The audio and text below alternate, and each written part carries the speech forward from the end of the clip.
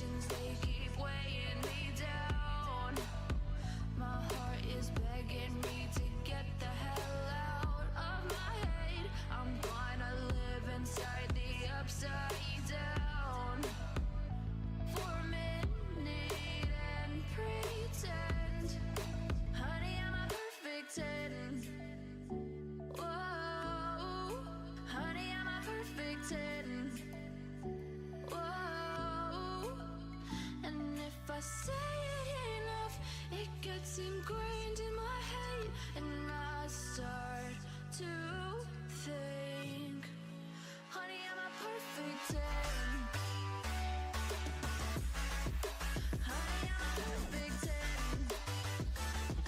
Whoa, honey, I'm a perfect 10. Honey, I'm a, yeah.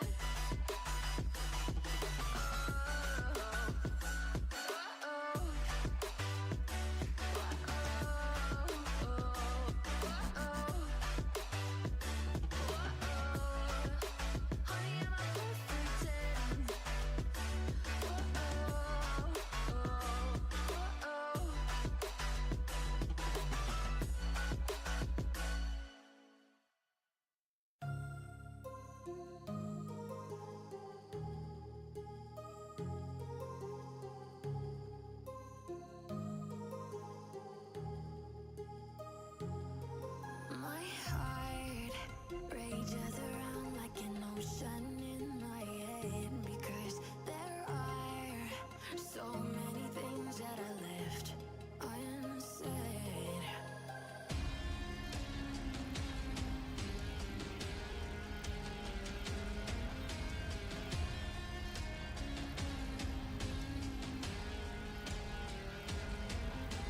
I can almost feel you walking in the distance, but I know that is not reality. If you are echoing around inside these parallel dimensions all alone, know I'll find you in my dreams.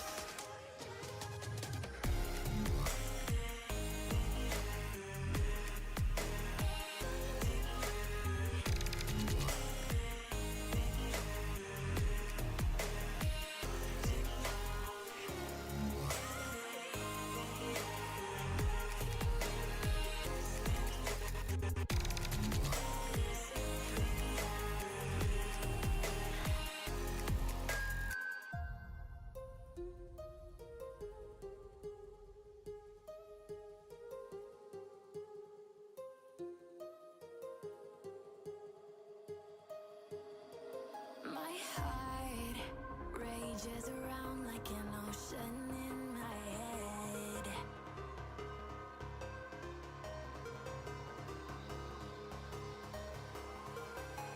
I can almost feel you walking in the distance, but I know that is not reality. If you are echoing around inside these parallel dimensions all alone,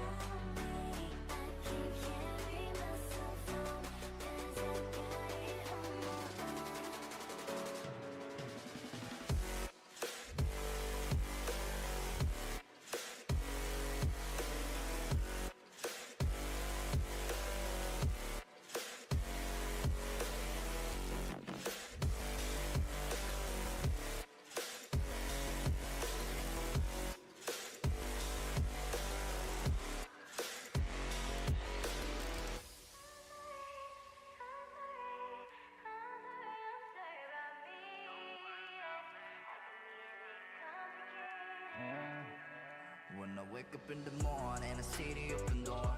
Don't remember closing it ever. Ain't nobody coming, but I never keep it shy.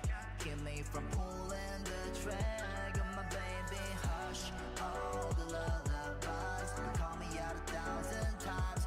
Yeah, hush. All the lullabies, break it till my falling lies. Worry about me, I can carry myself home, 'cause I got it on my own. So don't you worry about me, I don't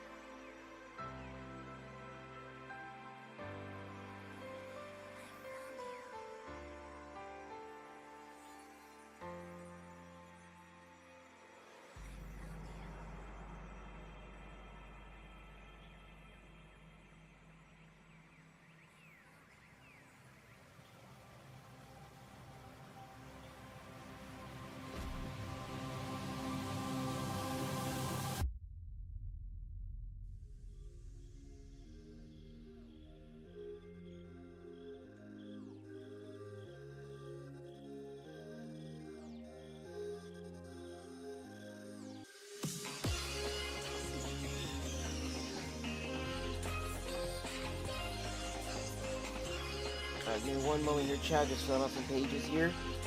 My pipe tobacco log here. Just trying to get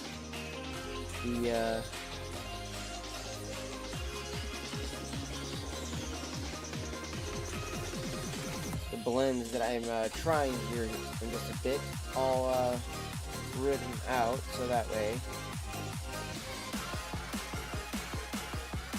I can just go ahead and start working on the flavors and stuff like that, you know, just smoking them and trying them out, and then be like, okay, now we go back to the book, write them in and everything like that too, and check to see how they are. So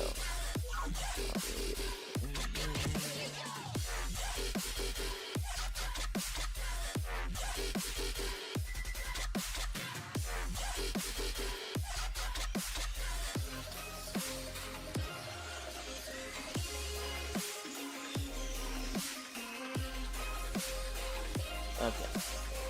I'm trying to make sure I get the names typed up properly too.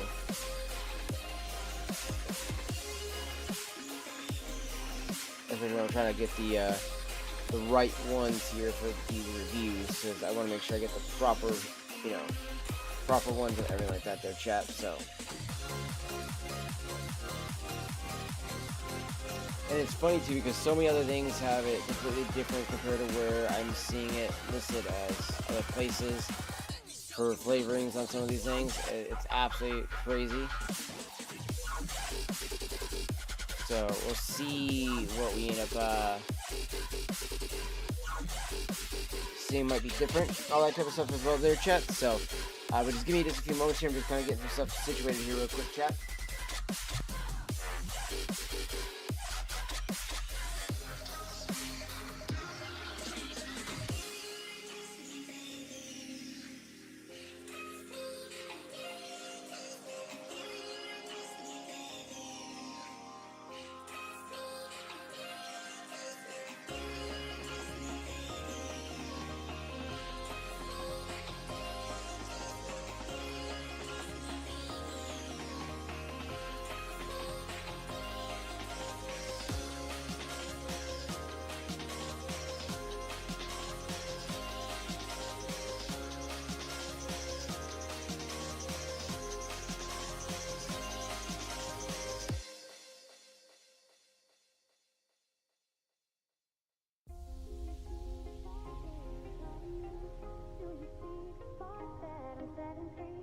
Does the beat take you over? You just can't breathe.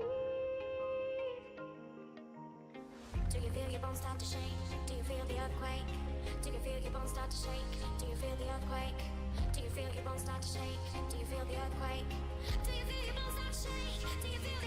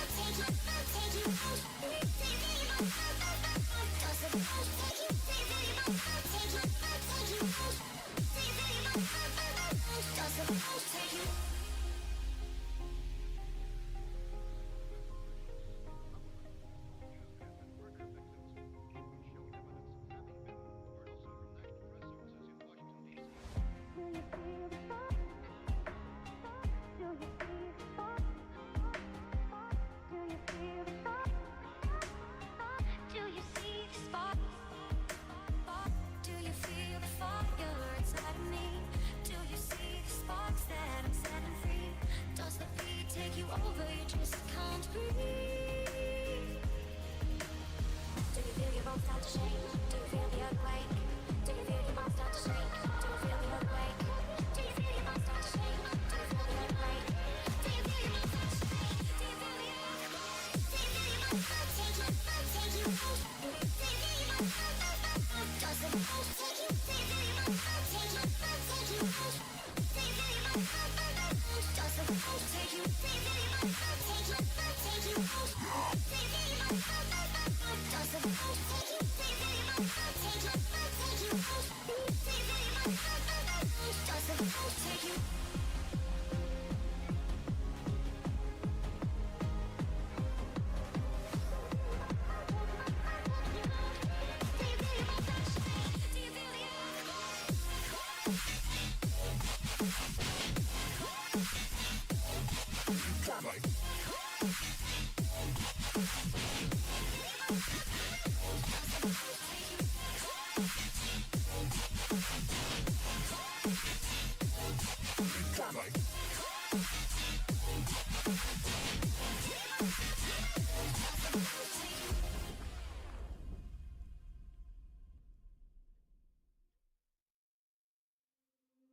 You and me, we both live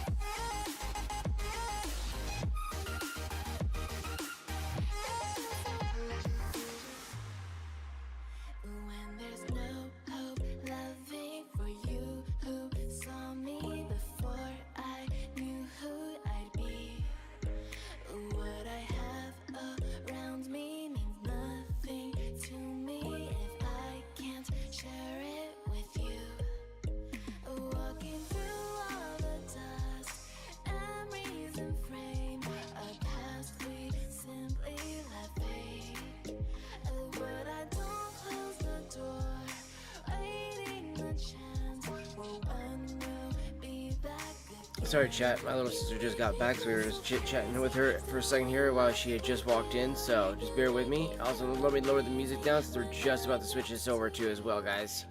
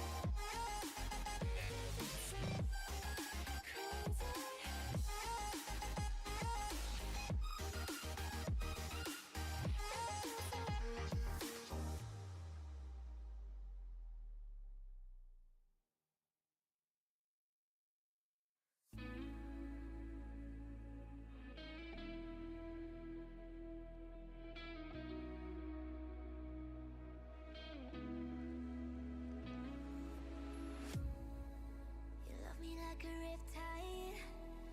I don't know if I'll survive as the darkness falls.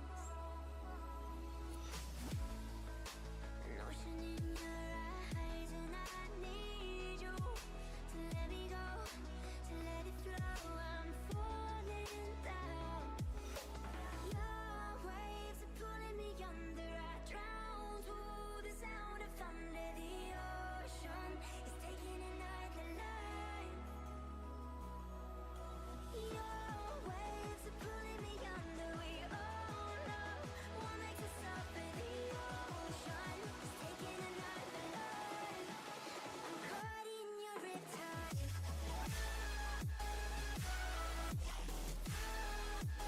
Alright, chat.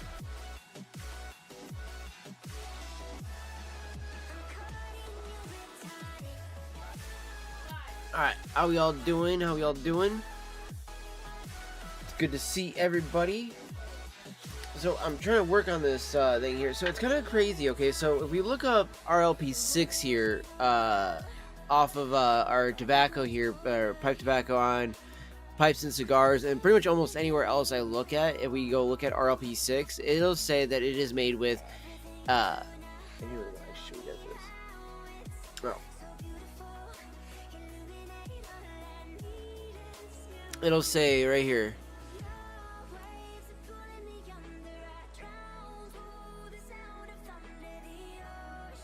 rich warm vanilla, caramel, and chocolate. Now, however, when I went over to Tobaccos and Reviews, RLP6, same thing. Now it takes the top part of that,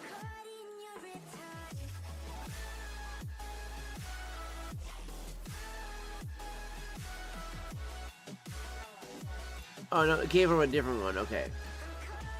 It gave him a Cup of Joe's. No, that's actually stuff from it somewhere, hold on.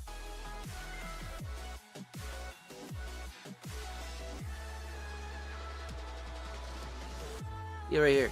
The zesty blend that gets better than as you smoke it all day long.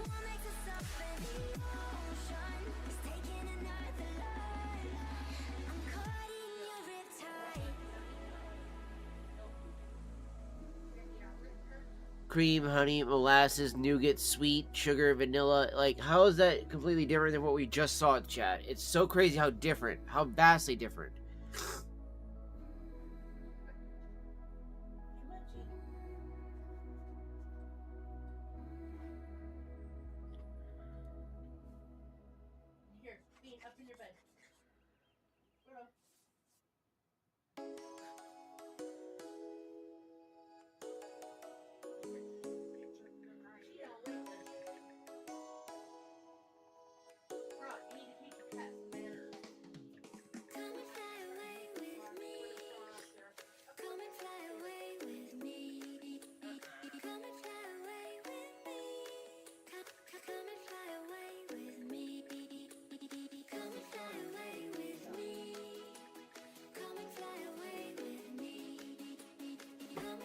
Oh yeah, sorry, my my lady here has got a problem with her roommate. Her roommate ended up, like, she got home last night, and her roommate was like, dude, I need you to call an ambulance. And it was like bad. Apparently her roommate ended up having to go to the hospital, and she's having open heart surgery tomorrow morning. She was literally saved from having a heart attack.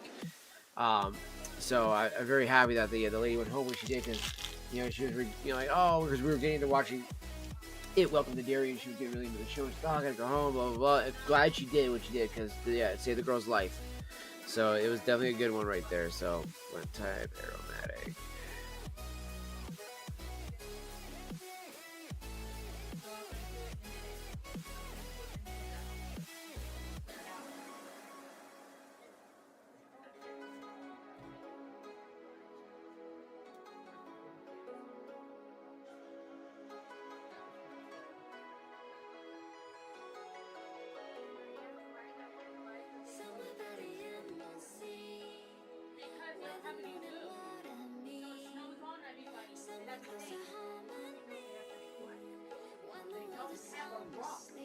Let her know.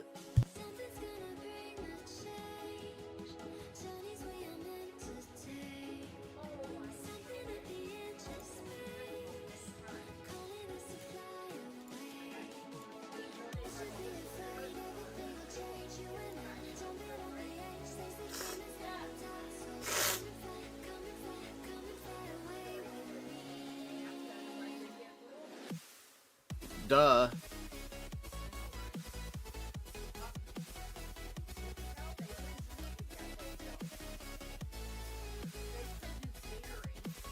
Okay, so that's what I thought. I was taking a guess on that date. I just wanted to make sure I was correct on it.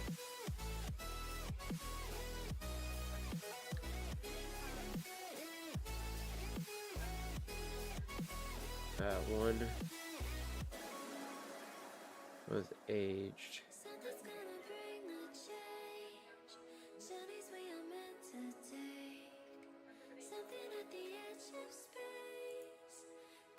Tobacco's in the blend.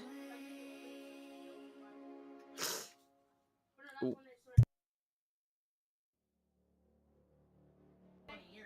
Yeah. They've been open since the 2000s, only 2000s. But they've been there almost 20 years. Before Aiden was born.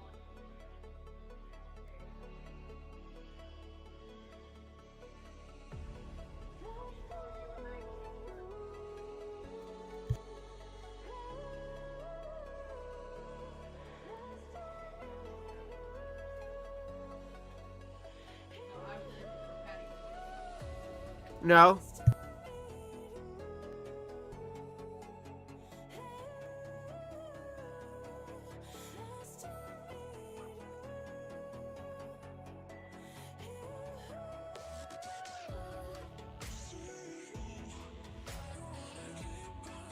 Burley.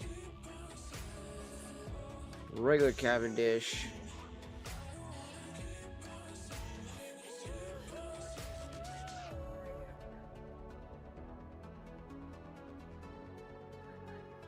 Virginia. Okay.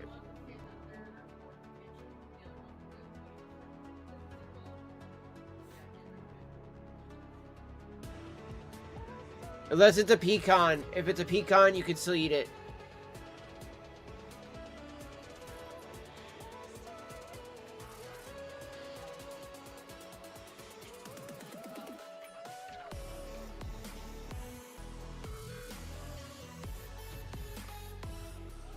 Alright, and the rating on this one. So we're gonna try and guess on that one. So I got it written down for Peterson's Cigars for Choice, and then Aaron Bragg's Sutliff Apple Crumble Aromatic. So it's crazy because this one has the least amount of actual like rating or information online. So, and even though I have it going Aaron Bragg, Peterson, then RLP6, we're actually gonna go Aaron Bragg, RLP6, because the Aaron Bragg is something we got from last time that's in that tub, and I actually already have it preloaded in the church warning chat. So I actually ended up preloading this up because this is the one that came in the pouches, if you guys remember their chat. Also, yeah, I had to move all of my cigars into this big bag now, or bands I should say, because look at all the bands I have. This is just over the last few months when I started getting back into cigar smoking. Like, not even joking. This is probably only about, I'd say, since summer. So, only since about August. So, not that many months. But this is what we got loaded up in the church warden right now. Aaron Gobrag Pipe Tobacco's Apple Crumble. And it's supposed to be a velvety burley and brown sugar black Cavendish are married to the earthly sweetness of fresh apple and other spices, like baking spices. I know, right? It's getting there. It's getting there. It's almost as big as the one at the cigar lounge, sadly enough. Like, I'm not even joking. Like, they got a little bit bigger size, gallon size baggie of this going on. So I'm actually catching up just on my own. So that's saying something. And actually for tonight, we got a few cigars we're going to smoke too as well tonight. We got some stuff to choose from here. We got Missouri Hemla. Again, this was so fucking good the last time I smoked it. We have the Wiseman Coho, which I actually have their cutter now. And I got that due to there was a deal going on. If you bought 4 Foundation cigars, you got a Wiseman cutter for free, along with an extra either Foundation cigar or the Foundation Wiseman cigar. So I chose the Wiseman since they don't have any for sale. So I got that, and it came with this awesome looking cutter. As you can see, it has a wall in it, so you get a perfect cut every time. And I love that idea. So, because the other one I have is just a freehand cut. So you have to be skilled. I use this mainly to cut the tips off if I need to. If I've, like, you know, fucked up and haven't smoked all the way through and I need to cut the tip off and then, you know, relight it or something like that. That's another one. I do have a Charter Oak Grande. This is the Maduro wrap. I do love a Charter Oak. This is a good one. These are what I just have out of the box. I have all the FSLs in the humidor, along with a few other extra ones in here as well too. Yeah, dude, this is a fat one. This is definitely a fat one. I love this one though.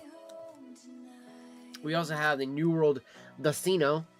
I actually really love these guys. Oh, and I also got a V cutter too. And I've been doing the rose cuts on these guys. Oh, I've been calling it butterfly cut more like it because, yeah, I mean, this one, it's got squished because I was squishing it like this. But it was cut more like a, I don't know if you guys know what the butterfly cut is. For those that don't know, a butterfly cut is ideally supposed to be like, you know, you take a V cutter, you go like, you know, you take it first straight cut and then a 90-degree angle and cut again. And it's supposed to make it like kind of like a cross like that. So, been learning to do that, and this is a $5 fucking cutter, dude. That's all it was. So that was super nice. And then of course I saw the 2 punch outs, right? I got the standard one I got from like Big Smoke, which I came, I think it's only like a 5. Hey, gimme! Stop trying to climb my walls, damn cat. 5mm one. So this guy here, every joke, it's the bullet. It looks like a bullet. Hey, it was a Mini Fox over there on YouTube. So this is like a 5mm one. It's not bad. Don't get me wrong. I don't mind it. It's a good punch out for what you need. You know what I mean? But the AJ Fernandez Jetline signature lighter has a 10mm punch out, which is just absolutely phenomenal. That actually gives me a good airflow on it if I want to do a punch out, honestly. So, and yeah, dude, we got a good stack of pipe tobacco, as you saw, dude. We got a good stack. Now, I will say, one thing that was weird, I don't know if this was open overnight or something like that, but I was trying this after the stream the other night, and it had a fucking, like, perfume fucking taste to it. Even though, yeah, it does not smell like that. All I'm smelling is that hickory smoke still. And yet somehow, it had, like, this weird fucking, like, perfume taste that I was just like, no. I was like, we don't like that. I was like, that's not what I want. I don't want that in my fucking tobacco. So I don't know what the fuck happened with that one. So that one was definitely like on the rating afterwards. So I gave it a 5. For an English blend with just a little bit of flavoring though, this Hyde Park by Peterson has been really good. And I gotta say though, Colt Deluxe, Counter Sewer, Sweet Killarney, and then Smooth Sailing have been the top rated ones. Right, these guys are definitely the top rated tobaccos that I like the most out of the entire lineup here. We have the Counter Sewer's Choice out.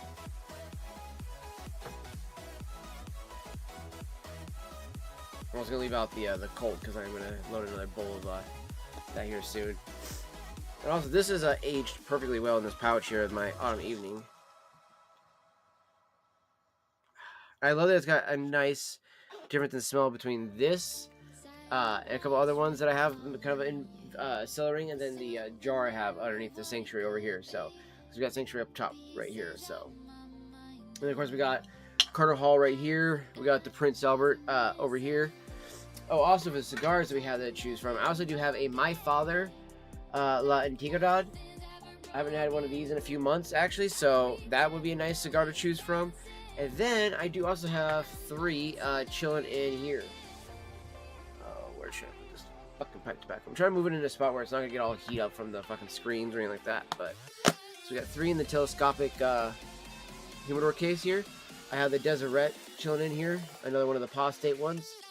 This one I have not tried yet. I am excited to try this one.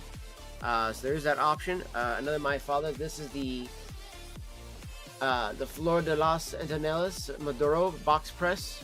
So the box press. I love box press ones though. Definitely my favorites.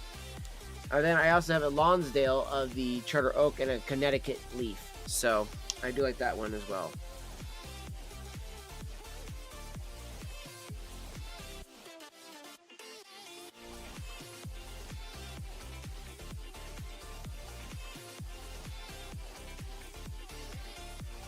We'll probably do this guy, actually. I think we're going to do the Apostate.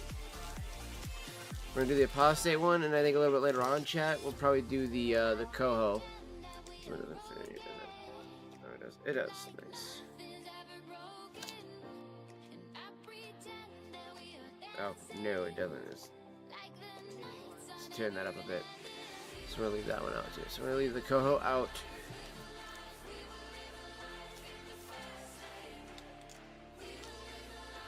This is a box press too. No, this is a Toro. It looks like a box press the way on this Decina though. I mean, that looks like a box press. It was a Toro. So, but I love the Decino. It's their 10th anniversary on that one. Also, the Zarahemla by the Apostates. This box press one, fucking phenomenal, chat. Definitely recommend just doing one beat cut down the middle of it if you can. I sometimes do 2. I'll do like one on one side and one a little bit on the other side of it, and it does give me this nice little like snake bite style hit, and it's very unique with the smoke that comes through on it. The Grande here is too big to put in this guy, I do believe. Yeah, this ain't gonna fit in there at all. So this guy, yeah, is definitely gonna be something we'll smoke probably at the end here. I got another one in the humidor as well because I have 2 of these bad boys because these are fucking nice. I love Maduro wraps, man. I definitely love Maduro wraps. You know, and I gotta say this too, as always. I gotta say it every fucking stream because there's always somebody who will say it at some point throughout the thing, and this way everybody always just has that recap of it so that they can always school that person that comes in later on. But no, fucking Maduros do not mean a stronger cigar. I don't know where the fuck this came from. I don't know where the mentality of it came from. But at some point or another, somebody said to a bunch of people, hey dude, if you're wanting a stronger cigar, always get a Maduro because a Maduro is always going to be stronger. Ain't wrong. That's not true. It just isn't. So it's just one of those things where like, you know, a Maduro can be stronger, weaker. It's more so that it's about the strength or the amount of sweetness that's been added to it.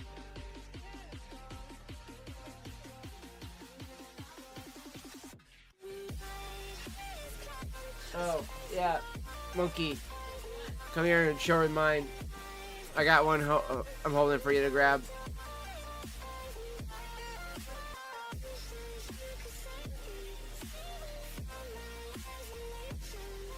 Anyway, you did get those too for me.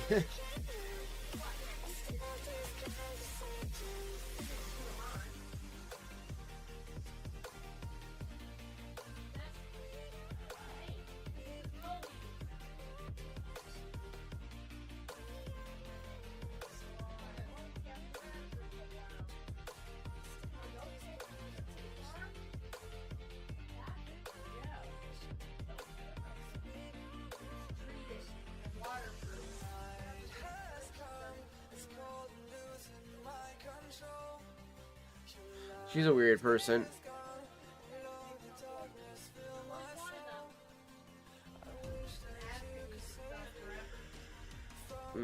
Alright. We're gonna use the pipe lighter on this one, chat. I haven't used it in a few days, honestly. So.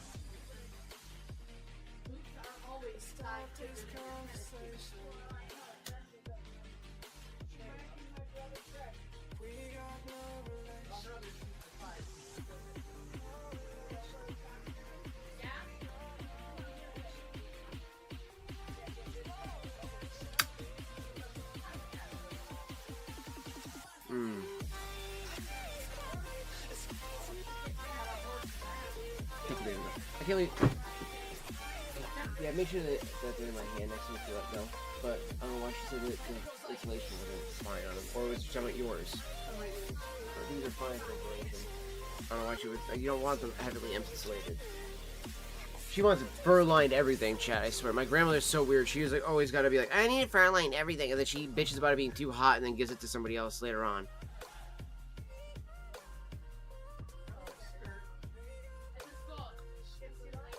I was like, here, let me also lower my microphone down, chat, because I noticed with them talking out there, it's just bleeding into the microphone way too much.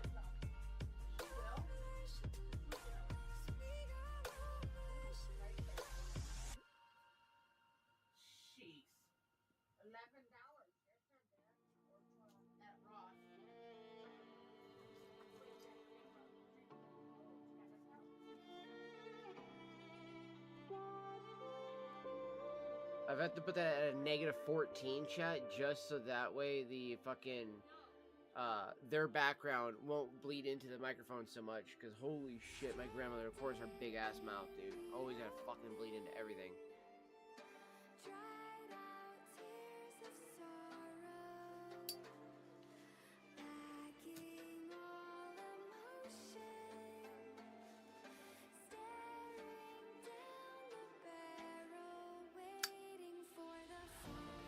No, I turned on my microphone. It's just Granny is the loud one.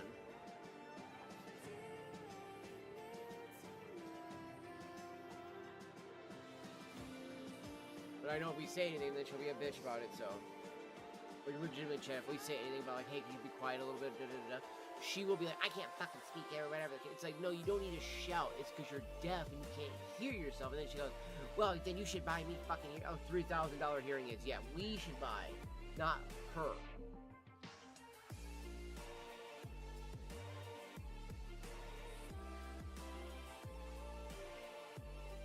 But she had an insurance that would cover it. Of course she didn't.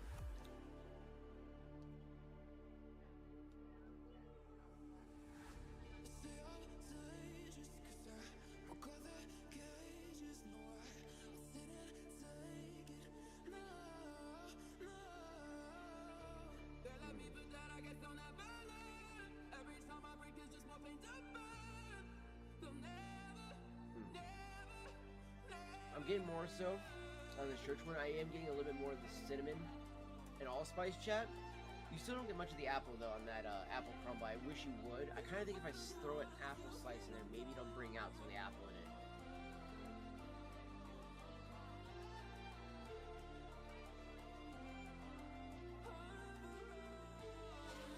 My grandmother is so fucking deaf, chat. I swear.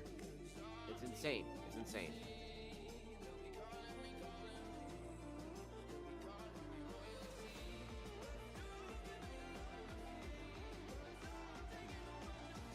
The aroma, very good though. I love the aroma.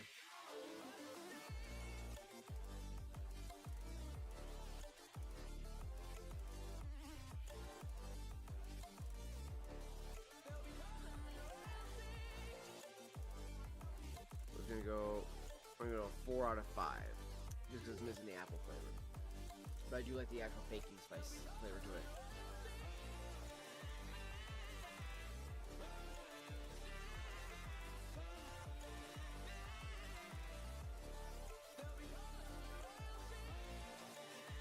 You know what I mean? Like, chat, my grandma just does not stop.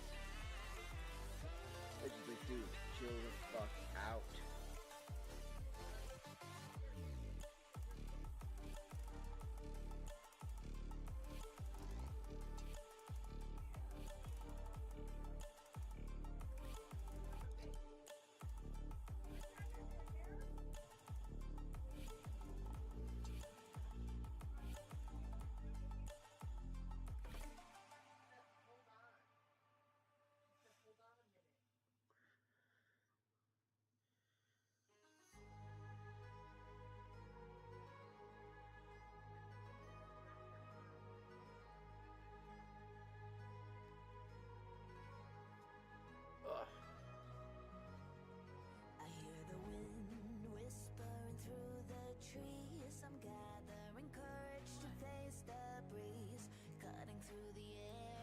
want to see what the newest ones say about the RLP-6 too, by the way, chat, the reviews. Stronger than the ocean, I face my fears. No, I won't let the shadows ambush me. Let my voice speak louder with words so clear. Let it be heard, I'm the storm chaser. Feel me, take control. Rush through the wind with fire in my soul. Watch me breathe danger. Now I'm the one to fear, I'm the storm chaser.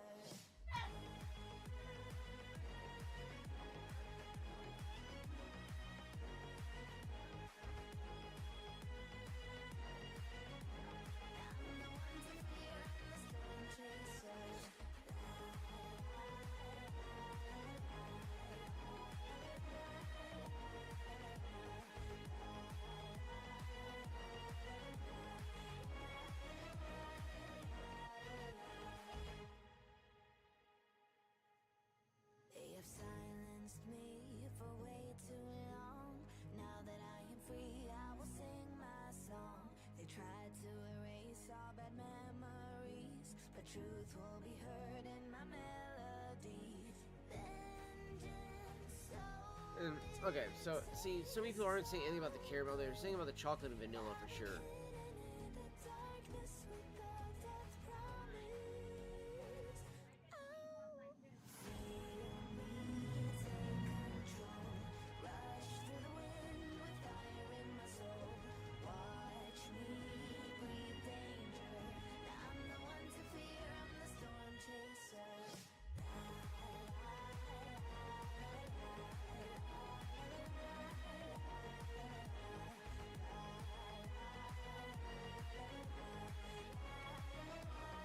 This guy claimed he's got a banana flavor. I'm like, dude, this is what I mean. Some people, I feel like, with flavor, I know it's subjective, chat. But when you read some of these reviews, like, I'm not even joking, right?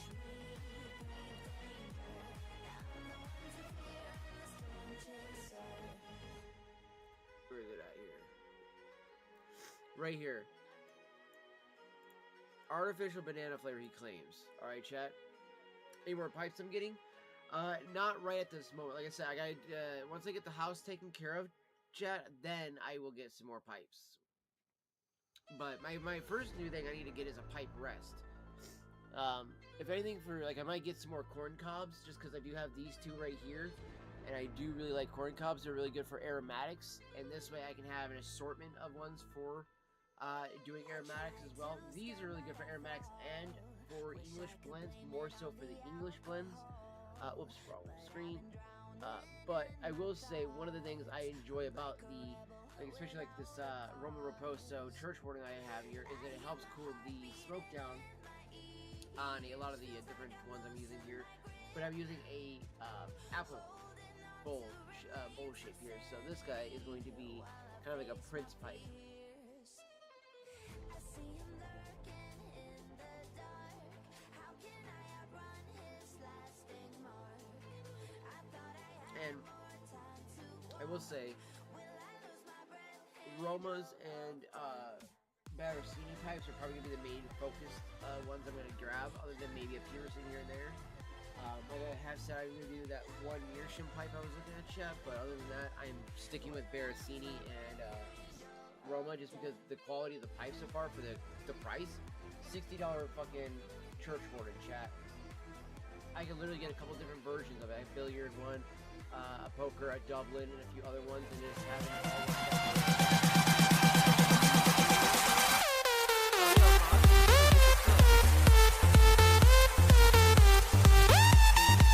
all over there on Kick. Appreciate that. It goes over to Choles and Righteous Voodoo. Thank you so much for that. Also, by the way, Chase, I didn't even see the message that you had up above the "Wow, that's nice" one, because I responded to that one, right? But I did not, for whatever reason, see the free cutter is better than no cutter, which I do agree. But I didn't even see that message until just now. I didn't even realize that was up there. How the fuck did I miss that message? To point out though, I only had these two to start off. These were the two main cutters I was using. The freehand guillotine one, and I got that one. This one was overpriced, $5 fucking for that. That should be $2. And then this guy, $5 as well for a punch out. That's this small. ridiculous, bro. I mean, it's honestly ridiculous the prices on some of these things. Whereas, yeah, something this nice, they weren't even selling it because they wanted to give it away. And I love this. They actually got the wall there, so I can't fuck up. I always get a perfect cut every time on the Wise Man one.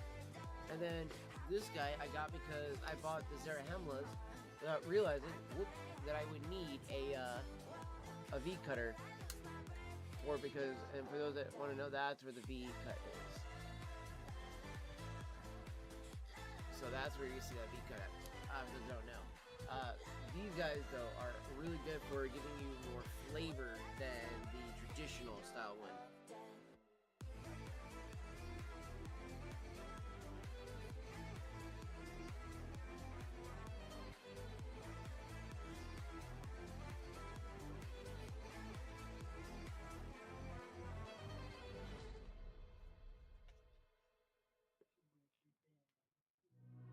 I've had my heart so abused, and now it just feels like I'm not enough. The scarred memories of the past, they don't seem to fade away. I just wanna be And also the rips off of the church warden I'm getting are actually just really big, super flavorful, smoky hits. You know, and you don't have to have something that has a lot of Kia in it tobacco-wise. It can just be like, you know, some Virginias, right? In my my Sanctuary, oh, right over here. Right, the Sanctuary rips fat off of this thing. When I'm taking some like rips off this church warden here, I'm blowing clouds off of this guy.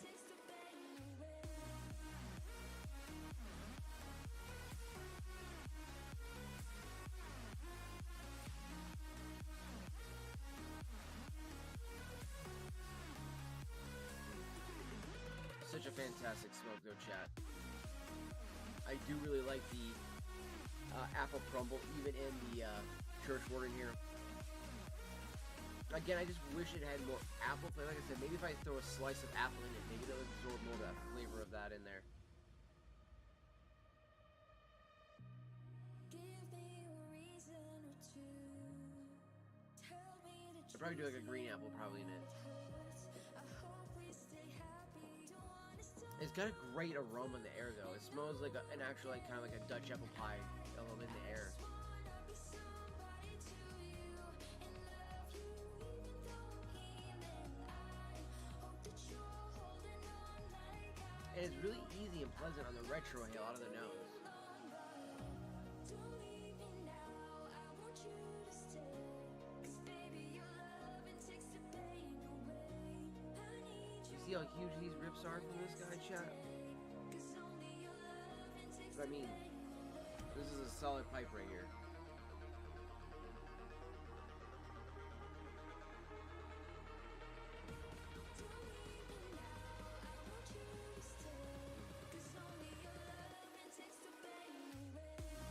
You can hear the crackle. All that dottle burning up in there. Which I'm okay with that there, chat. I'm getting a little bit of my English ghost real quick. That's interesting.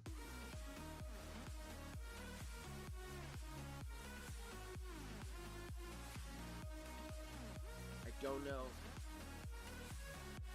if it's from the stem or from the bowl. I think it might be from the stem.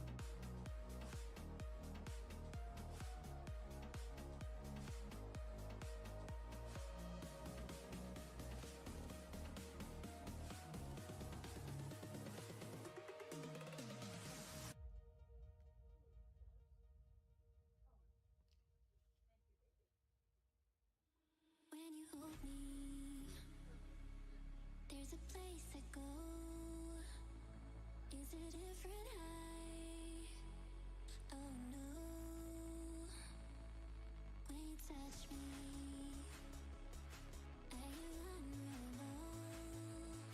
in a different light. Oh no. It's got such a good flavor to it. With just the natural burley flavor that's coming through. And again, kind of like the Sanctuary, the Black Cavendish really just rounds out the burley notes. It brings out, it kind of reminds me of the Prince Albert in a lot of ways, which is primarily a burley pipe tobacco, which is one of the big reasons why I love the Prince Albert, chat. In order to also get through some of this English that's in here, chat, to kind of kill it a little bit. On the ghosting, we're gonna need to run probably some Colt through it a little bit here a few times. There we go.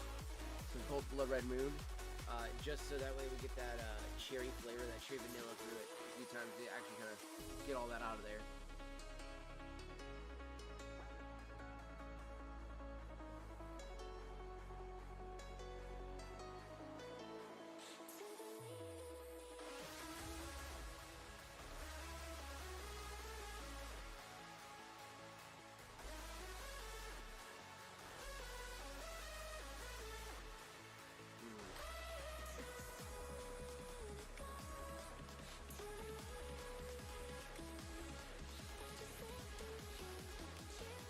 Yeah.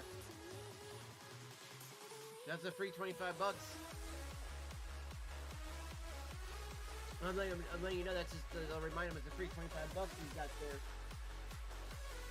So you can go get himself some chocolate if he wants, or you can get himself some pasta, or some oil. Man, they got some good olive oil there.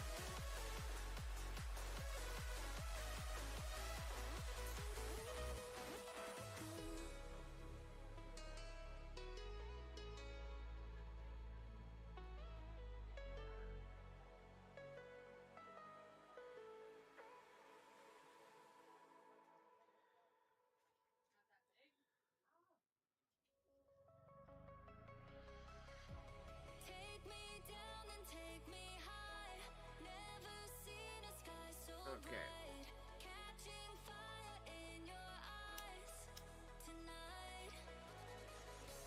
Leave a space there in your heart. For your love I'd fall apart. Let our love light up the dark. Like 1,000 shooting stars.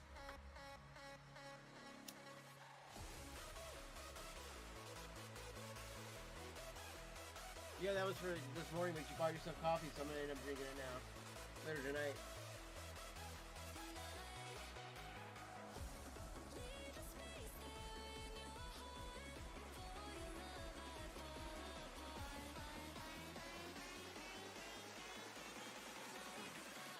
That's what pizza rolls do. Man, that's what's good right now.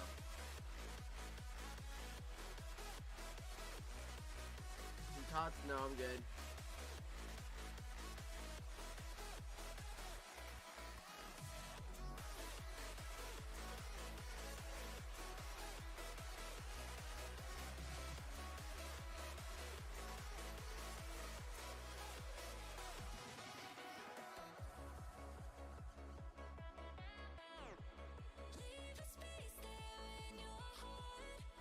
Such good flavor, chap. One of the joys I will say about pipe smoking too is just the relaxation that it can create, the enjoyment, and just that vibe of just a simpler time of life, of when you didn't have the stresses or cares of life as much as you had to have them, and you could just, worry less about things.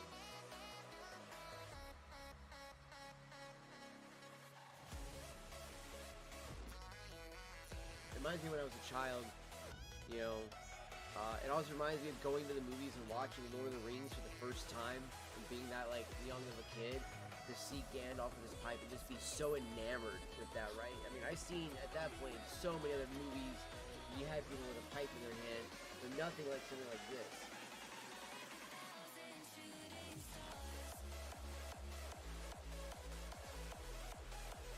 Other than maybe like Gremlins, right? The little Asian dude with the big old church warden pipe that he has there, right? That was one of the first times I ever saw something like that. I was like, that's so crazy. Those pipes aren't that long.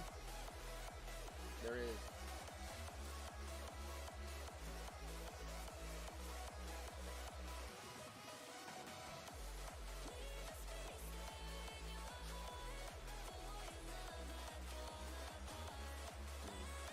And I do the whole cheek thing, and move the smoke around in the mouth and then blow it out. So that way it rolls over the tongue more, get more flavor from that way in the chat. It's just honestly a really good smoke. It's a really good quality smoke.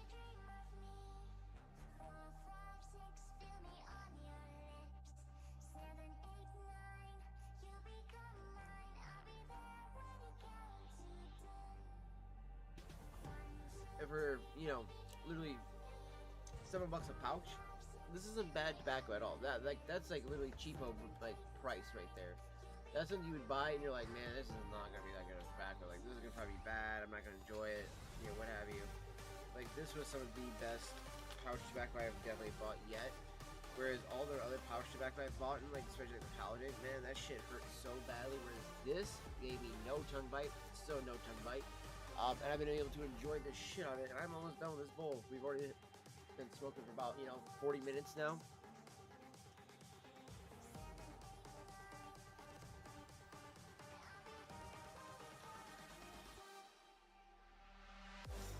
Now, while I'm filling out the Aaron Go Bragg and on the notes and all that stuff there, chat, I'm going to let out some of the RLP6 onto my tray to let it dry.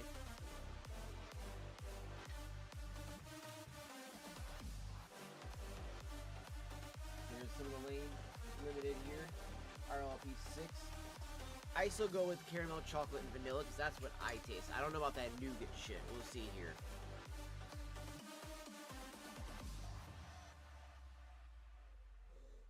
I'm definitely getting way more chocolate, caramel, and vanilla.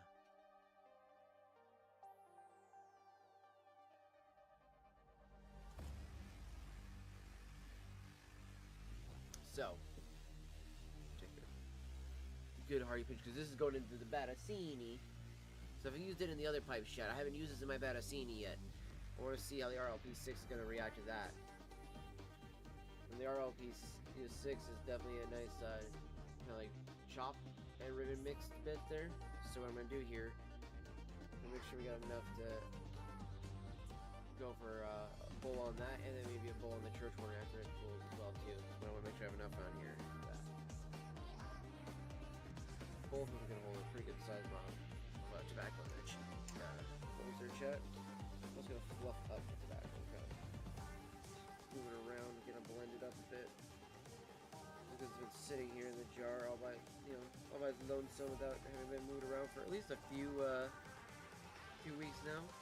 Really have not been using it much since I got the honestly that Prince Albert and all the rest of this stuff. That Prince Albert, man, once I got that Prince Albert, I didn't even use much of my evening chat. Let that speak volumes how much I like Prince Albert pipe tobacco. It may be an old school codger blend that's over the counter or something that your grandpa would definitely be smoking, as is like bulk tobacco and stuff like that. This shit is so fucking good, chat. Like, God, I love some Prince Albert, man.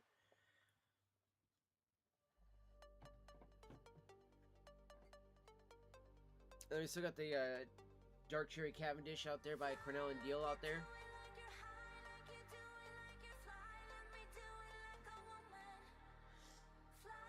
Alright, this is Cash. Bragg there, cashed up, chat. What I do like is that it's got a military mount on it, so that way I can take off the bowl piece with fear cracking or anything like that going off. So that is a very nice handy thing. Very handy little feature there.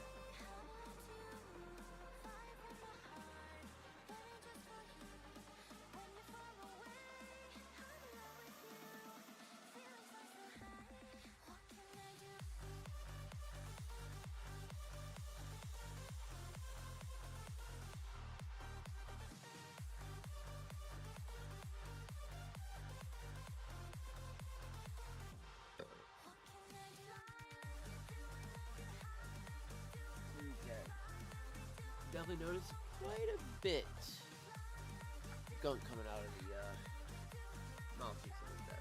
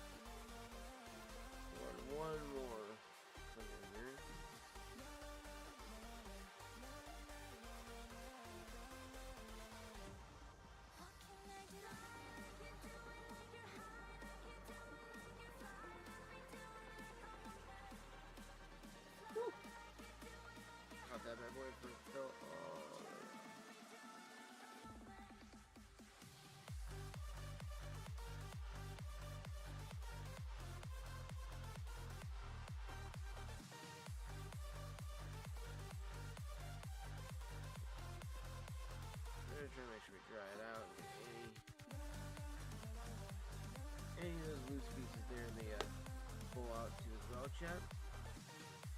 And then what we do is just to get some of that loose ash out, not the carbon in it, just the loose ash that's in there. Just take the paper towel, and especially get some of that moisture out of it too. This way it allows you to smoke the pipe much sooner than waiting fucking 12 to 24 hours, even 48 hours, depending on how many bowls you smoke in your pipe. That whole recipe thing is so dumb, chat. Like, do you think your grandfathers and all that shit were doing that shit when they wanted to smoke a pipe? Hell the fuck no. They just smoked a motherfucking pipe when they wanted to. Simple as that, chat. Nice. Clean.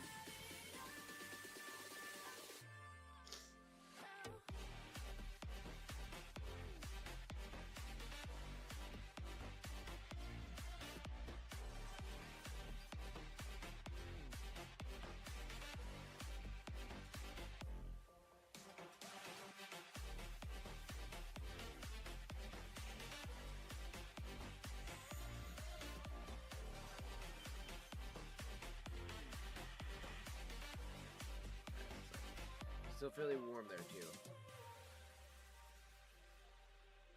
And then, yep, you and I will do that in a little bit.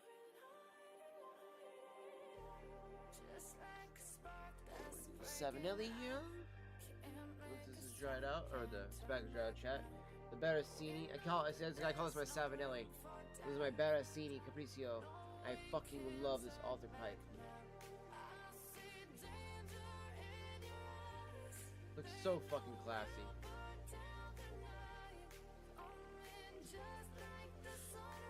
Absolutely love that pipe too. So, such a good purchase. Wow, it's nice and cool. Let's go ahead and make sure it's nice and cool.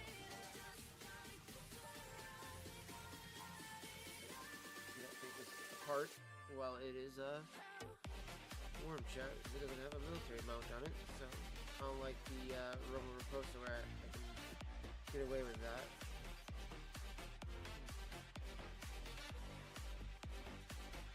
So.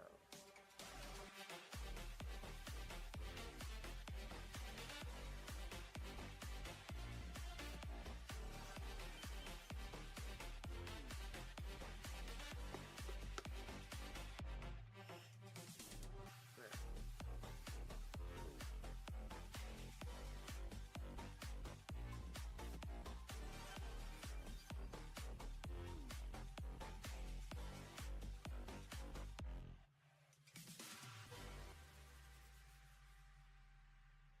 What I really want to get for these, chat, for all my pipes, I need to get like some like silicone hose that I can use, that I can cut per size of these, and then drop it over the tips of my my pipes to protect them from when I collapse on them, like when I bite down, so that way I don't bite into the plastic and it chip up the plastic like it has done on this guy here, chat. Like, so that way I can actually protect those from all that. They do make some like that too. I thought they had them at the smoke shop, but I didn't see them there, oddly enough, so I thought they had something like that. Everything that brought me alive. Though we're all like monsters, playing with the monsters.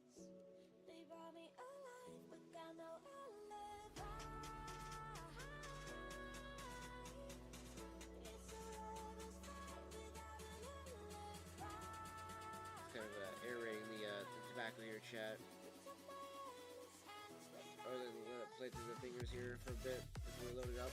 And this way we let it actually dry a little bit, so it'll be perfectly lighting material when we actually go to smoke it, so it's not too moist, and then it sits there and goes out because it hits a puddle of fucking moisture. And then you have to sit there and roast it, or sit and put the pipe down anyways. So it's gotta sit and cool down, or sit and fucking dry out anyways until it's good to go. Have that happen in the middle of smoking. And you want your experience to be really unimpeded. You want it to just be a sit down and smoking experience, chat, so. But how can I hide it without an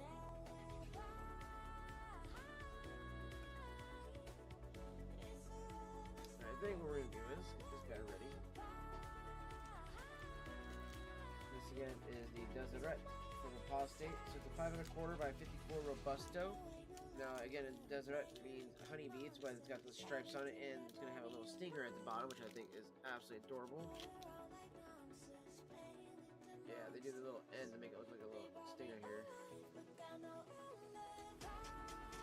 Which you can break off nice and easily. So, and I am going to go with the V cut on this one as well.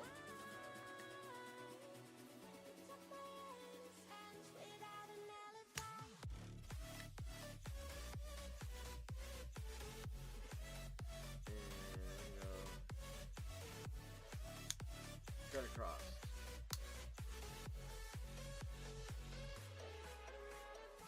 That is the best rose attempt I have made yet, chat. Look at that. That is the rose cut, as they call it. It's where you cut it again twice. Bam, bam. That is it. And you make an X across your the end of the foot of your cigar here, or sorry, not the foot, the cap of it. This is the foot.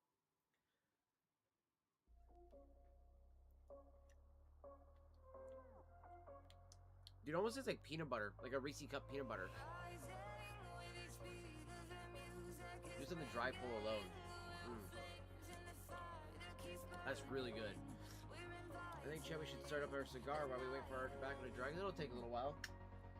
So.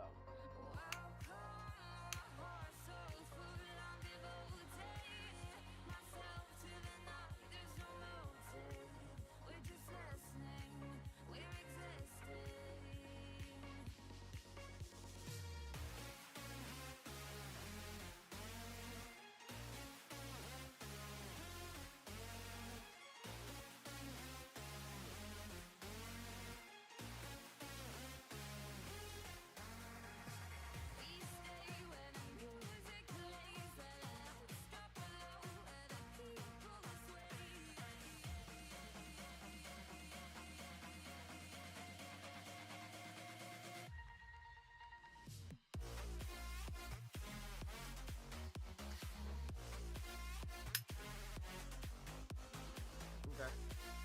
But that first stripe was actually fairly good. I like that.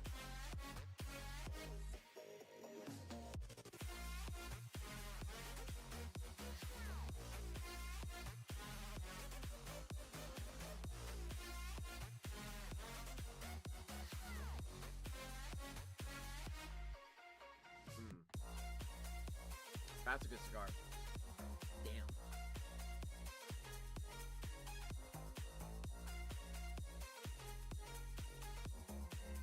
I love the taste of this.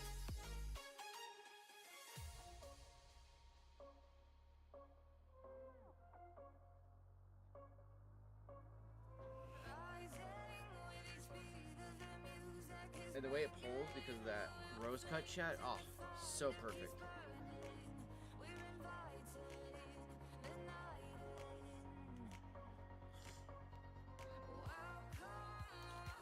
It is naturally sweet, so that is really, really sweet. Like, in a good way, chat. That's interesting. Just a naturally sweet cigar, from all the natural tobaccos and everything like that are in this. Absolutely amazing, chat.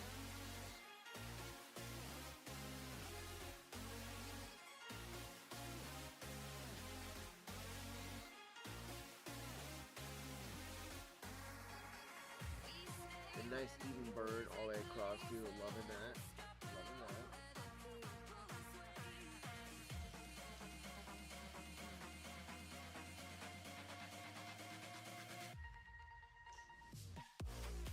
And we got a salty note, too, on the wrapper a little bit. Just sweet and salty.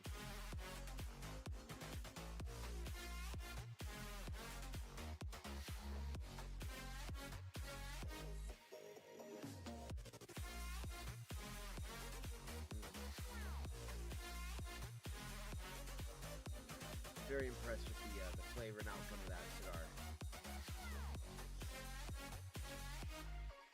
Like, it takes me back. That takes me back to like one of the first cigars I've ever had. And I can't remember the name of it, but it was a naturally sweetened and flavored cigar that was supposed to taste like an actual peanut butter cup, and it was what it reminded me of.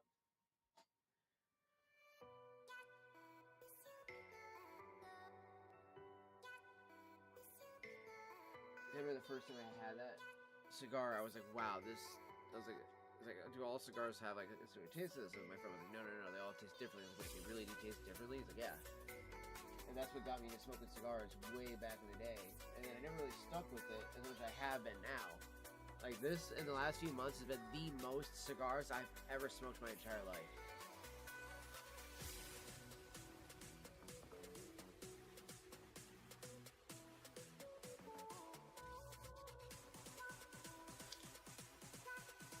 But you would swear that I've been smoking cigars damn near like, 10, 15 years.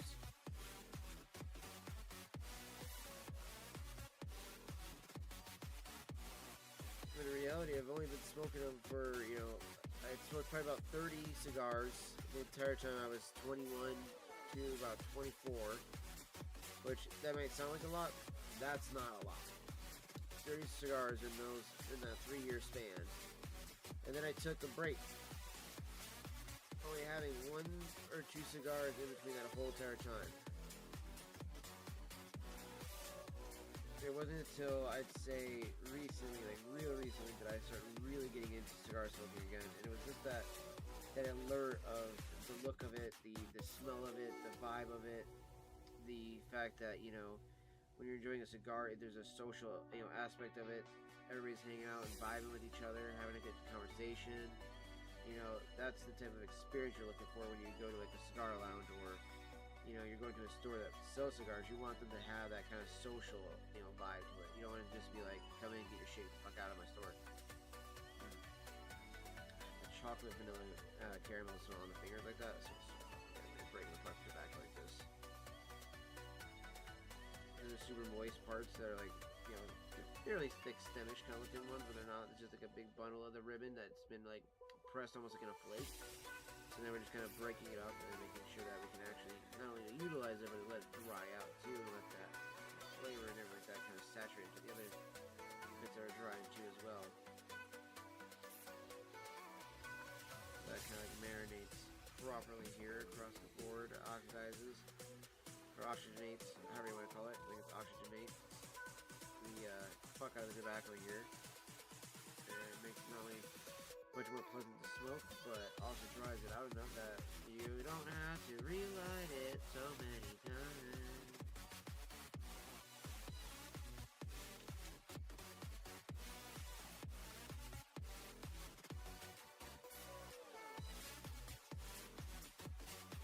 That is beautiful. Look at that. Look at that little teeth we got going on.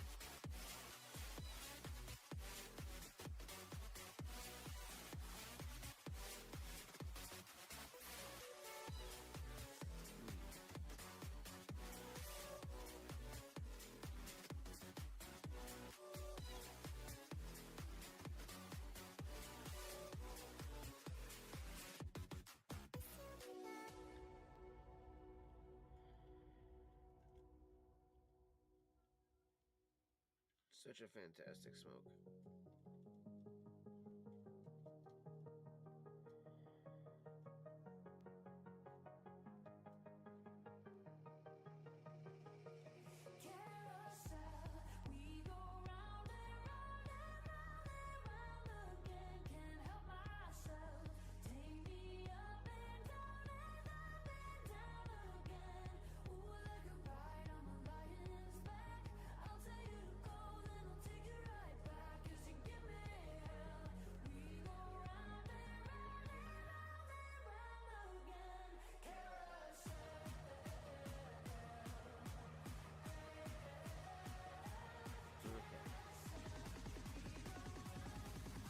Layers spread across their chat to dry that all out.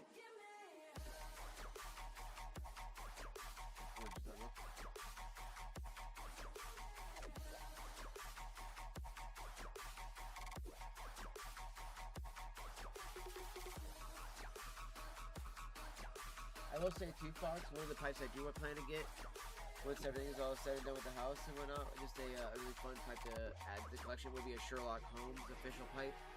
That is the one thing I would love to add to the collection.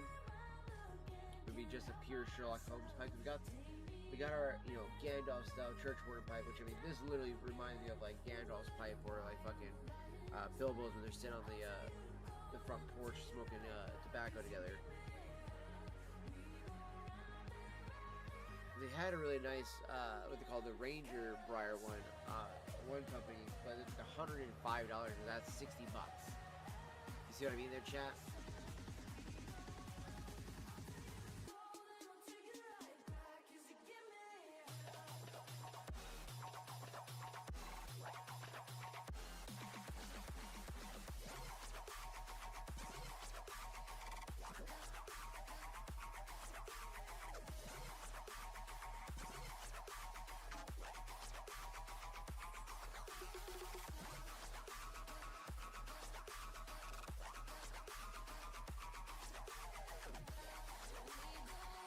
There we go.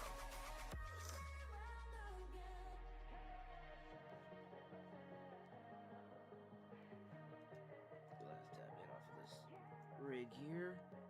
Then I will load a new one afterwards. After it cools off.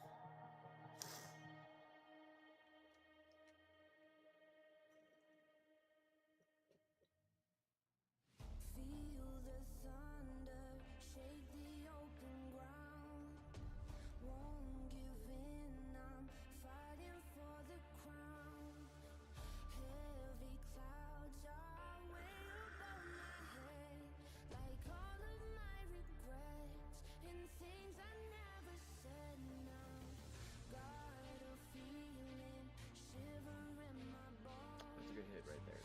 Something's coming, but nobody knows. Angels rage, they come down from the sky to fix these broken wings and show me how. That's a good mixture right there. The two of those. Ooh, I like that. Alright, chat. And again, if you guys want to help support in any way, to go towards the the house fund and everything like that, to make sure that we can ensure saving this place, every sub that goes over on Kick will help.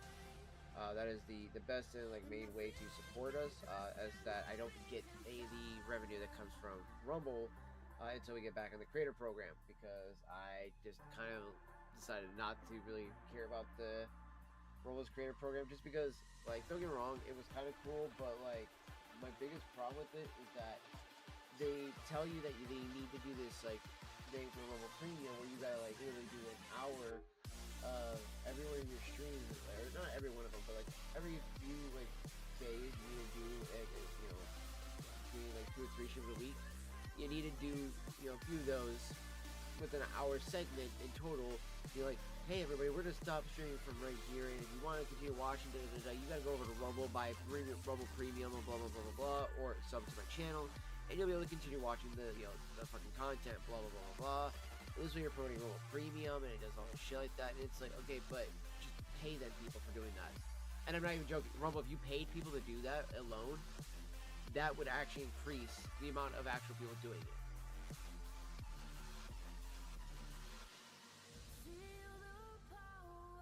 Like, we're not getting a big cut of that Rumble Premium. You know what I mean? That's all going to Rumble.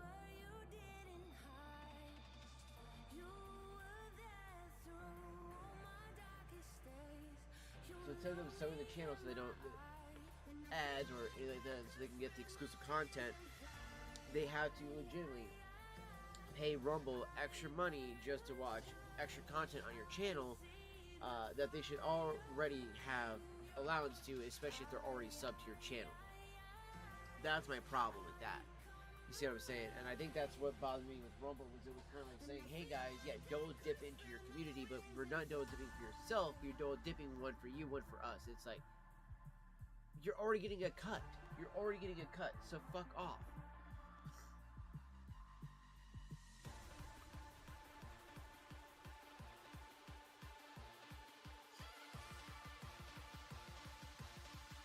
This isn't like Kick where you get 95, 5. You're only getting 5% there, Rumble, and like we're getting 95. No, this is where you're literally taking a little chunk of money off of that, and for subs, what have you. And some people pay with regular money, some people are paying with crypto, so that's even more money. Yeah, such a headache, honestly, such a fucking headache.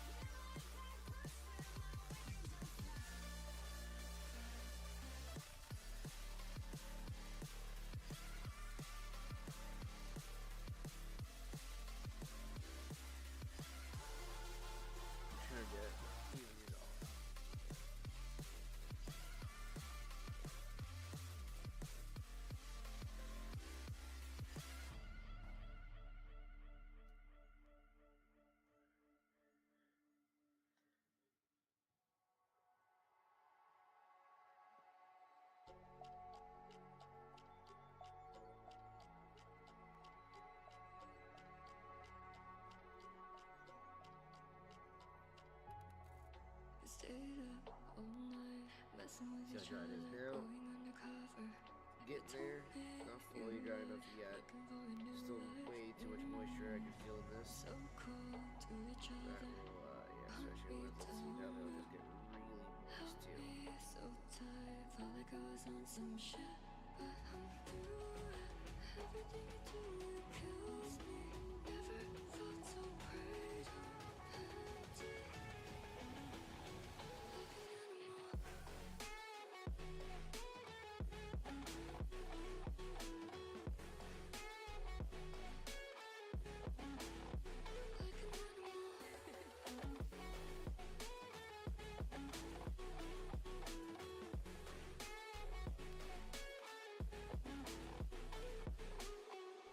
Stay for a little while.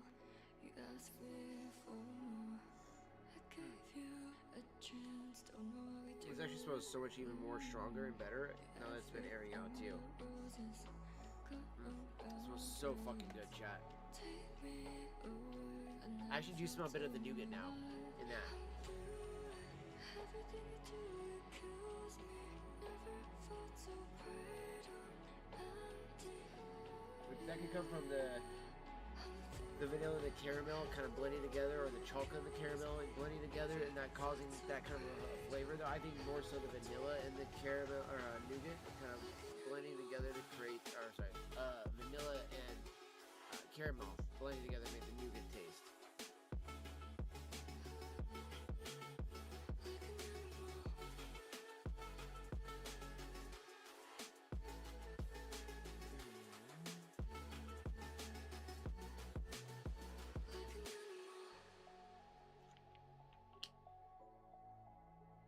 Dab tool.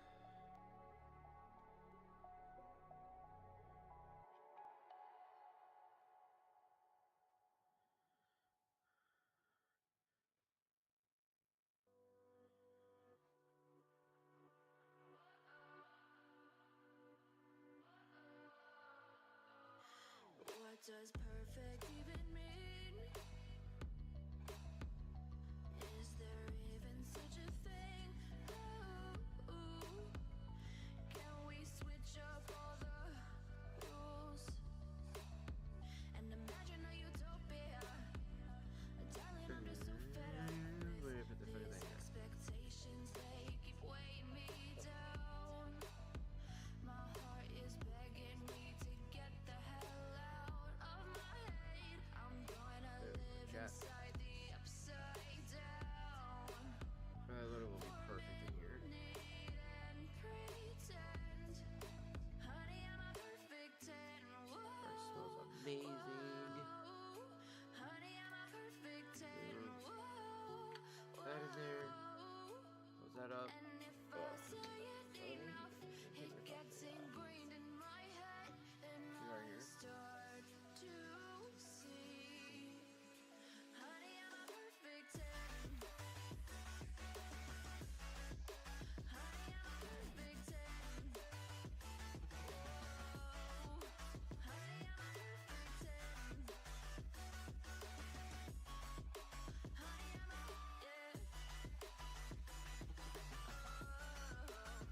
Yeah, I've discussed it with myself, and I'm disgusted with the way we're told to have a certain face, a certain weight because we are Okay. pixels on a screen. No, Go we're ahead and human. do this while we're smoking our cigar. Every single thing we see curated, it's overrated. These expectations, they keep weighing me down.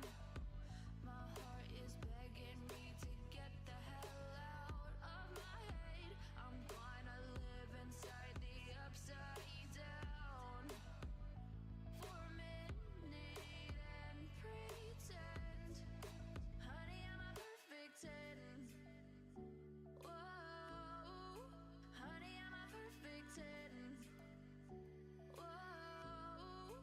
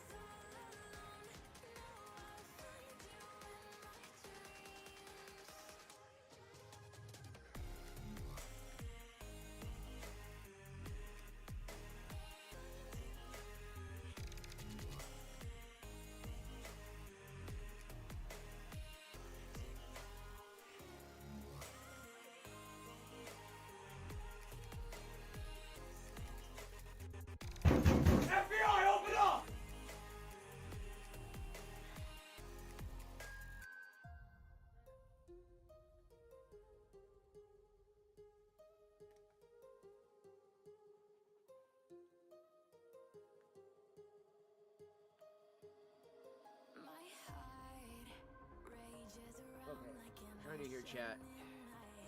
Yo, Z, thank you for that. Coming in and hanging out. Thank you, Zara, for the host and raid. Appreciate that. Welcome in, everybody. Welcome in. So I'm trying to fill out this pipe tobacco thing here. Doing this, trying to fill it out. Kind of right now on the vibes that we got from our pipe tobacco we got over here. That is the Ergo Brag. Oh, here's my house. It's in my one little container here. It's a apple crumble. So I'm writing down all the stuff that I felt from it.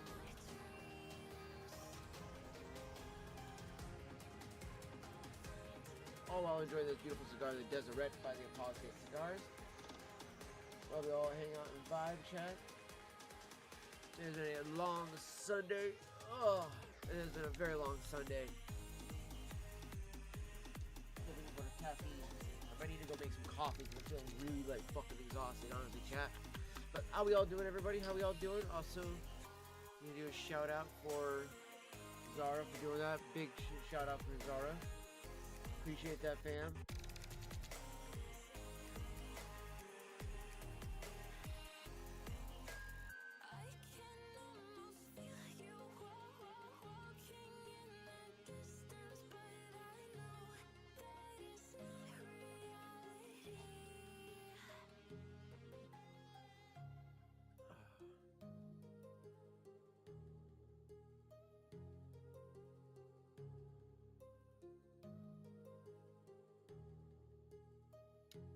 We're doing good. We're doing good, especially with the. We got through a lot of the negotiations with that whole lawsuit issue that we had. Oh, so I can turn my microphone back up now. My grandmother is not fucking blasting this sound of her voice. But so we had this lawsuit issue we had going on with the landlords, and for the most part, it looks like we got it all taken care of. We just got to make good on the payments. Hence why I got a lot of the whole sub goals going the way they are, because we got to come up with a couple $1,000. But if we do, we get to keep our place. So I just need a little help with the checks I already have coming in. Plus, with all that, we might be able to help, do everything we can. So another big reason why I'm really hopeful for Flashy when it drops too, because man, will that be helpful, especially with some of the stuff they have for the setup there. That's all I'll say about that, because there's a lot of cool shit that's gonna come with Flashy.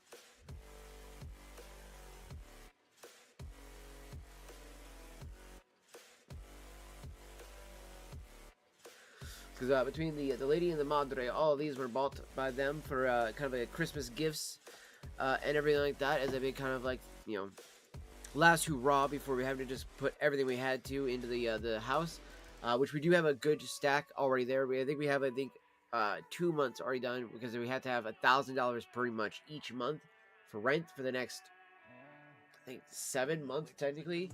So that way, 7 or 8 months. It's going to be a lengthy one.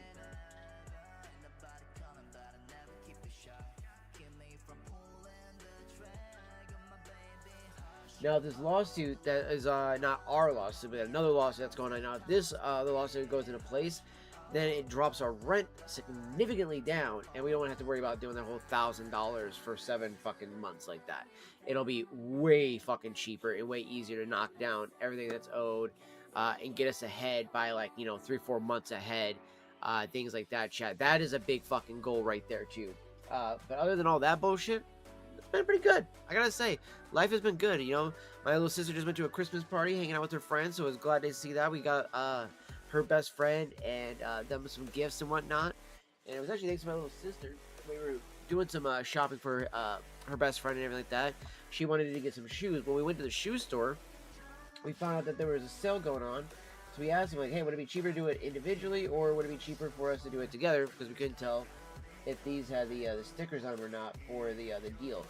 So she got herself her first ever cowboy boots, so she is so excited. And I got myself some Dockers that are actually super fucking nice. So it kind of gave me old school era, not old school, but old dude vibes. So it kind of gave me the more mature vibes. So just wearing Vans or Converse and shit like that. All right, I think they look nice. I think they're gonna be really, and they got a nice sole to them too. And they're Dockers. I fucking love Dockers, because I showed my little sister the Doc Martens. Those were nice. They had 2 pairs left there, but they weren't my fucking size. I got little hobbit feet.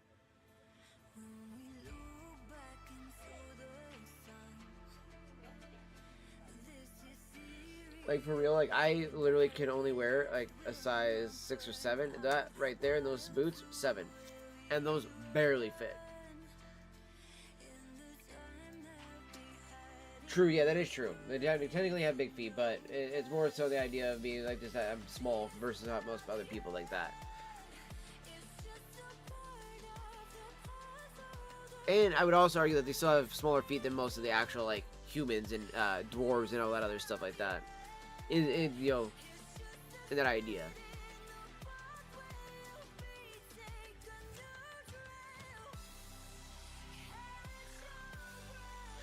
But still, still the idea.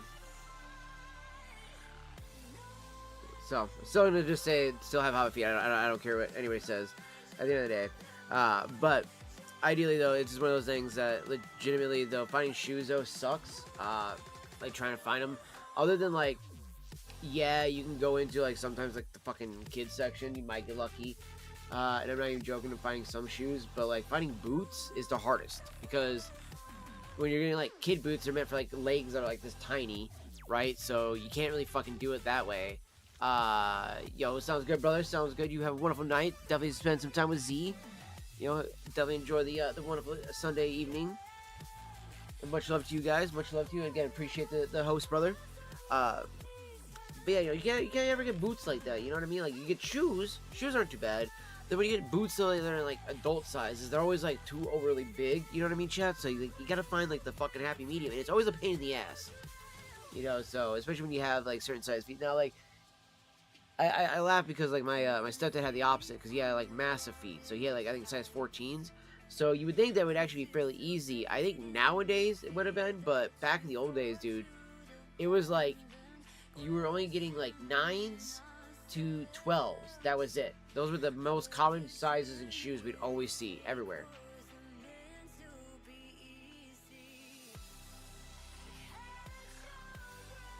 So then, like, didn't matter if you had big feet, small feet. You were fucked. You had to go order your shoes online, or you had to go ask them and hope that the other ones were in the back. Because there was quite a few times I would ask for something like that, and they'd be like, "Oh yeah, we have them in the back. We just don't stock them because like they really ask for that size, really." And we're like, "Oh okay, cool. Fuck off. Give me that size." They're making fun of me, motherfuckers. I got my feet. Like, I dare you.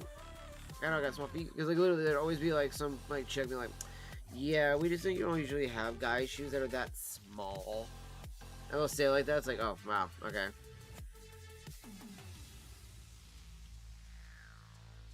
And then when my stepdad would ask, they would always like act like as if he was lying. And he had to take off his shoe and be like, "This is the size I'm looking for." And they'd be like, "Oh, okay."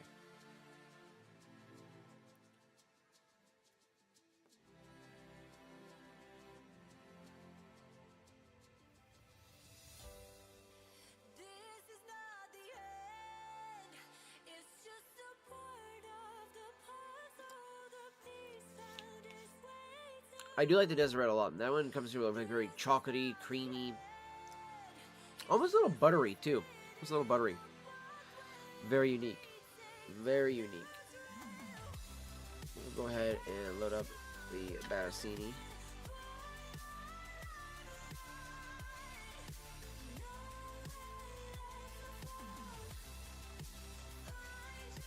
Do the gravity tap there.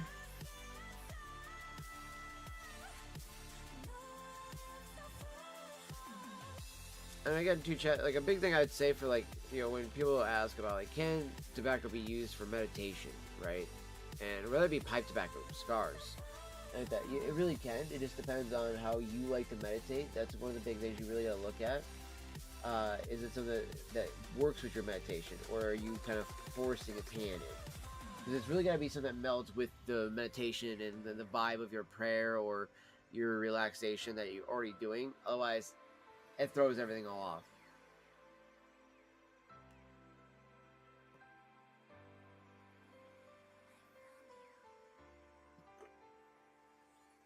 Whew. That one lingered right in my face. I was like, oh, I can't see.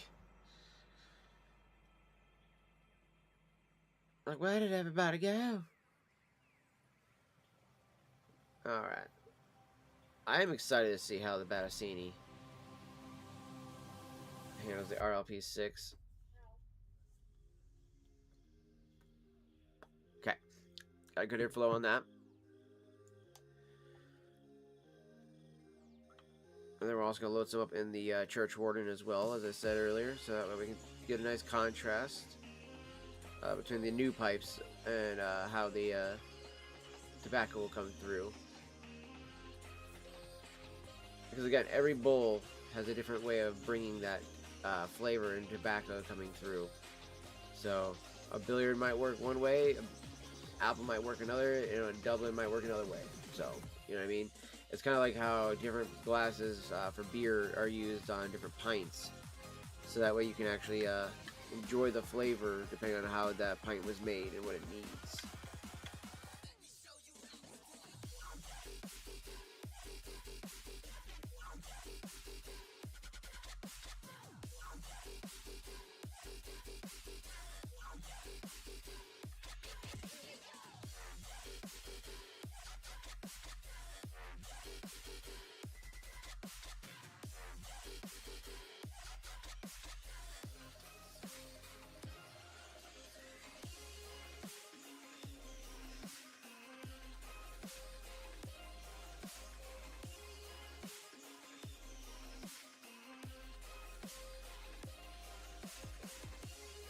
Okay, that is that loaded. And then we'll go ahead and yep.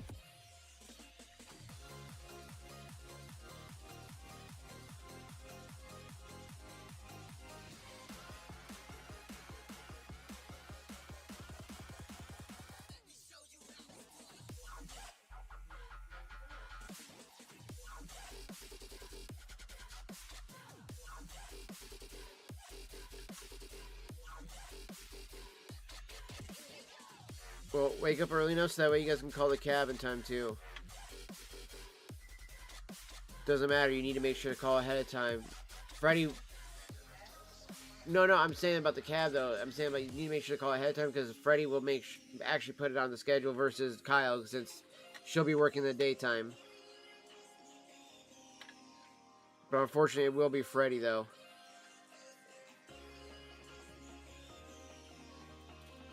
I only say that because I know Granny hasn't really done it yet with her, like on the ride yet, so I don't know how she'll be able to handle with Granny's yelling. Whereas I know how Susie already knows how to handle her as. Oh, was she busy? Oh shit.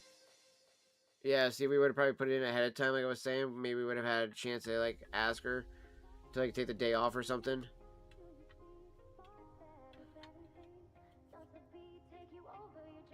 Or a partial day, you know what I mean?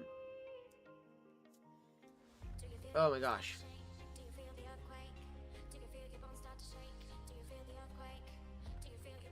I didn't say anything like that there, Fox. I figured everybody was lurking still.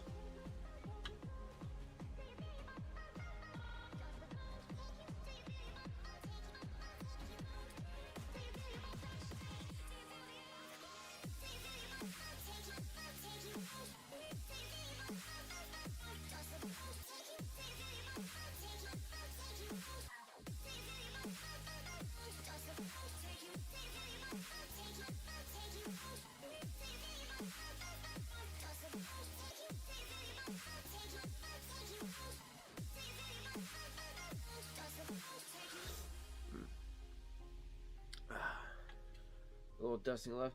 Managed to load up 3 pipes with what I put on the tray here, chat. A corn cob, 2 briars. So what I like about that is that we have the ability to chest a short author bent apple kind of style pipe with the bowl that it's got on that. And then we have the actual church warden, which has a different stem and bowl. And then we have the corn cob. This way we get a nice kind of chance to try the tobacco across all 3 spectrums. I've had it in the corn cob before. It was great. I haven't tried my bent one yet, so we got it in the new corn cob as well. So this way you can try to see how much difference we're going to have in flavor across all different pipes and styles. Because I think when you tell that to people, a lot of times they're just thinking that like you're just using it as an excuse to make sure that you can buy more pipes. And it's like, no, it is a lot like a glass that you're using for a pint of beer. It's gonna need different style of bowl shapes, stem shapes, all these different things. Even the material that they're made out of to actually pull certain flavors out of the tobacco that you're smoking a lot more. So there's just all kinds of things that you gotta like actually kind of pay attention to and look at when you're doing these types of things too. So.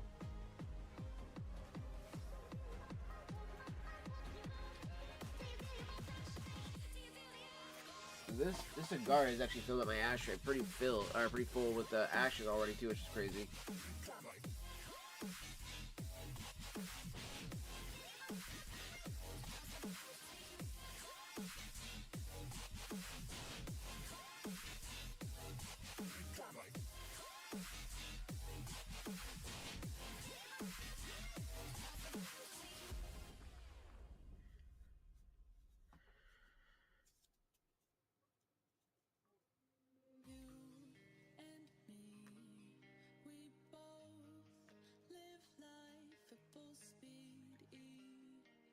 What a few cigars we've had here lately, chat. We got to go down this far. And we're still wanting to go down on that, chat. Ooh, that was giggity. That was a giggity moment. But, gotta open up the, not open up, sorry, but put the fan up because you guys can see it's getting a bit hazy in here.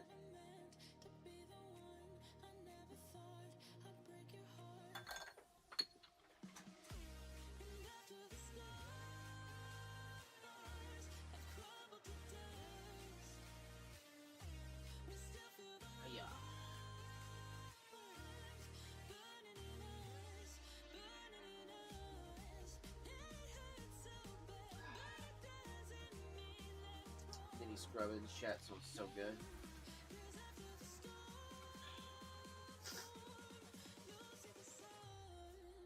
Same with the Suds of the Sly, dude. I only got a couple of these ones left too, so I've been really kind of sparing on this. I saw that they have some of the Suds of the Sly for sale again too, and I was like, oh damn.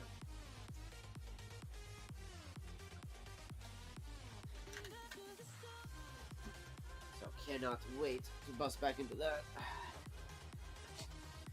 I think it's gonna be for once I get through a couple of those. I don't know if it'll be for tomorrow's stream or the shower or stream, but for the shower after the next day or two.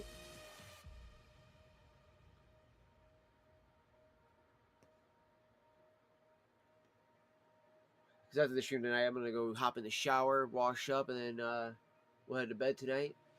Hopefully at a decent time.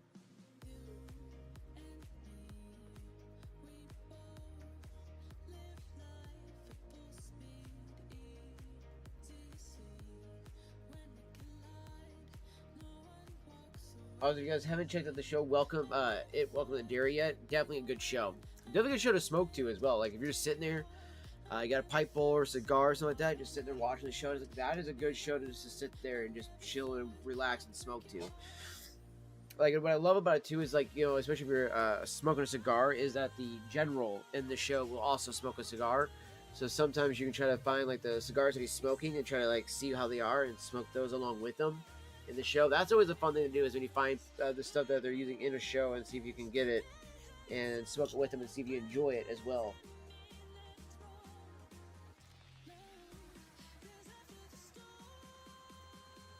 Ugh. It looks like he's either got some Lonsdale or Churchill cigars in the show. I can't remember, but it's what is it, Colonel, or not General, sorry, Colonel Shaw.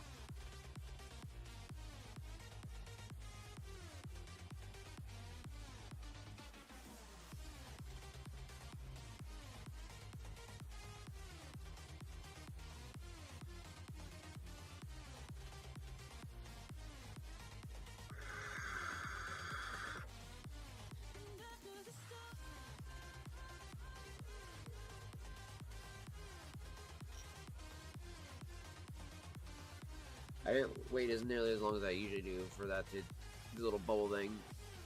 Make it safe to hit a dab before it bubbles up underneath the thing. And it doesn't really ruin it, but it just ruins the hit.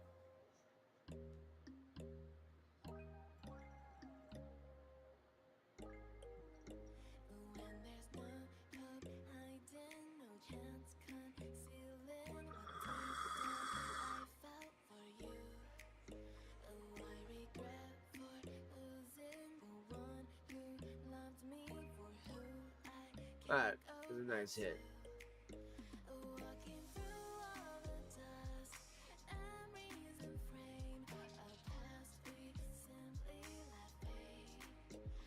But I don't close the door, waiting a chance. You know, they got a good combination there going on between the two of those. I like that. I like that, chat. Interesting combo. Very interesting combo.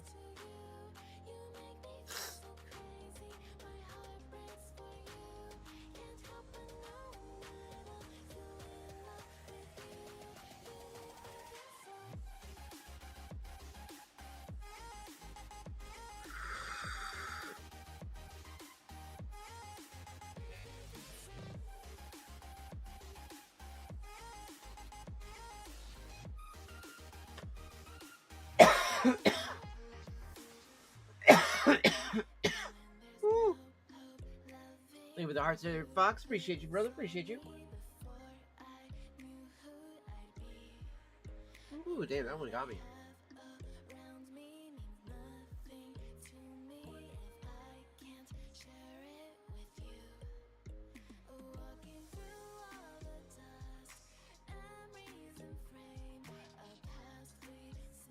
If anybody gets a chance in the chat to try out a apostate cigar, please let me know what you guys think of it, because I really am curious to see what other people think of those ones.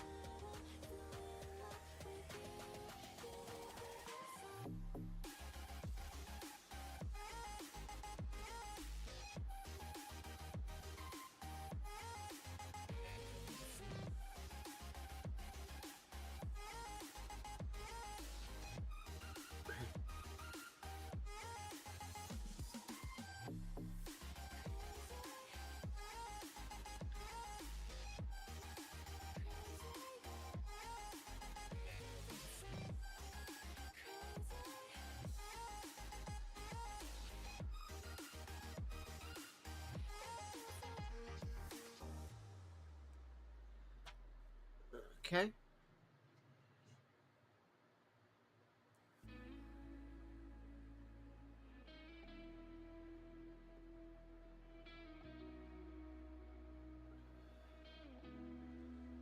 Alright, take the band off now, finally, chat.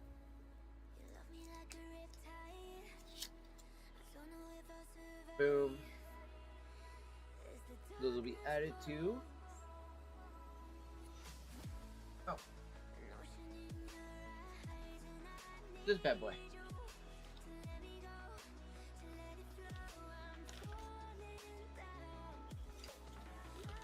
Another two added to it, chat. That's the cigar bands that we've had just from starting of August. So there is probably close to around, I'd say, 40 or 50 cigar bands now and there. Between the two.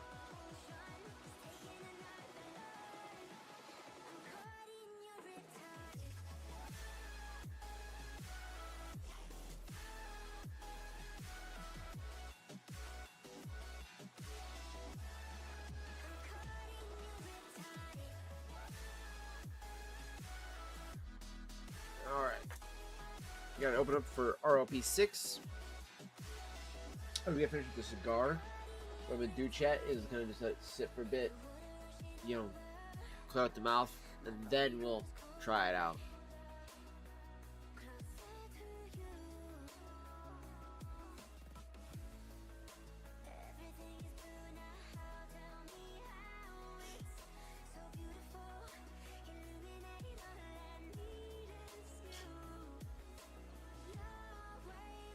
I do want to grab some stuff like I was talking about the other day, chat. So I found some rollies, like RIOs, like roll your owns, of the cigars, and I do want to try those out, man. Those look like would be fun. Like there's got some like cookies and cream, purple dream, and a bunch of other style like flavored loose leaf cigar leaf, and then you just get like a hemp wrap or a blunt wrap, as they call them, or a cigar wrap, and you just roll them up yourself and you make your own cigars. So I think that would be absolutely fun to do. Like, I think I'd probably look it up online on YouTube and see a couple tutorials to see how people do them and whatnot, and then try to mimic that. So I could actually try to make my own if I wanted to try something a little bit different. Which I'm actually going to go ahead and cap out on that cigar there, chat. Put that in the ashtray.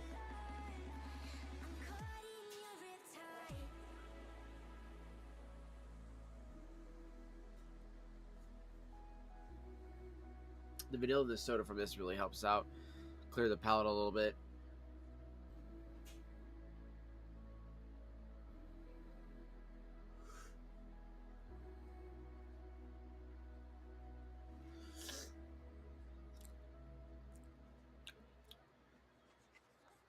I had a bubblegum-like taste. That was crazy.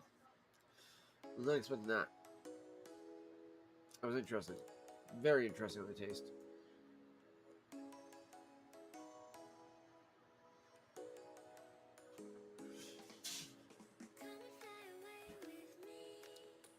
Yeah, doing a ghost to get a bubblegum taste.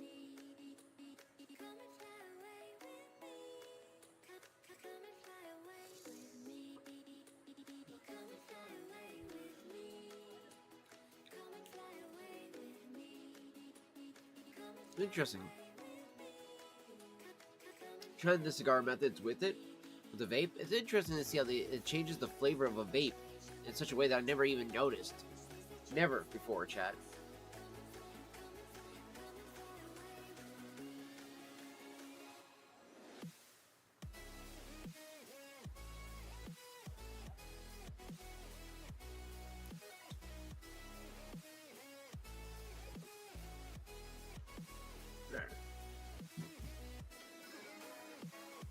Yeah, you let the mouth kind of settle.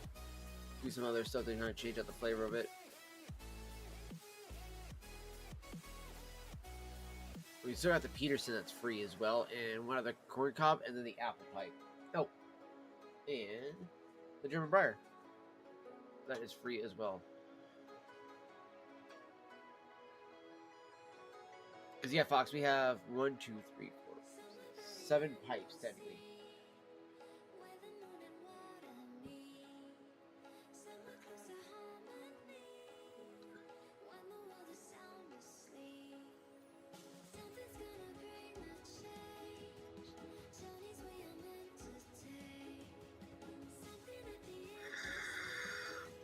Actually, 8. We got my little $8 one here.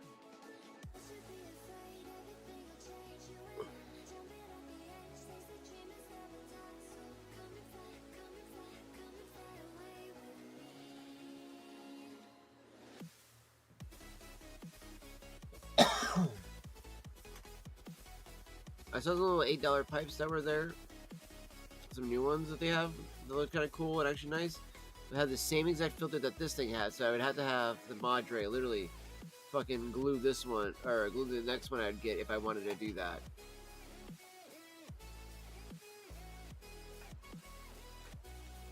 And if the other dude ever just brought in the other pipes, it would be awesome. Because the other guy has a bunch of pipes he says he wants to bring in for me to look at. Let's see if I wanted to buy or, like, you know, trade for any of them. And I'm like, fuck yeah, dude. Like, if I can find a way to trade something for him, totally. You know, if I can't, I will just buy them. You know, if he's a vapor, I have mods. You know, I'm willing to trade a mod and stuff like that for some pipes. You know, I have one mod I could be willing to trade. And I got a couple of bottles of juice if I really have to. I'll be like, look, dude, I'll give you whatever I got left for my vaping stuff, just so that way I can get, like, because I think he has one meerschaum pipe and he has a church warden kind of like this. So, but he also has a Savinelli as well too. So that's the one I'm really after, is the Savinelli that he has. He said. So he says he has a Savinelli. He also said he has a Peterson. So I'm curious what Peterson he has. He said it's an estate pipe. So I'm like, okay. What if it's more like an older one? So.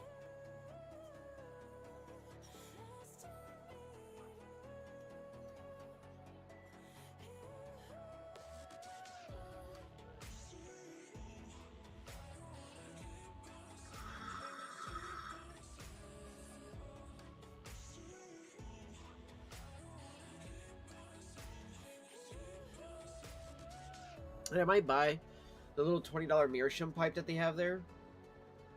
It's a tiny little like couple like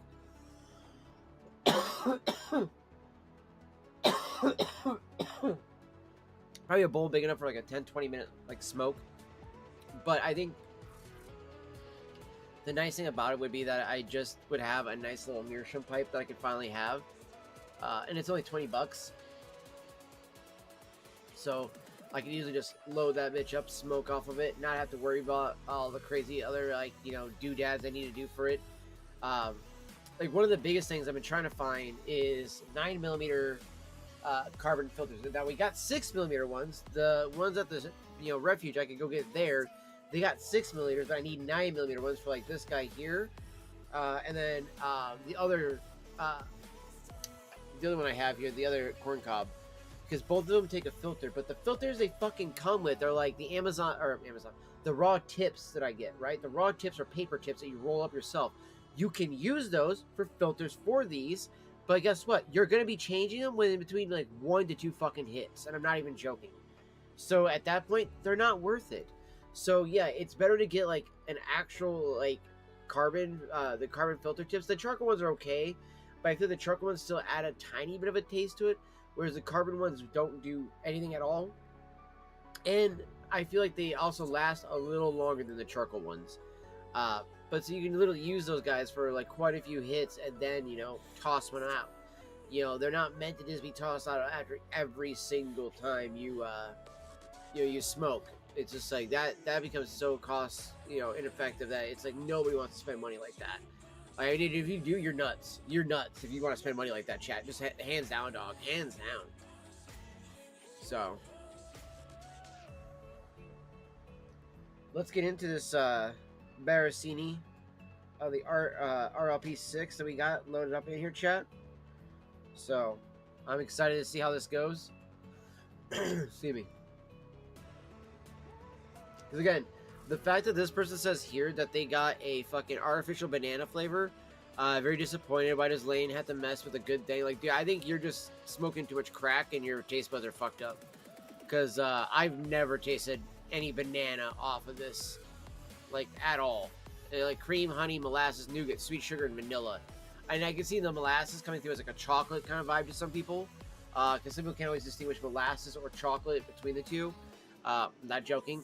And nougat, I can see that being for the caramel as well. Like, I'm not even, again, joking. I can see some people fucking that up. Or that the creamy honey to them tasted like caramel.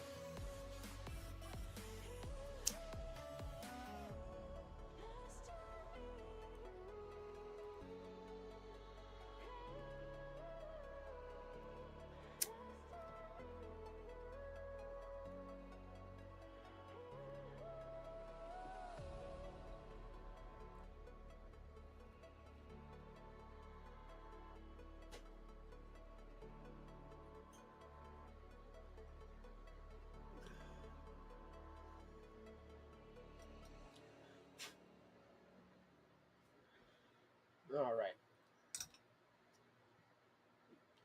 I'm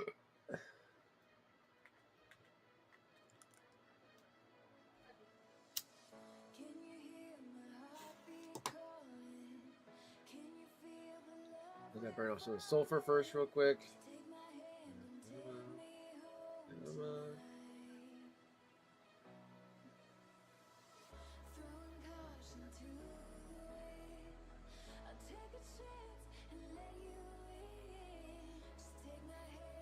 Okay.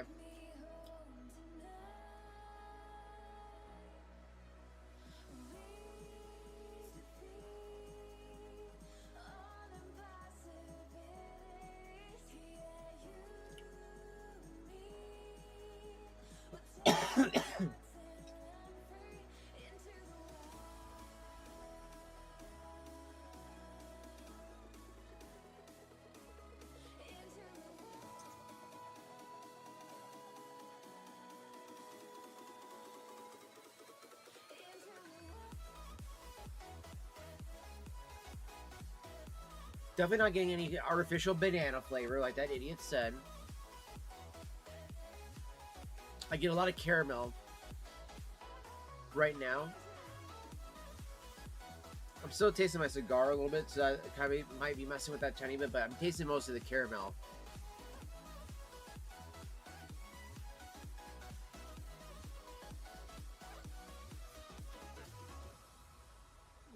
Running so fast, can you find me in the dark?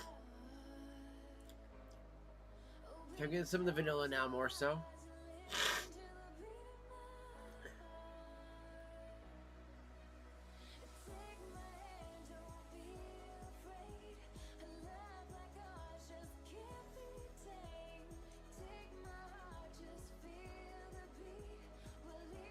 I get the chocolate on the retro hail. So now, yeah, I don't really taste any banana or anything like that. I can see where they're chasing the honey though. There is definitely something like honey in the background.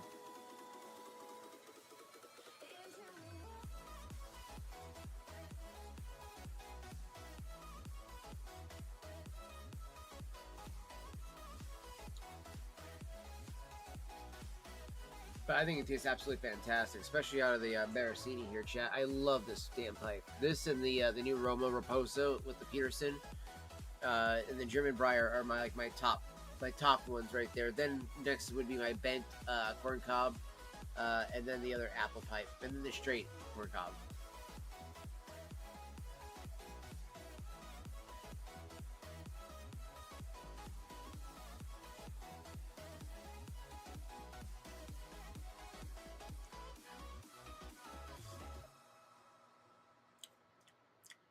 Shows you if I actually taste.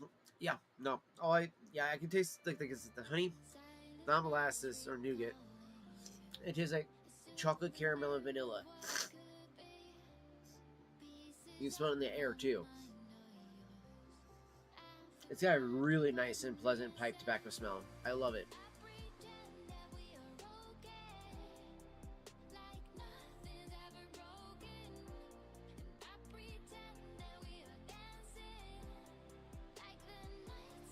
And I love how light it is on the mouth too. No tongue bite, no nothing like that.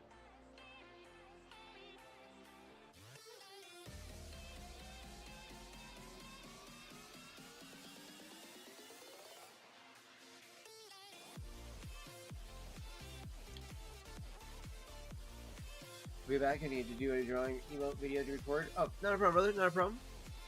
We'll see when you get back there, Fox.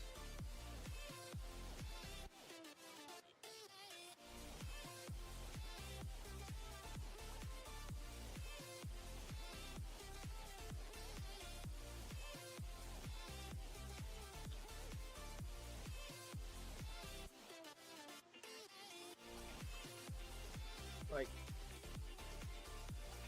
this, much like the Lane 1Q, Prince Albert, or Carter Hall, are just really good all day, everyday smokes.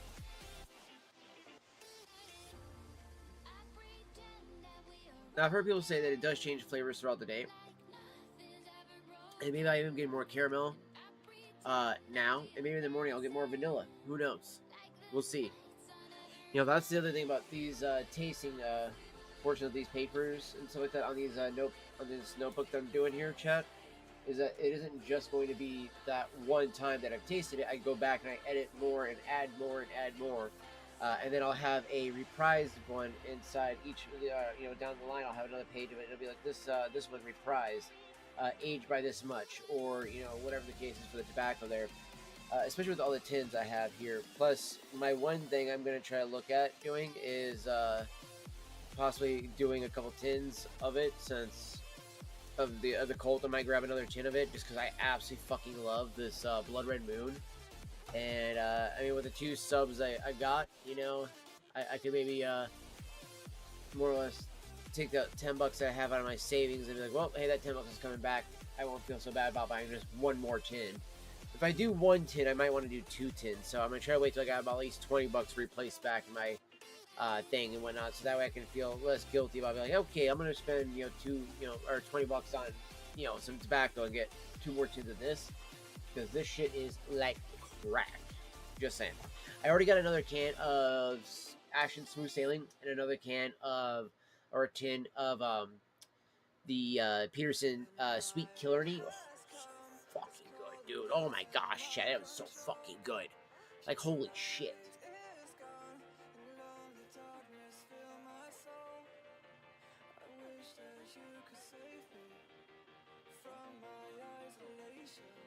Like,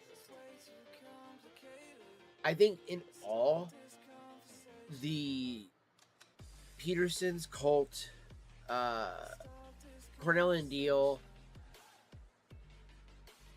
and then oh gosh, you know what? Yeah, we're gonna have to do a rankings. Actually, I'm trying to think about like, how would I rank those actually. So I'm gonna do a video. And we're gonna rank top of the tobacco companies I love the most, and then going on down, we're gonna do the top 5.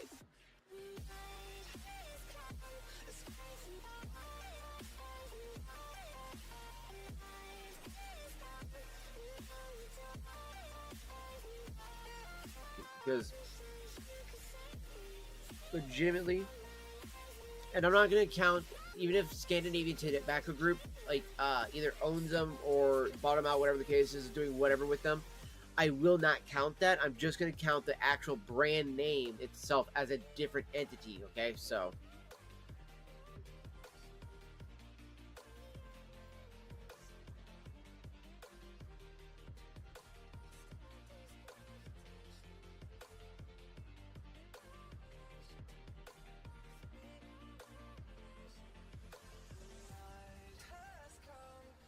Really surprised. I'm already about halfway done with this bowl already, chat.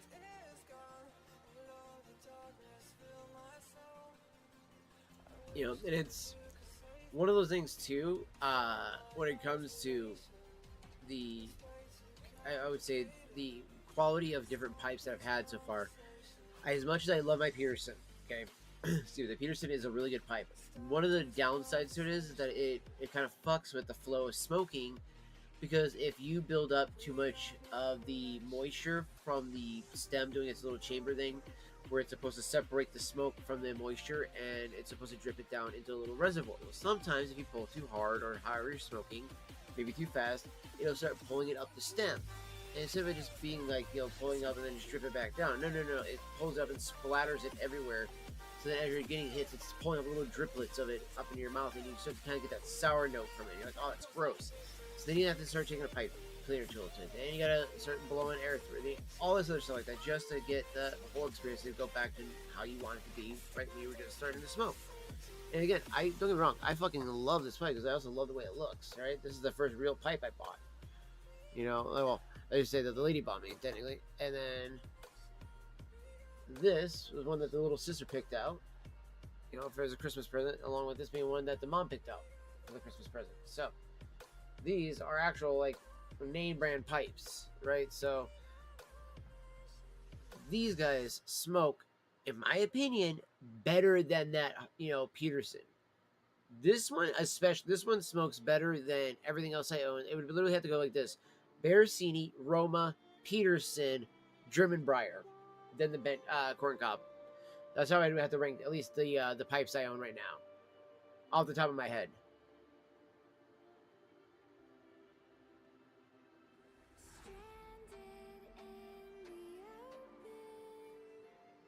No, that doesn't mean that Peterson's a bad pipe. I just think that if I didn't have to deal with the fucking reservoir thing, I wouldn't mind it so much. It would be a higher up on there because I actually really like that P-lip design.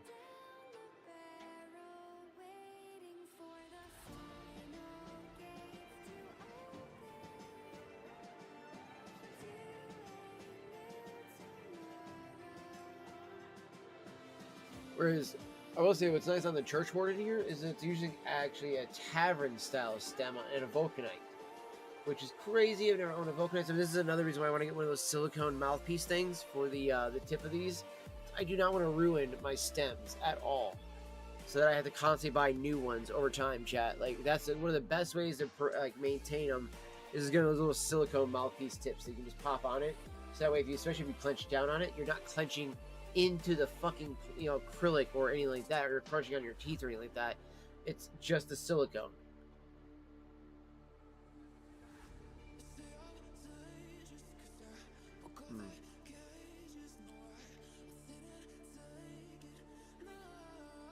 It is truly a fantastic tobacco, though, chat. I absolutely love the RLP6.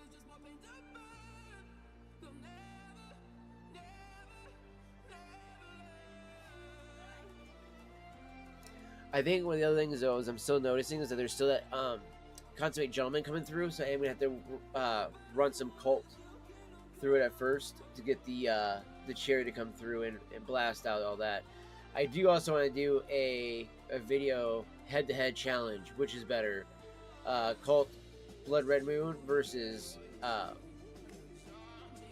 the Cornell and Deal Dark Cherry Cavendish, and then I can do another one where I go grab a tiny little bit of the what you call it, Lane Limited's Very Cherry.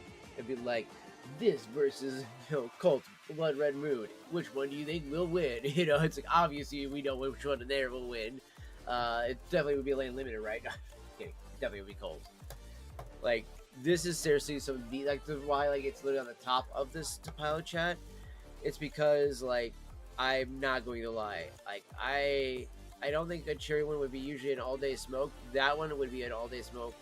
If I had more tins of the Colt, I would do it, because otherwise, dude, only having one tin of Colt Blood Red Moon, I gotta be a little sparing with it. So like I don't want to just plow through this almost 2 ounces of tobacco that I have. Otherwise, it'll be gone in a heartbeat. Because literally, chat, that cherry is wow. Like, fucking wow, chat. Like, if anybody wants to send me a Christmas present of some Colt Blood Red Moon, let me know. I'll send you my address. I'm only half joking, by the way.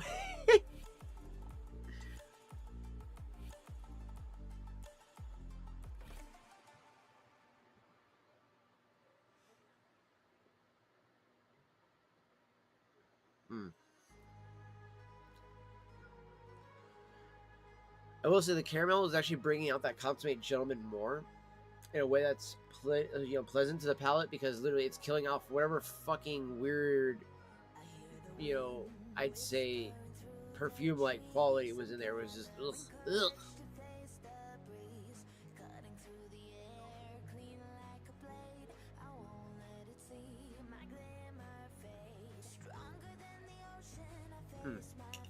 So definitely a fantastic smoke here, chat. Definitely a fantastic smoke.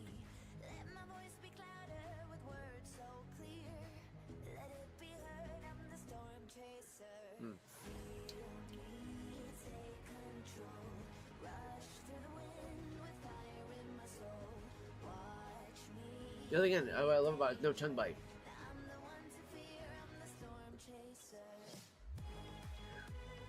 I am trying to smoke it, you know, slow. Nice and slow, nice and steady.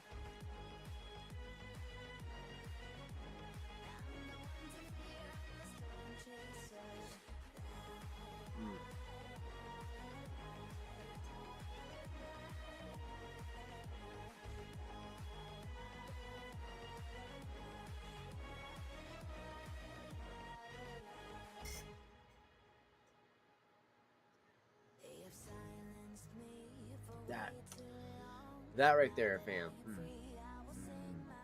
So good.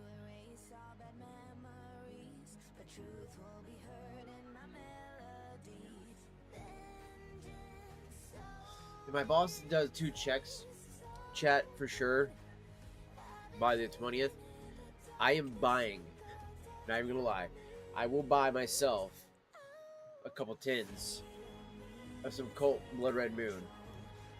And just to make sure that I have, you know, it'd be worth it, I'll probably pick one other can or tin here. They're probably going to be Connoisseur's Choice, or the Deluxe Mixture was really good too. I already got another can of the Sweet Killardy.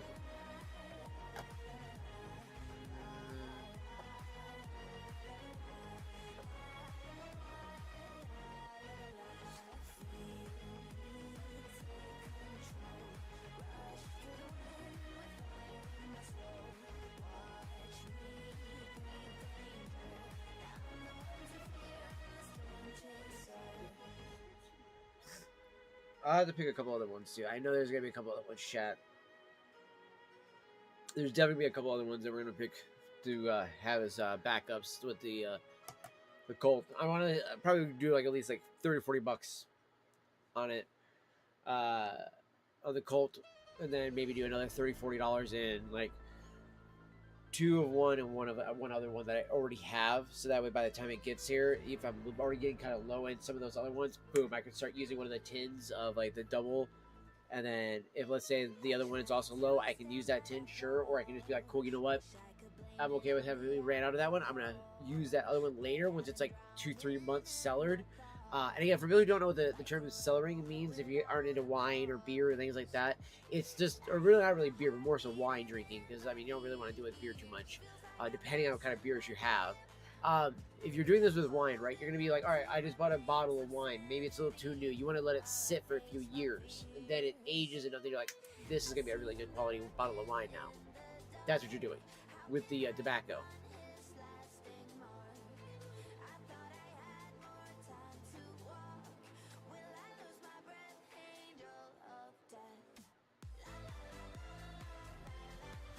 Brought that bad boy back from the dead. Oh my goodness. My fucking contacts are driving me insane.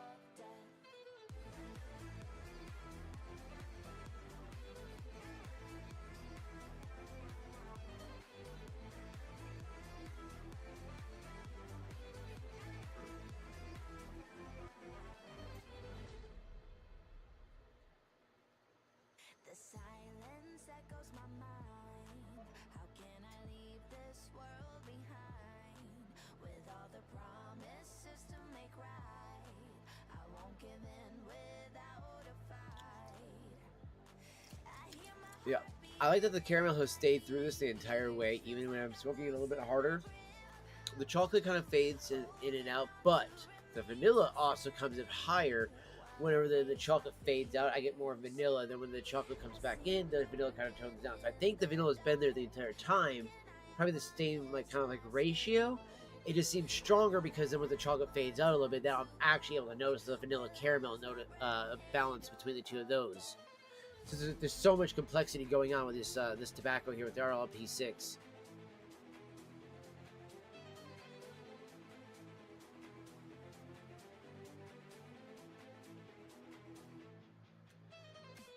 I also find it weird when tobacco companies started doing like these weird abbreviations with numbers and all this other random shit versus just being like, yeah, let's come up with a name that's actually thoughtful.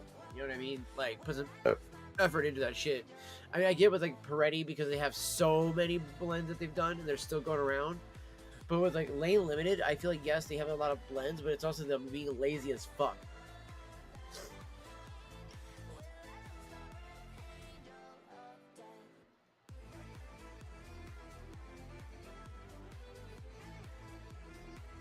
Because there are OJ Peretti ones that have names to them, whereas a fucking, yeah, I don't think Lane Limited really does, as far as I know.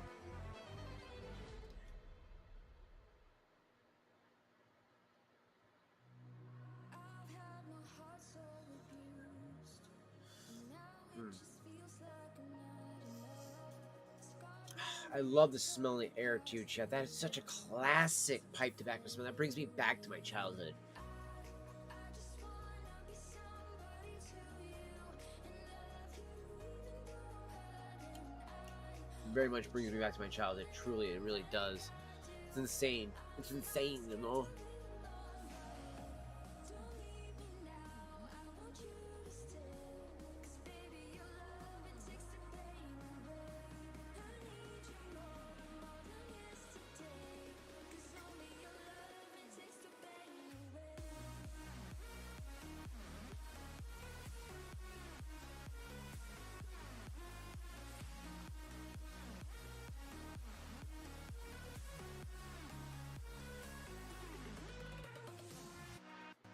Alright. This is getting very close to the end here. The bowl, it's at the last quarter of it, and it's just like, got a lot of moisture. I can hear it, and it's like, it's really like bubbling as I go to take a hit.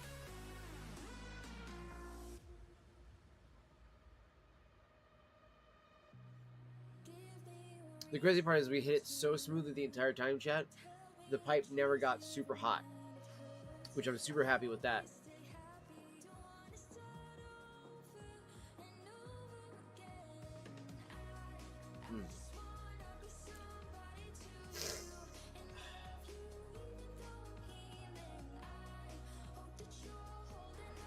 Oh, nose.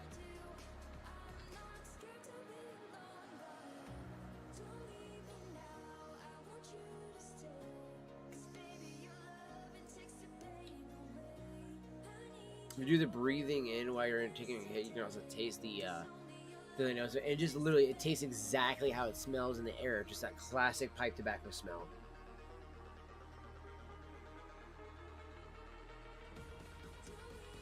Like, it's so hard to describe that to somebody unless they know what I'm talking about. And then they smell and they go, oh, yeah, I know exactly what you're talking about. Like, that's what we got going on right now.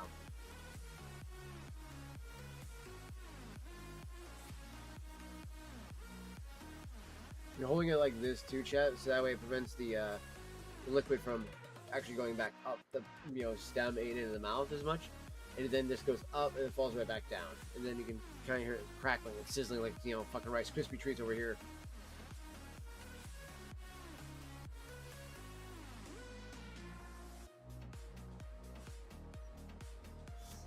Something like this or the church organ would be great for when you're doing any meditation. I'd say more so the church organ because you can sit there, relax like this, have it in your mouth, and just be like, okay. And as you're just listening to like maybe some sounds, maybe you're trying to just focus in on something like that, and this is gonna help you focus in. But at the same time, feel like it's kind of like purifying and cleansing the soul because you've made it more a blessed tobacco or a blessed smoke.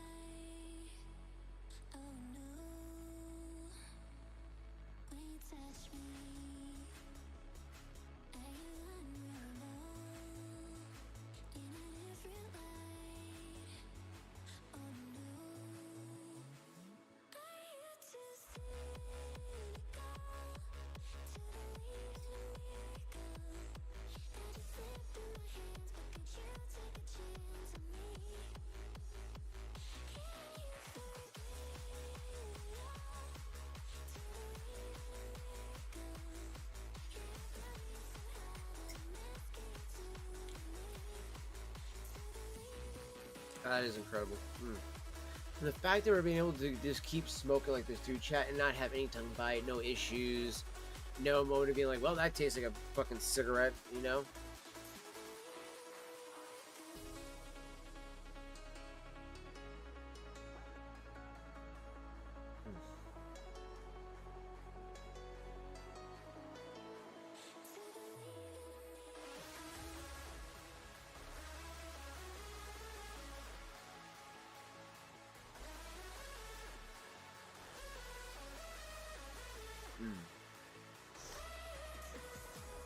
This is so good.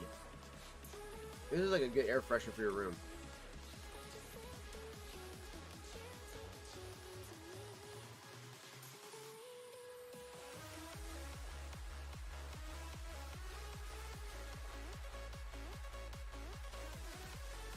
Oh yeah. You gotta hear that sizzle. Instantly, like, it's like, oh damn.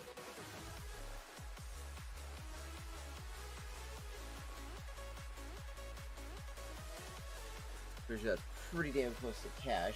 What I'm gonna do is I'm gonna go use the bathroom real quick, chat. So I shall return momentarily.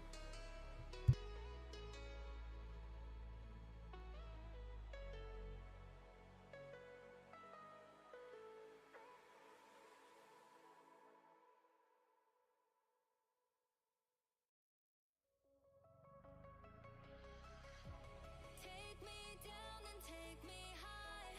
Never seen a sky so bright. Catching fire in your eyes tonight.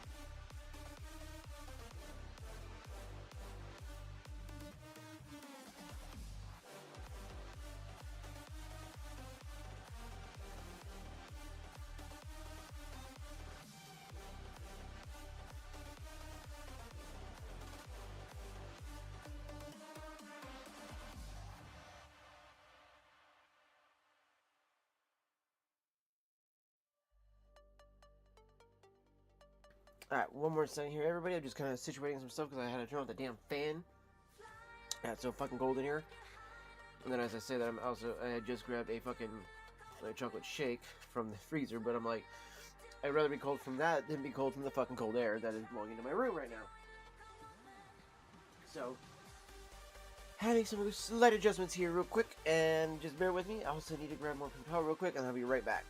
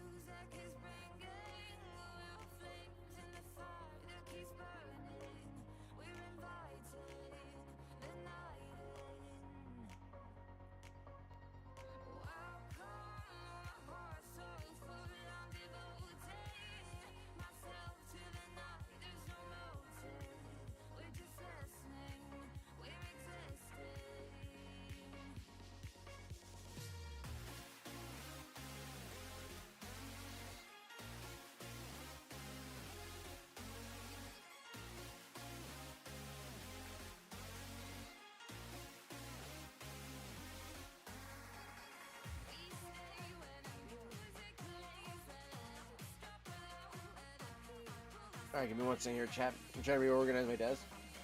I was starting to get a little hungry at the same time, so I was like, you know what? I need some munchies, so I made some pizza rolls, and forgot I have no room on my desk right now, so I'm trying to make room for everything real quick. So give me one second.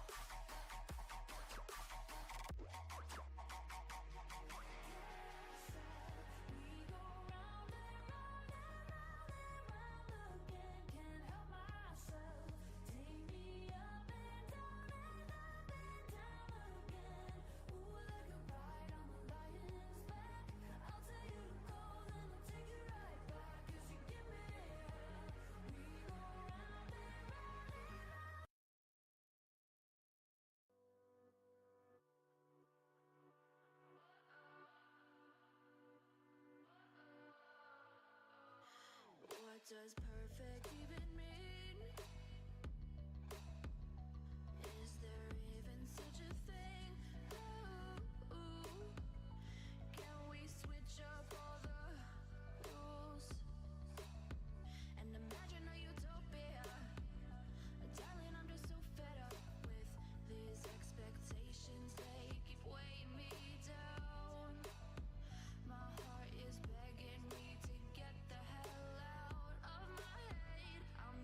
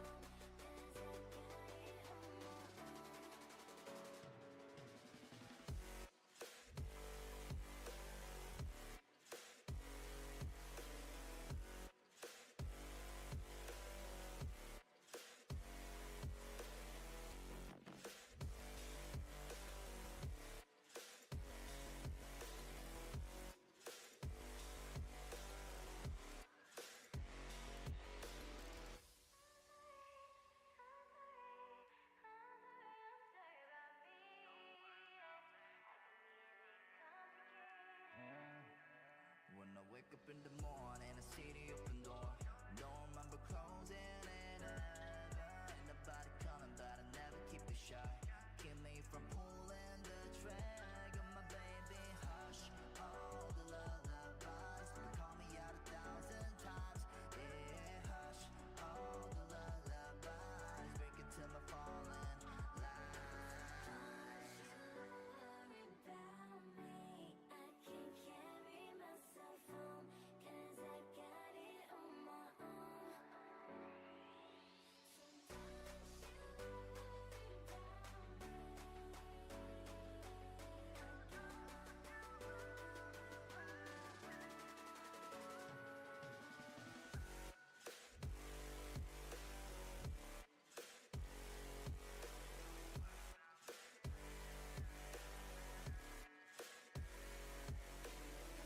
Okay, chat.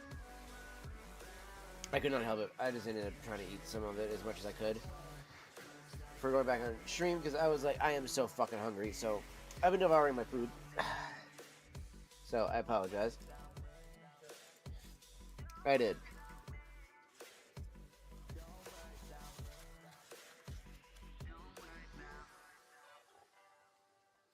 Too many things going at once.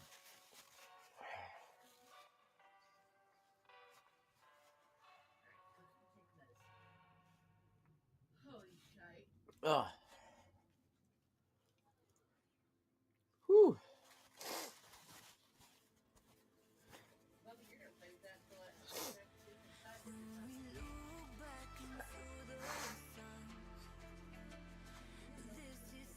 There's legitimately just a couple of pizza rolls left, chat, and then I'll be done with these. We were just trying to crush these last year, and I'll be back, guys. Back. Just a few more minutes.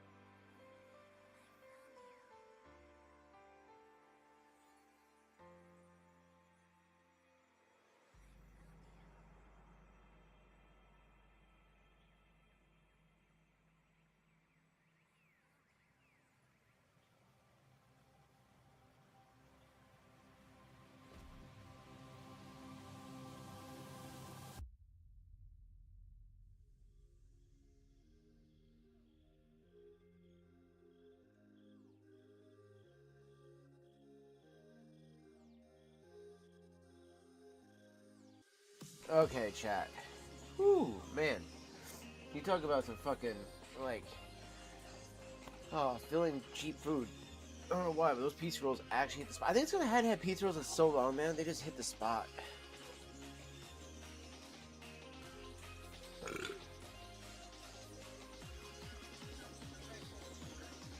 Okay, let's see here.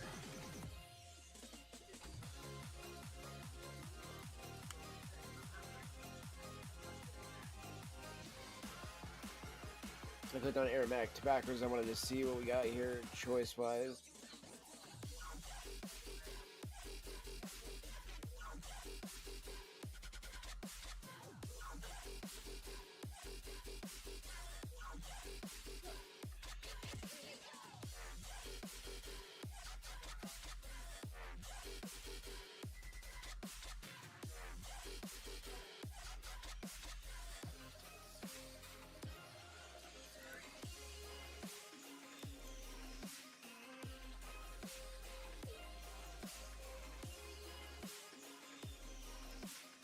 Oh, actually, what's my cart that you have?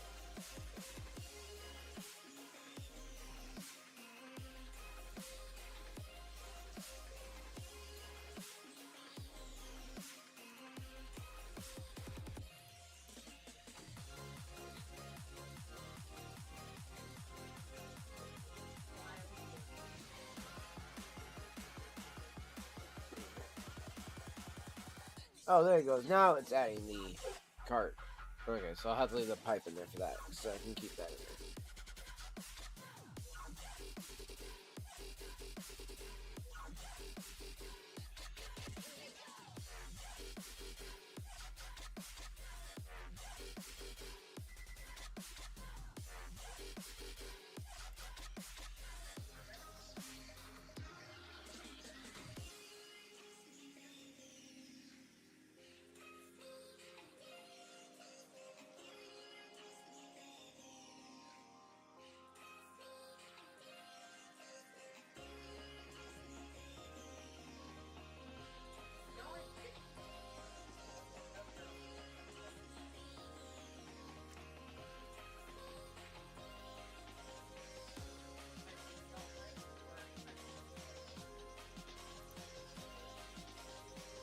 Let me see what happens if I add 3 here, chat.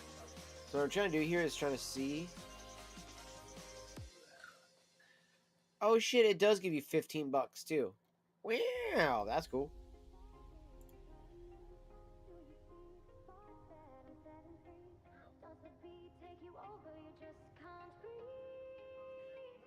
So I'm looking at to see what this would be at, chat. Because we're looking at this right here, the zip price, because we already paid off the other one, so.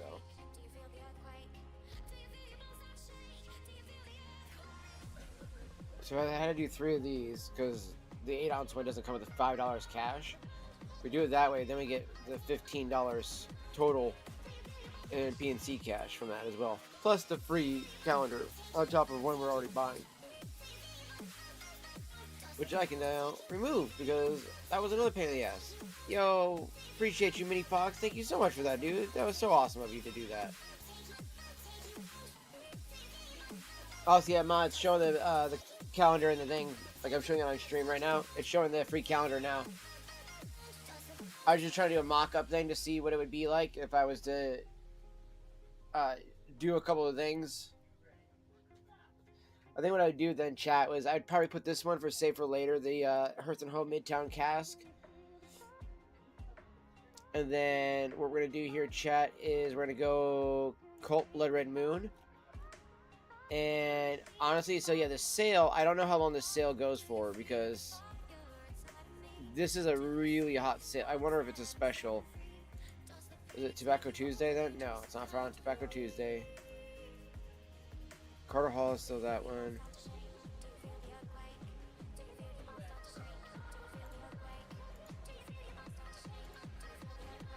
Okay, so. Oh, I can actually have it set up for auto shipping too. Like I could do it like every 4 weeks or every 6 weeks, honestly, with this. But I'd probably, so if I was going to do this like I said, chat, I would probably do this to be an even number. I don't like doing odd numbers, so I would do 4.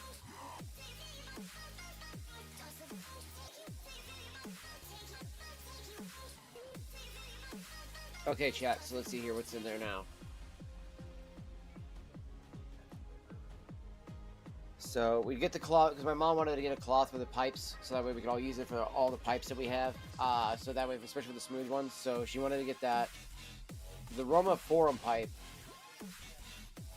is mainly there just because of the other things, but I could probably take it off now.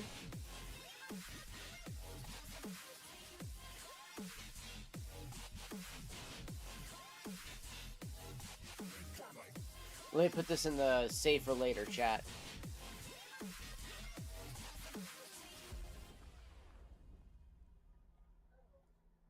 Okay, perfect. Look at that, chat.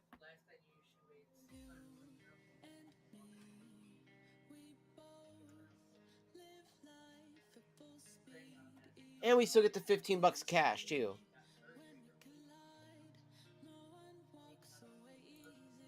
Alright, Peterson.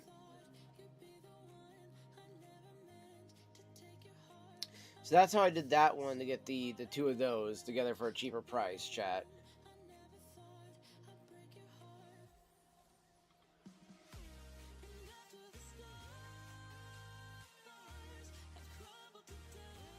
The deluxe mixture is good too, though. Don't get me wrong, I do like the deluxe mixture. However, though, did I already pass it? Oh, there it is. Sunset Breeze. I want to see, what was this one again?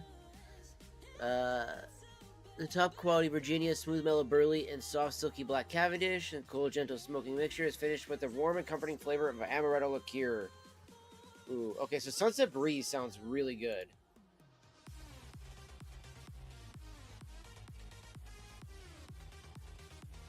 And I love amaretto, which amaretto's got like a caramel type note to it. Well, the Sunset Breeze is Virginia Burley and Black Cavendish covered in amaretto liqueur for a great aroma and subtly sweet flavor. Apparently, so Mom would not like it. Well, we don't know, because I've seen a lot of times if she says she doesn't like something, she smells it, and then she goes, okay, actually, that smells good.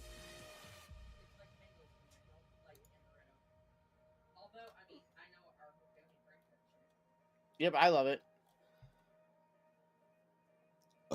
I used to get the Di Serono, which is an Italian amaretto. Connoisseur's Choice is really good, though. I do like this one too, chat. So this is one I might end up doing. The sweet fruit, warm vanilla, zesty rum, and everything like that. That's actually, this is a really unique. So it's called loose cut. That's what they call it on this one. I think they call it differently on this one here.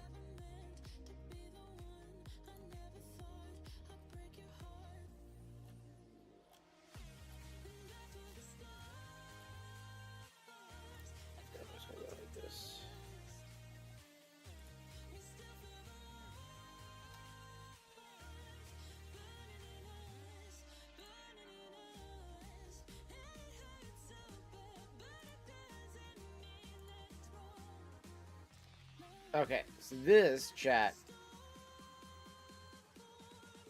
Yeah, they call it a ribbon. That's what I thought. So they call it a ribbon cut, whereas this calls it a loose cut. It's always so weird. This one says fruit, citrus, liqueur, vanilla, and everything like that. And then this one says fruit, citrus, maple, rum, and vanilla. Because if I'm not mistaken, that is true. There is maple in it too. Okay, so yeah, this one says something different though. So this one says an aromatic recipe of tropical fruit, maple, vanilla, and rum. That's not true, chat. Unless the tropical fruit is a coconut. That's something I can think of, chat. Because it says a mixture of golden and red and dark Virginia. Again, this is Connoisseur's Choice right here, chat, in my hand. Red and dark Virginia tobaccos in different cuts, rounded off with burley and black Cavendish, and an irresistible fragrant flavor of rum, coconut, and macadamia nuts.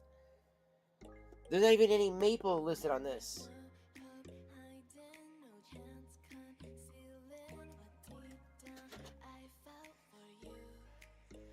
Because the macadamia nuts are what I'm smelling in this. That's what gets me on the nose. I realize that now, chat.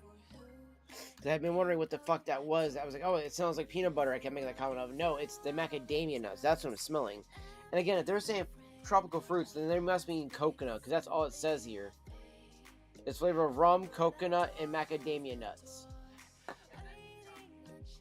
I get. Well, but see, this says an aromatic recipe of tropical fruit, maple, vanilla, and rum, whereas on the back of the tin it clearly states that it is an irresistible, fragrant flavor of rum, coconut, and macadamia nuts.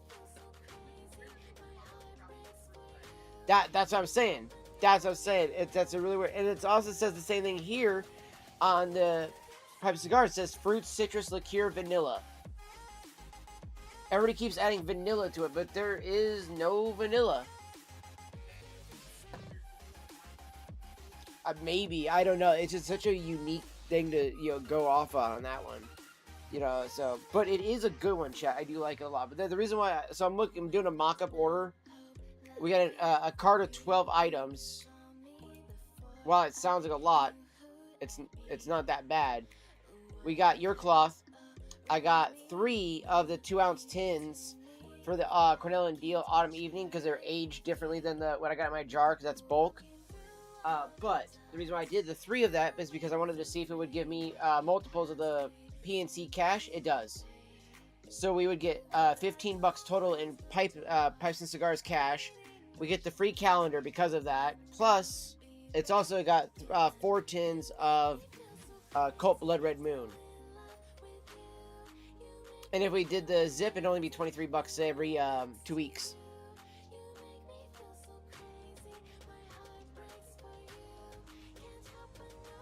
Well, I gave you that $120 to do that. That's why I did that originally. Other than also to pay you for that other big order that you were doing too. So you can use it for either one to go towards that or to go to pay that off and go towards the other one. Because out of that second check, I would get, because it should be 2 that I get this month. Then I'm going to try to give you, out of that one, to give you the rest of the money to pay back for the order that you did, the $300 one.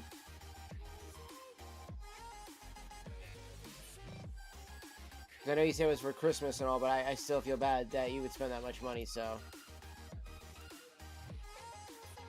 I mean, you do.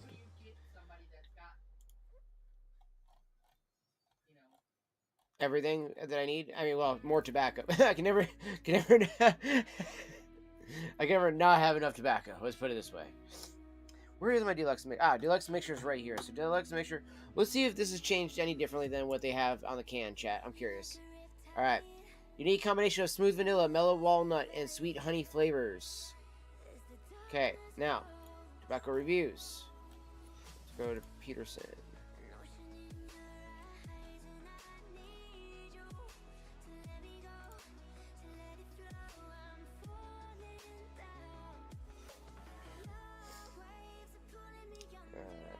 Vanilla, walnut, and honey. Okay, now, what does it say on the back here? Black Cavendish, a selection of mature Virginia tobaccos from Brazil and Africa, blended with a loose cut mellowed Black Cavendish, which is complemented by a very auspicious sweetness of vanilla, walnut, and honey. So, and that's what it says down there, chat. So I like it when they are still the same.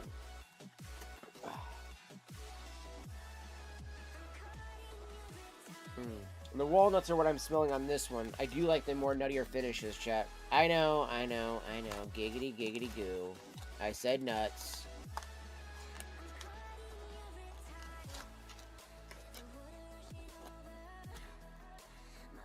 But that is actually really good. I ain't gonna lie. Sweet Killarney. Okay, so the reason why I love the Sweet Killarney, though, so much, I thankfully already have an extra tin of this and this fucking Smooth Sailing. Is the creamy caramel that they use on this is so fucking good, chat. Oh my gosh. I'm not a caramel fan, usually, dude. I don't know why, but I absolutely love the smell of caramel on this. And then the Smooth Sailing. The coconut on this one. Now, this one has coconut, maple, and dark chocolate in it. Also with nuts in it.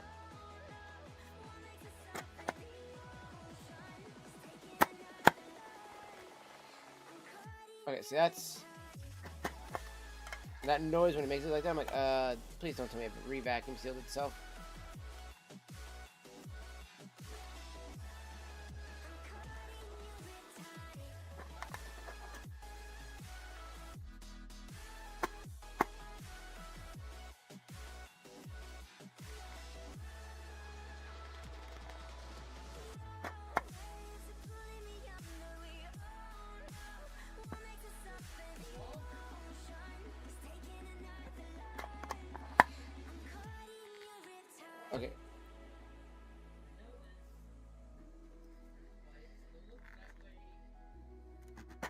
I feel like this tin is not closing properly, chat. I'm a little worried here. Okay.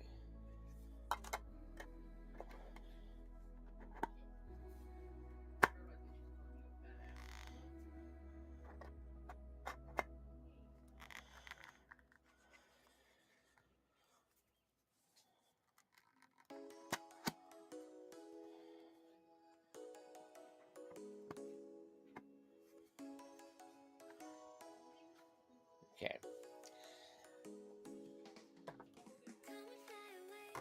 This one's just maple and rum on the Hyde Park with an English blend. Yo, what's up, Mook? Appreciate you, dog. How you doing over here on Rumble? I do like the English blend mixed with the maple and rum, chat, on this Hyde Park. Is a very unique blend on the tobacco here.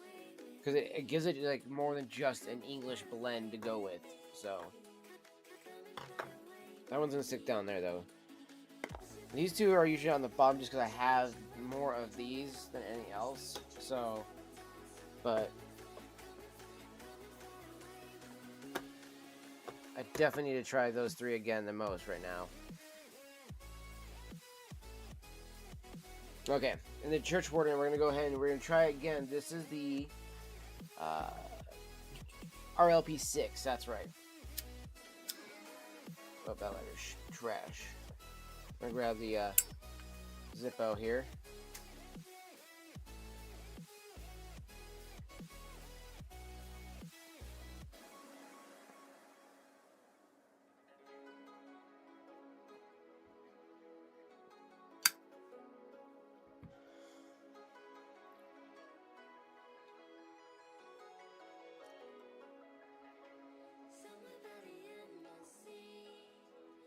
Okay, let's see here. Let's try to pack this down a little bit more, chat.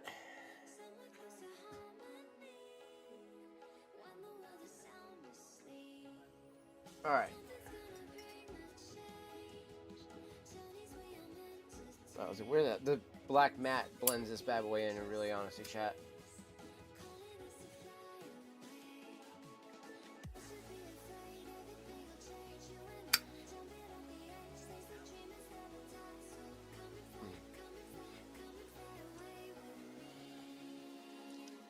So what we got going on in the pipe right now, chat, is this. Oh, right here.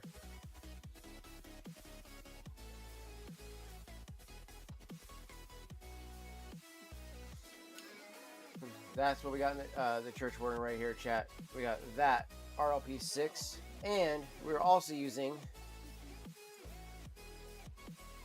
the Roma Raposos. So there's my pipe right there, my Berosini. Yo, how's it going for you, Mook? It's good to see you, dog. That's good to see you. How's life been treating you, man?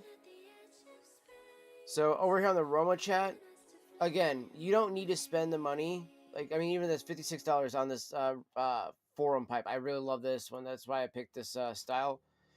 Yeah, the Dublin is what I went with on this guy, just because it looks really nice. Even this straight egg is actually kind of nice too. It's just the color scheme of this. But $60, right? I mean, that's not bad for, you know, the most pipes that people are going to spend on. Compared to, like, with these Church Wardens, right? Like, $60 here. I mean, even the Fortune, which is pretty much a Sherlock Holmes style one right here, which is still a really nice style pipe. But let's go over here real quick, back to the, one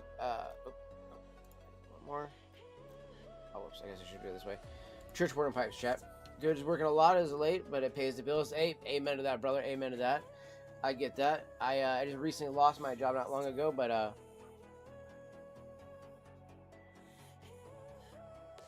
I shouldn't say like that because it's not like I lost my job in that sense. Like I got fired. The store closed finally. The vape store finally met its end. So I just been kind of slowly trying to find a new place here to work at. I put 2 applications in at 2 places I really, really want to work at. So I've been kind of slowly just trying to dick around until they open up their spots so that I can try to see which one gets first and just jump on that and that way I can be happy with what I'm doing every day. You know what I mean? I'd rather be happy with what I'm doing versus being miserable. So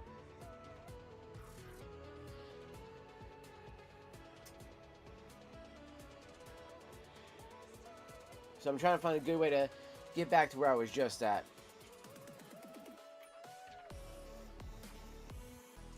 Hey yo, I like that. I like that. See, my man knows a Maduro. Okay.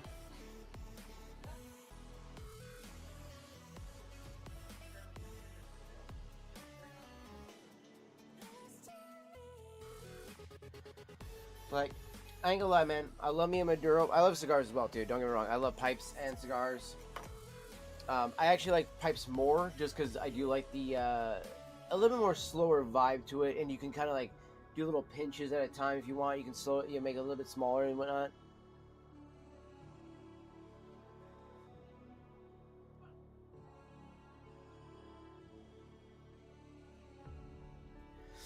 I would actually argue so are pipes too. If you haven't ever tried to, man, definitely get even just a corn cob. They're really cheap. Get something like this. Mizira Meerschaum is what I recommend because it's a corn cob, but they do a plaster over this that actually makes it really nice. But get one that's got that's got the sticker on the bottom. Let me show you what it's got on the bottom. I took it off so I can show people. Get one that's got a wood cork like that, because that way, if it gets hot or anything like that, you use a pipe tool, you don't poke right through the bottom of it. But those are like 15, 20 bucks at most, right? Get an aromatic. It's the most American thing you can do right there. Get an aromatic. You know how it's either the most like truly, I'd say most North American, because both Canada and like actual America both love aromatic tobaccos when it comes to pipe tobacco stuff. Get something like a like one of the biggest ones I'd recommend to start off with would be this one if you're gonna do an aromatic out of a corn cob. And now, hear me out too, right? Autumn Evening. It's maple, vanilla, and scotch. Now you pair that with the scotch. Holy shit! That is just another world of like, oh my gosh, dude, like holy shit.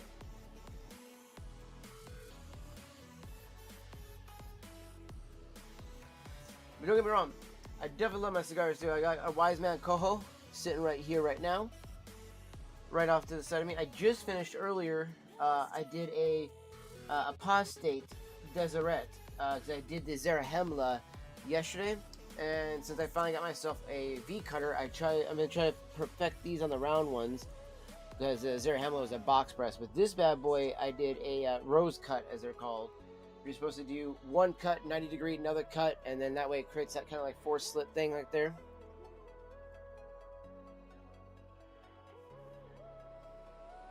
Honestly, so normally that's what I used to do, right? I have converted these ones though into my tobacco pipes because I actually do like using those more for tobacco, because I don't know, like regular pipes always hurt my throat when I was using cannabis in them. So that is why I usually like kind of like keep my water pipe bong, whatever you want to call it.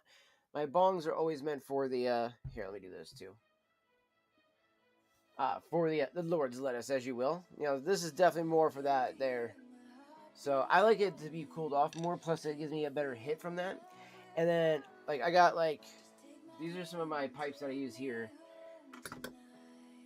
Like these are the briar pipes that I've been using. So I got the big old church warden. I got the little author pipe here, the Peterson. So, and honestly, I gotta say they're really enjoyable too.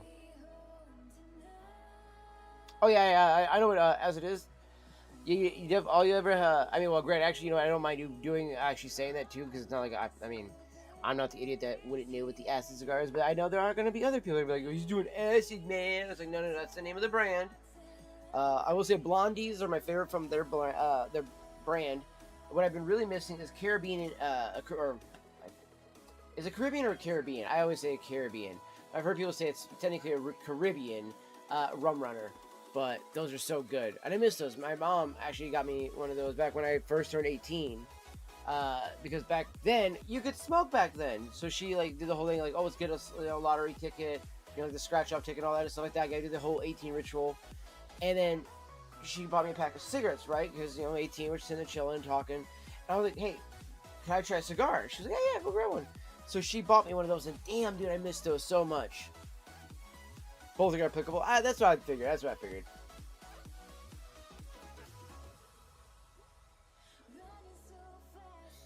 And I will say too, the Blondie is like their traditional one, isn't it? Like that's kind of like their OG, if I'm not mistaken, right? Or what's the classic for the for acid if it's not the Blondie? Because yeah, I do like them. I haven't had one in a while actually. So, yo, Daniel, appreciate you over there. But I also got a My Father sitting next to me right here. We got a My Father La Antigua del Toro sitting right here. And then we also have sitting right here, I have the Zarahemla, so you can see that. Here is the Zarahemla by Apostate. It's a box. I fucking love this box press, dude. This is such a good smoke, dude. So unique, so flavorful though. So, and then we got a Grande of the Maduro Charter Oak by Foundation. Or no, yeah, these are Foundation. That's right.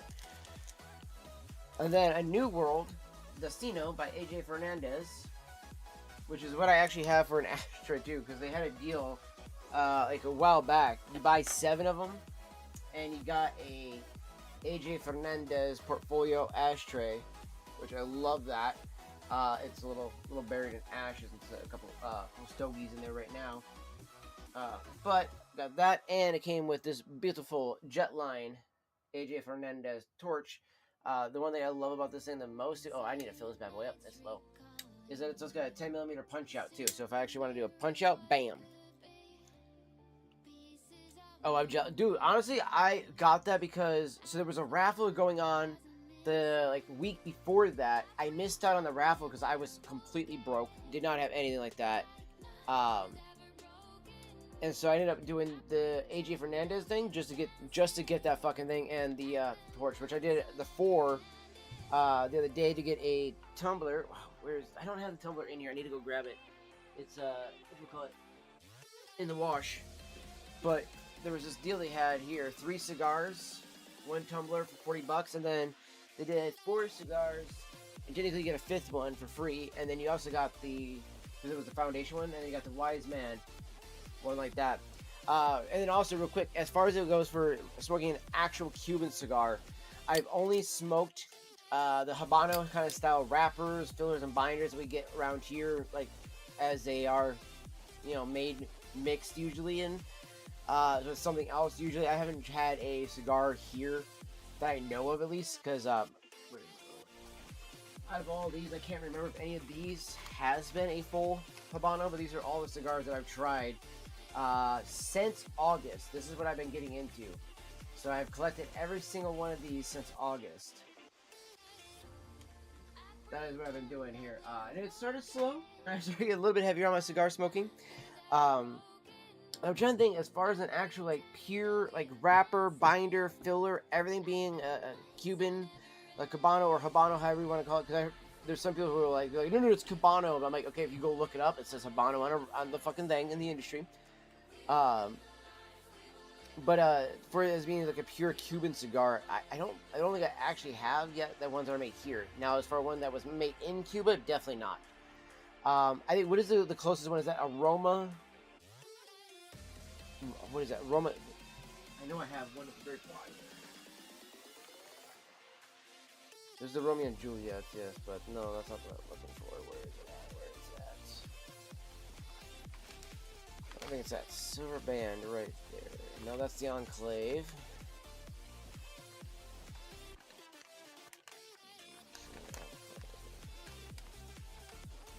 Porcelain, Eva.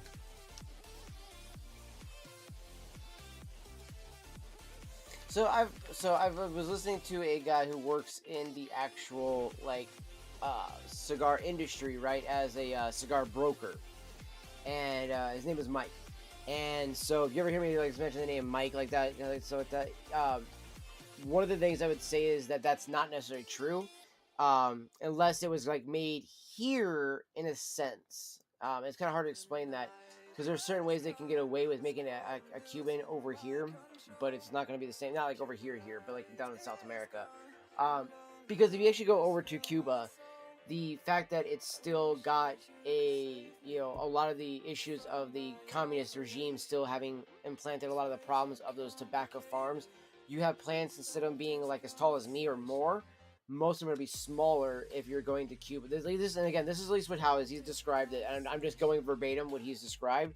And there's also a documentary that you could go look up too as well, uh, about all this too. So, and this is also coming from somebody who claims that he goes to Cuba all the time as well, and claims that with the fact that the tobacco itself is owned by the government itself, and that only, what is it, like 10% of it barely goes to the actual,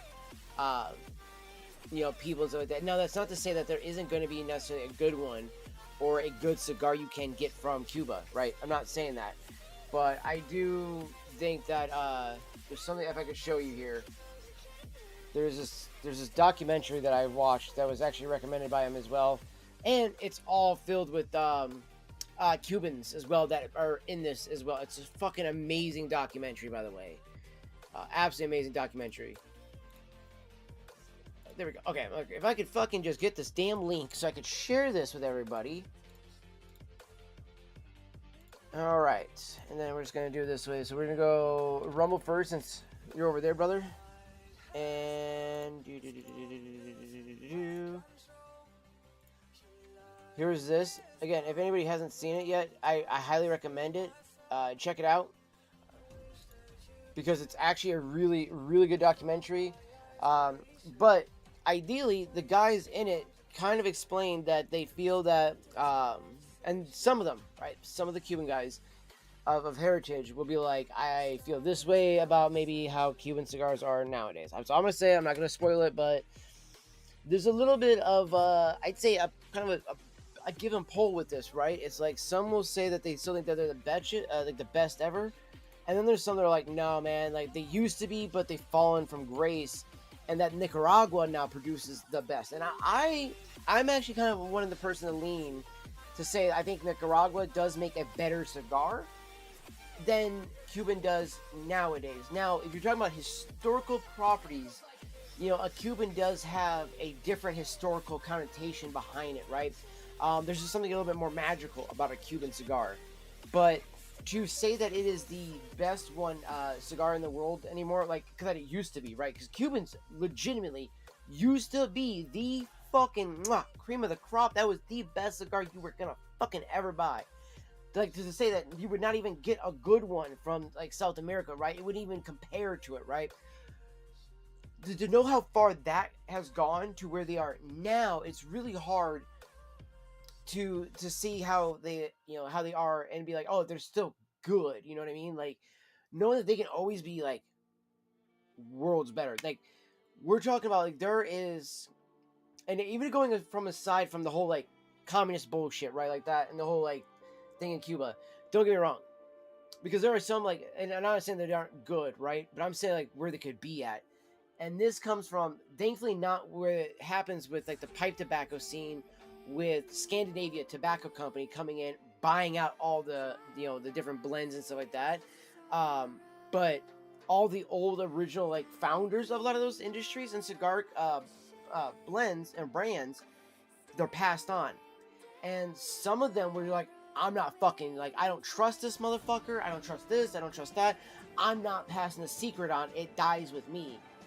And we lose so much history with that, and in that fucking documentary, there's one where the son who's going to his dad more or less tells him, like, you're never gonna be a good, like, cigar business owner and stuff like that. Like, you'll be great, but you'll never be, like, or you'll be good, but you'll never be great. You'll never be amazing. And he's like, fuck, man, that crushed me. And he makes that his life goal, and he fucking shines, man. Like, I do believe it's not the guy who does Perdomo. It's another big name. Oh my gosh. I want to say it's the Aroma de, what is that, Aroma de Cuba? Is that what the name is, that? Aroma de Cuba? Because that's one of the ones that's in there.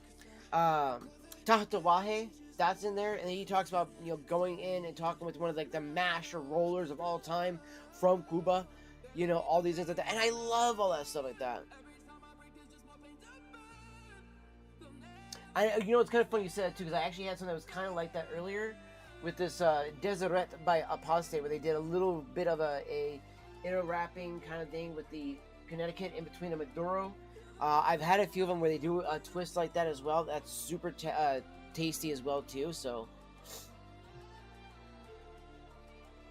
And it's funny you say it too because like speaking of that, I saw we finally got some stuff here in my local shops to do your roll your own cigars, and I was like, oh, I want to do my own. So like I want to make my own. Now they're not gonna be like good ones because they're all like flavored ones. So it's like the D level leaf on the plant. It's not gonna be like any like B, C, or A level tobacco leaves. But to get started, just trying to mess around, getting just to learn with something like that, dude.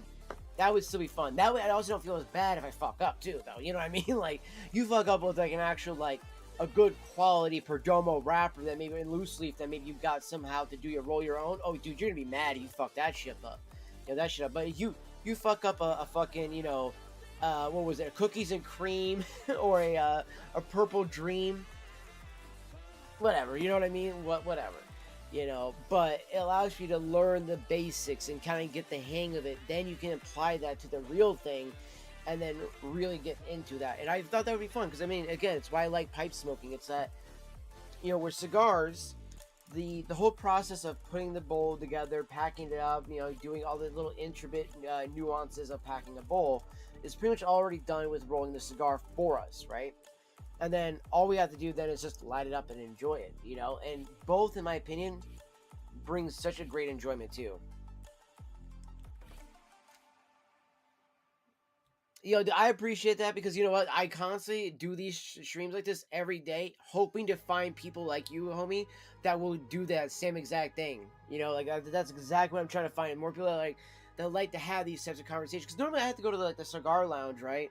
And I'll talk to them about stuff. But then, of course, like, lately we've had people coming in, they want to do the whole, like, instantly we go from talking about that to, like, we want to go do, like, conspiracy theories. Like, I'm cool with that. Yeah, sure. But, like, I still want to talk about tobacco and stuff like that, It's like, one of my goals is to become truly a tobacconist. So, one of the things I want to do is open up an actual pipe tobacco store here.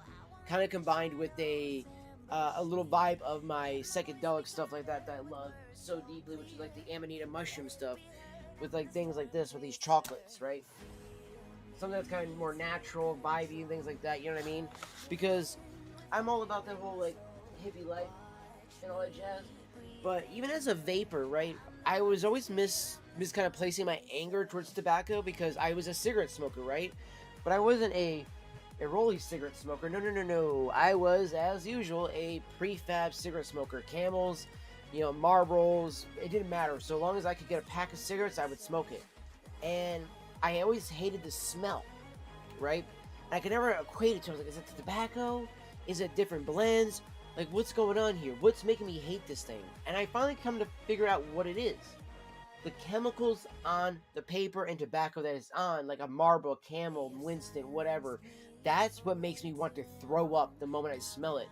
My mother has switched. Now, my mom... legitimately, my madre smokes cigarettes, and she has smoked most of my life. Whenever I have smelt those other cigarettes, they always make me gag after a while. These now, she is smoking rollies. Not a single moment have I said, man, that smells bad in the house. Especially as somebody who's now smoking pipe tobacco and cigars, I really don't have a place to argue about, like, oh, you should quit smoking, you know what I mean? Like, that's kind of asshole-ish. But this is the only thing I'm inhaling. I don't inhale a pipe. I don't inhale a cigar. But then I've also wanted to get back into doing shisha, because and most people don't even realize that it's like they think that shisha is somehow some non-tobacco form of smoking, but it is tobacco. Like most people don't realize it's just soaked in molasses and honey with flavoring.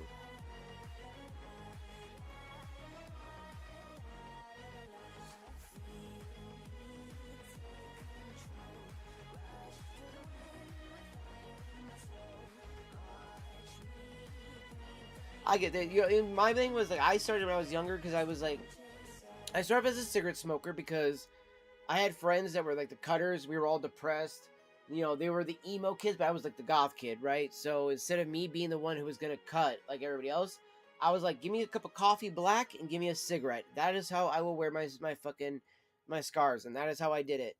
And once I got to a certain age, I was like, you know what? I want to live a little bit longer, but I want to be able to still enjoy nicotine because I like nicotine. So I went to vaping.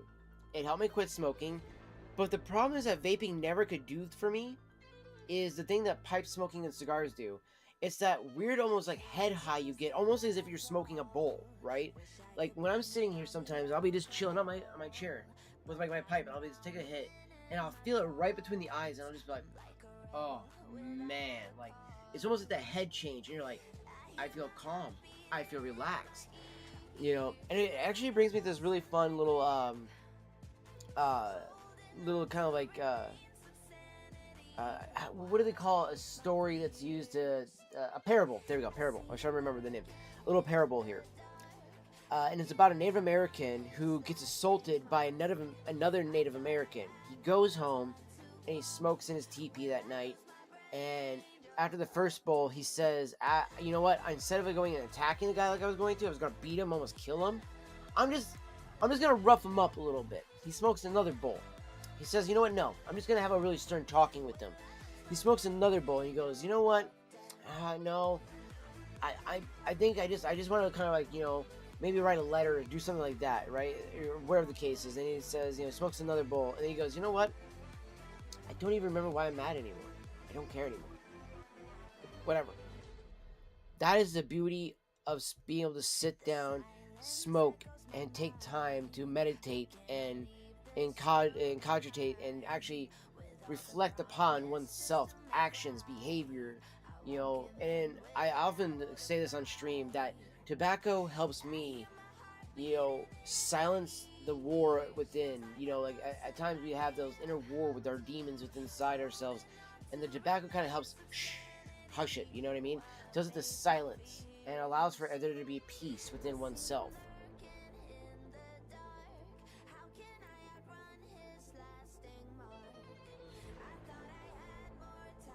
100%, brother. 100%.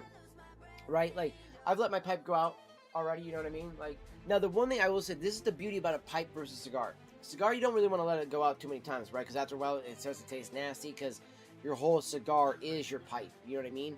So as it's going down this bad boy, it's breaking down all the oils and everything like that, and then after a few relights, it down here is not going to taste as good as it did at the front of this guy, right? With the pipe, it almost tastes the same. So long as you've been smoking it nice and slowly the entire time, it should taste the same from the first light to the end light.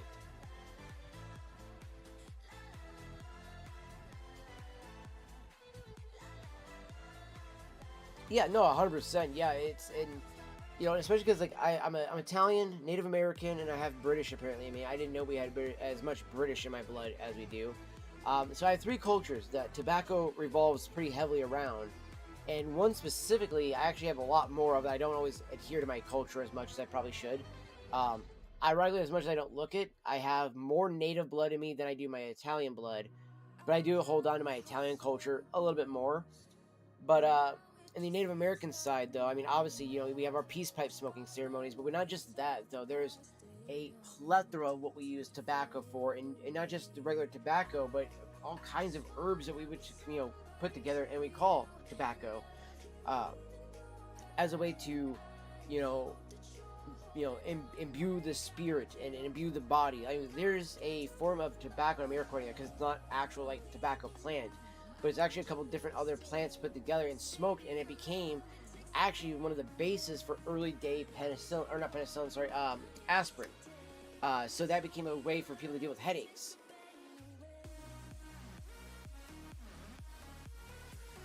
So you are all the smoking culture right there, especially with Dutch and, you know, I mean, definitely with Sicilian, you know, Italian, I would say, but Dutch and French, and then even German. I mean, speaking of German, my man, I got a German briar pipe right here. This is actually one of my favorites. It's a classic German briar pipe right here. Absolutely love it. And the way that this is different than all the other ones is that on the German briar, they put the bottom of the where the hole comes out for the shank. They make the hole line the entire bottom of the bowl, which I love that. So that way you don't have to pocket the bowl in any way for it to actually, you know, go into the airflow. You can just plant it down, boom, it goes down. You know what I mean? So, and this is what I mean. Like, this is why I love being able to talk about tobacco like this, because I think that, you know, tobacco's got such a bad rap, you know, and a lot of it stems from factory-made cigarettes and what it's done to people. And especially one of the things I was watching from a YouTuber over in England, his name is Richard Vobes.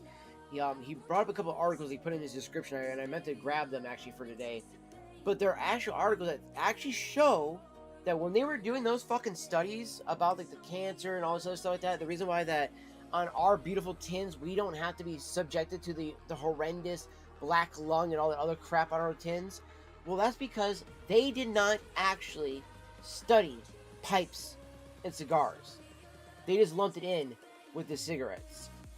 Because if you actually didn't know about this, not gonna happen. You might have, okay, you might, just because nicotine is a stimulant and it can raise your heart rate. So some people will go, well, that's linked to heart disease. Too much of anything is bad. Yes, I smoke an ungodly amount of tobacco every day, but you know what? It is my way to enjoy life and to relax. And on top of that, as an epileptic, get this, chat, as an epileptic, I have found that my tobacco works the same as my cannabis does for my epilepsy. So of course I'm gonna sit here and smoke like crazy.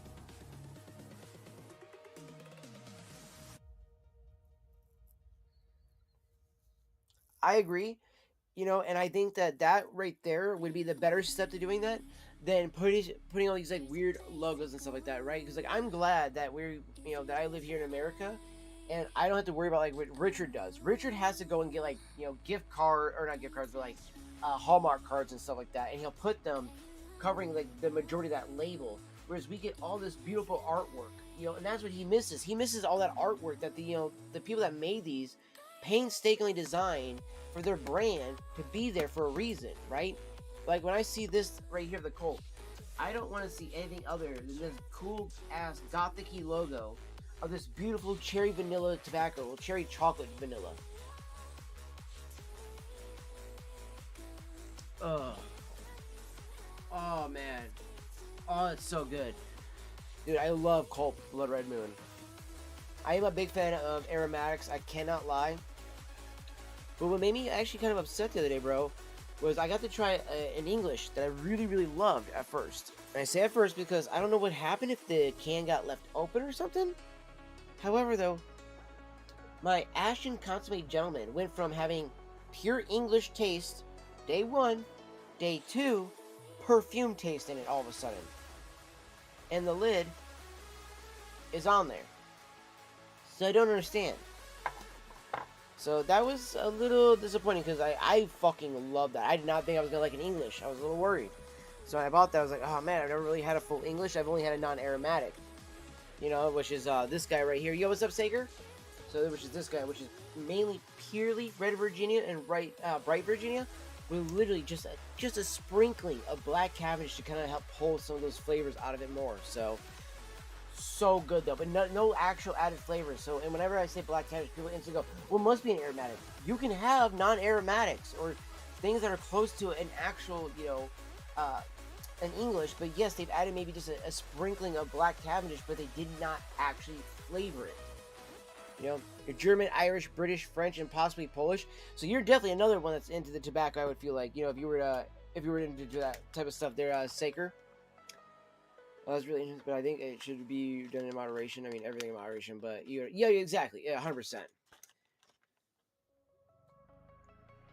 Yeah, and what's weird is I don't know if that's coming from the tobacco itself, if like it got a floral note from now after the can being opened and the gases and all the the fermentation doing its process. I don't know if that's what's going on, because when you open up the Consummate Gentleman, it has a very hickory note, right? Because it's we gotta get both bins down, so don't worry, we'll get it done. Don't worry. Just calm your shit. Calm your shit. So yeah, it's supposed to be a proper English mixture comprised of only the finest Virginia, Maryland, and Burley tobaccos with a hint of Latakia. The result is a stunning medium-bodied blend that is traditionally English in character, is what it says.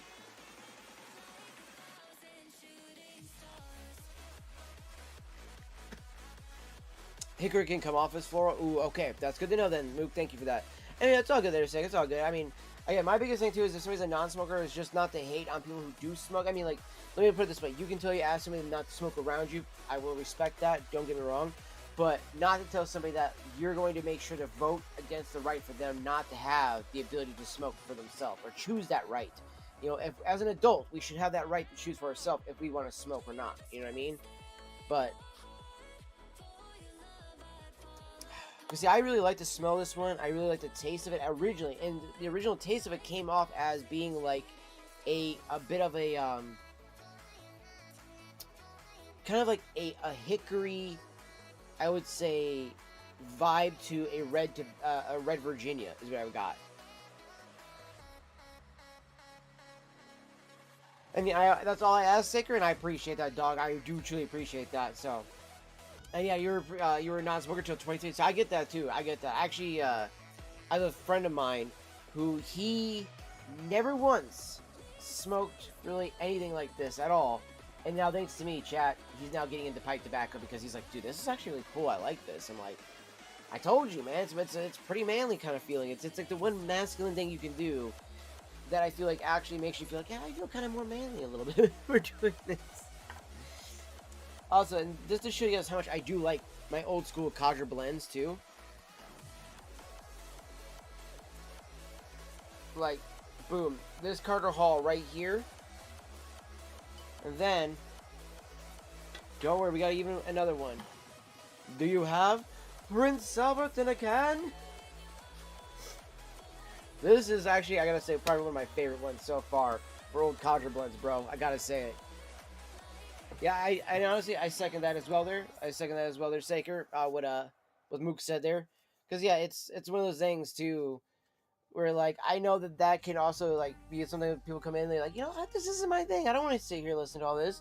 But then I have other people come in and say that, like, and they see the knowledge that can come from that, too, right? Like, you're actually learning also parts of American history, you know, or even history in general. And the reason why I say American history is because tobacco and America's founding is so linked together, and we have just thrown that shit to this, you know, to this, the sidelines, and acted as if like it is the demon of all demons.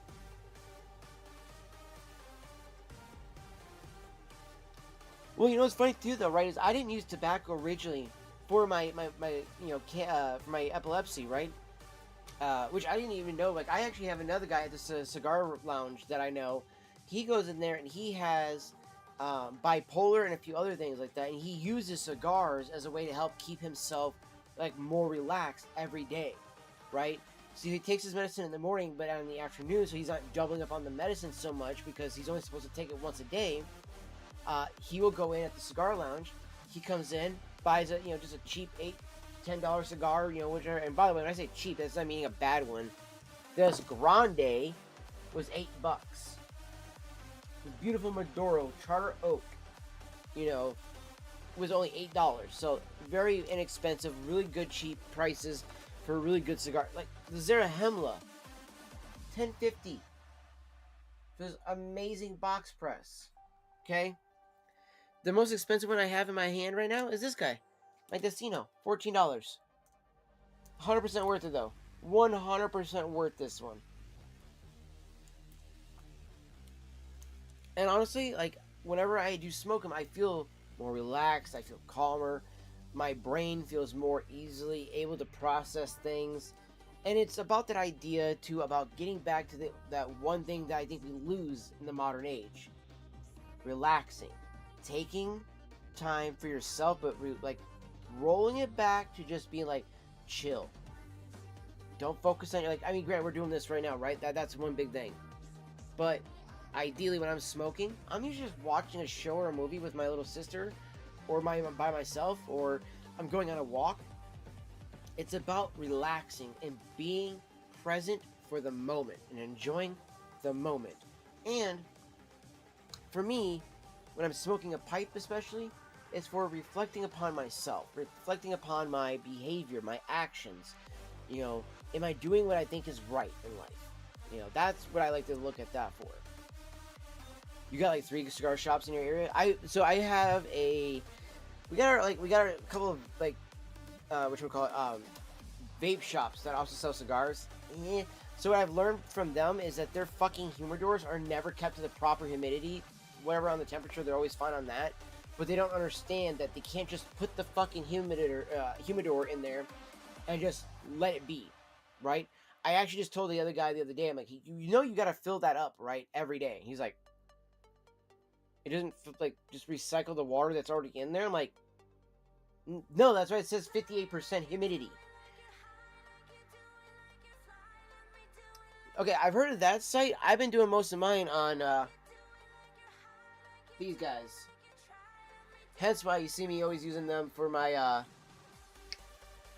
when I'm doing stuff like this here. Because like right now I have RLP6 loaded in the pipe right here, and it's also loaded in my my bent corn cob right here as well. So I have, so this way we can try it across the board. So I originally started it off with my Barracini right here, so that way I could see how the flavor changes with different bowl types, different stem types, and different qualities too. Like this is briarwood, right? And this is a corn cob, obviously. So, and this is also briarwood, even though it looks like a cherry wood or something like that. It is just briarwood as well. So,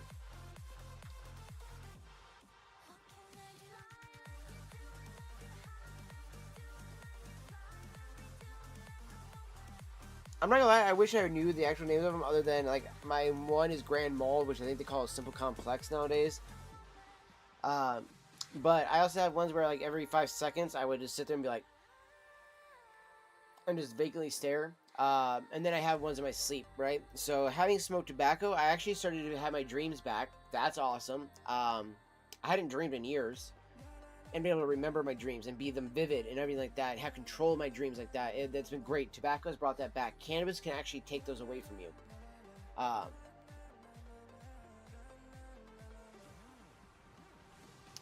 I've heard of one of those, and again, I'm grateful for not having to experience a lot of this crazy shit, man. Like, knock on wood, God bless me that while having to deal with it, I have been able to find ways to make sure, one, I didn't let it inhibit my life, and two, to try to combat it in any way possible.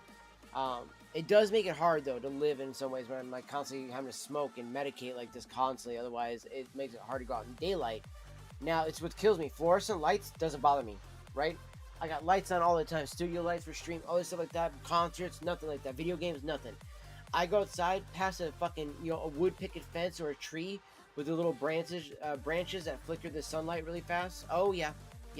All of a sudden, like, oh, like that instantly start twitching, fucking hitting the ground. Oh, yeah. Nope, not fun.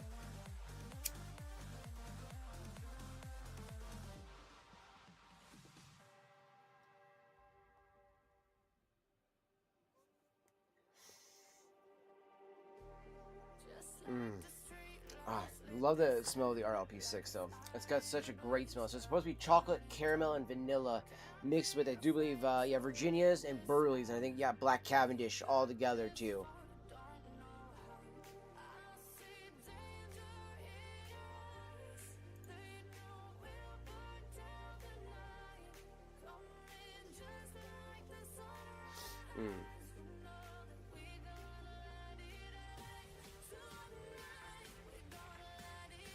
Actually, you were very close, I do believe. Let me double check on my can here. Because it's C-O-O, or C-O, C-O-N-N-O.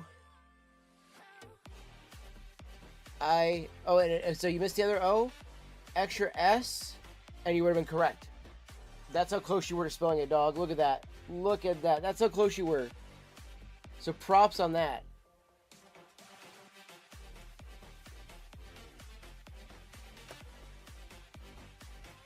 Yeah, mine didn't start until 7th grade, so. Dude, that's props, dog. Props on that.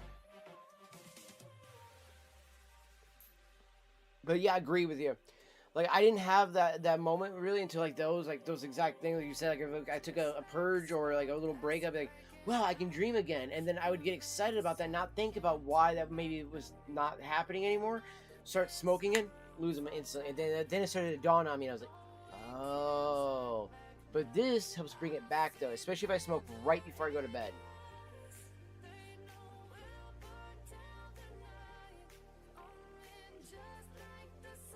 Very nice. What are you drinking on right now, brother? What you drinking on?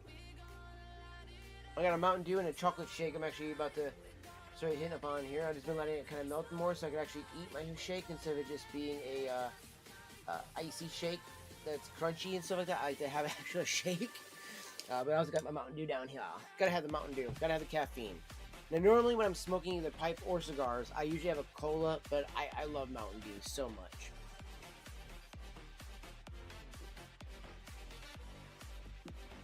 But colas do help with cigars and pipe smoking. And also, if you ever go, for those that don't know, okay, and I'm sure Mook could probably back me up on this, but if you're ever going in and just smoking at like a lounge or just hanging out with some friends, you feel a little shaky when you're smoking a cigar and maybe you haven't eaten or anything like that, go drink a Coke, Dr. Pepper, something dark like that in a soda, the cola wise. The acid one will help with the actual cigar, and breaking down the amount of feeling that you're going to get in your mouth, and also breaking down the excess nicotine that might build up in there. It helps kind of cleanse the palate, everything like that. But it helps with the sugar too, and helps you kind of balance out your blood sugar as well.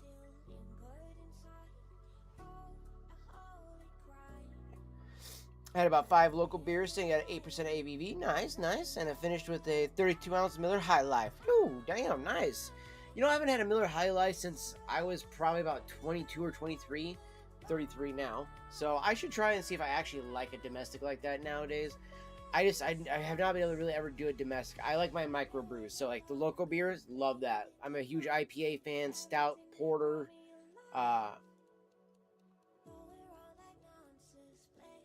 I do like ales, but it has to be specific ales and how they're made. Like my favorite ale that I like to get usually is Dead Guy Ale from Rogue. And then I usually like getting the Maple Bacon Ale that they have, which is in conjunction with Voodoo Donuts. Oh gosh, is it good. I love Voodoo Donuts, man. That shit is so good. But then you get a beer that is a good combination of both a local brewery and a donut shop. Oh, heaven! Plus, by the way, like, go to Voodoo Donuts and you get a maple bacon bar, which is literally just a maple bar with a slab of bacon on it. It is fucking delicious.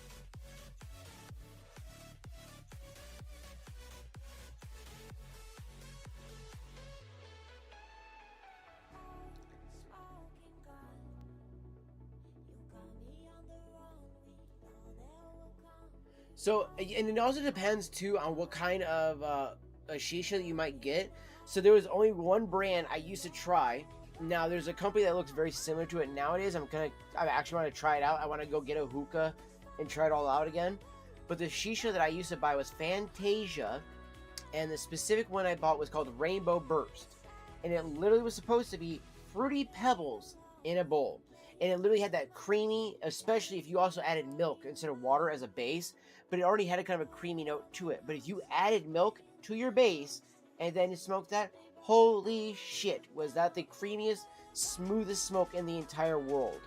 But it can also put you to sleep a bit, because then you start getting the warm milk vibe, and the warm milk actually starts releasing the amitriptyline in the actual smoke, and you start like pretty much vaping amitriptyline, and you're literally like, and as soon as you pass out, every time we ever did, when we passed out from one of those hits, it would be the most lucid, like almost like psychedelic dreams you were having.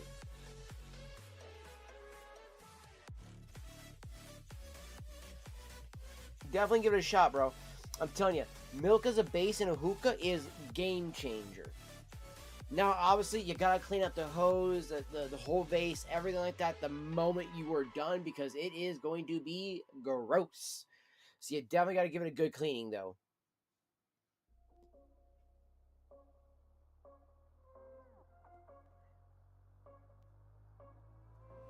Yep. Yeah. I like watching those when I actually take like stuff like this. So I have these guys here, right? Which are called Amanita mushrooms. They're Saker, which are the red and white mushrooms that Mario takes to get, healthy and grow big and everything in the game. So this is a brand called Golden Teacher. So I have Golden Toffee, Coconut Bites, and pistachio flavor of these. Eat a whole bar, you're going to be tripping, right? But I also have things called Little Motherfuckers, which are sitting right here, which have an assortment of psychedelic compounds in them. You take 2 of those, you will be take 4 of them, you'll be talking to God. 2 of them, you'll be seeing colors, or seeing sounds and smelling colors. These are the red and white mushrooms, but in gummy form. So there is all kinds of ways you can take psychedelics like that, and I love doing these with like smoking, especially like with like hookahs and stuff like that. Because usually when you're on psychedelics, you just want to smoke because there's something about being able to watch the smoke and you see shapes and like all kinds of things in the smoke itself. That's another way it becomes very zenful and therapeutic and actually meditative as well when you're smoking. Like, I absolutely love smoking when I'm tripping.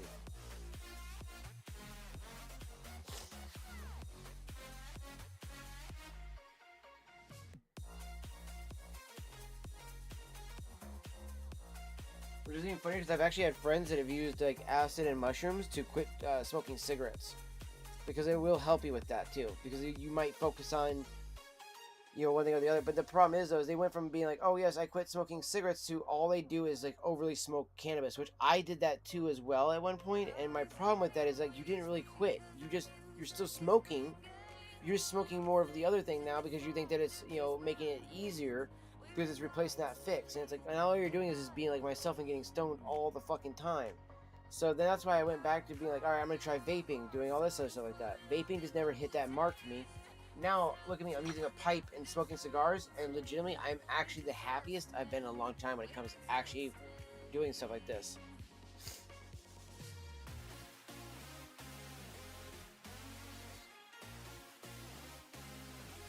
It was like the double apple after taking 4 hits, my head started to spin.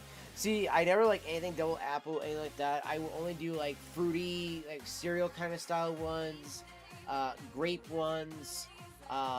If it's apple, it has to be like an apple crumble pie, like the Dutch apple one. Very, very like specific ones I have to do like that, right? And on top of that, especially if you're going into a hookah lounge, I always request, it's usually more expensive, but I always request, can I please get milk in my base? Because as soon as it's done with that first bowl, they will automatically switch it out for water for you. And they just bring you usually a brand new hookah. So that's the other nice thing about that.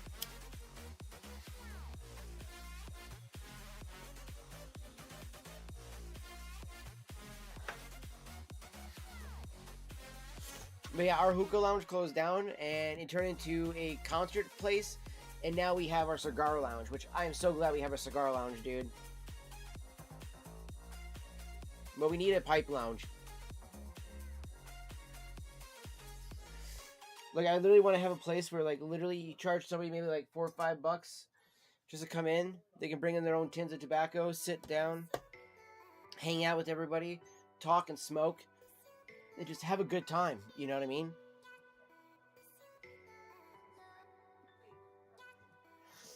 Like, that's what I would love to be able to do. I think that would be great for the community, and I also think one of the best things about, in my opinion, about pipe smoking is that it's a lot like cigars in the sense that I do find it to be something social. I think that it's meant to be social. I think that the problem is most people don't see it as social because they're like, they look at it as being like, oh no, cigars is meant to be something you do solo and just sitting by yourself. I'm like, no. You should be able to smoke with friends as well.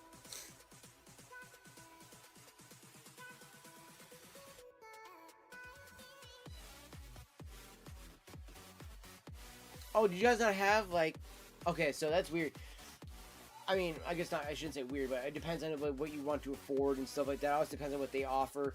So, when we had our hookah lounge, we always would get the 4 to 8 hoses, and we'd always make sure we got however many hookahs for however many groups of people. So, we had, like, let's say, you know, 8 people, but everybody wanted to do, like, 2 groups wanted to do 2 different things, 4 and 4. We'd pay for 2 hookahs, 4 hoses each. You know, and do the bases, all this stuff like that. Like, that's what we did. We always made sure to make sure every time our group was smoking that we could do these things. Now, if they told us that we didn't have enough hookahs to do that, people sacrificed. And yeah, we would just cycle through. Usually with like 1 or 2 good couple hits. Sometimes you were just sitting on it for a while because nobody else wanted to hit it and you were the only one wanting to. So you were like, fuck it, I'm going to sit here and rip it.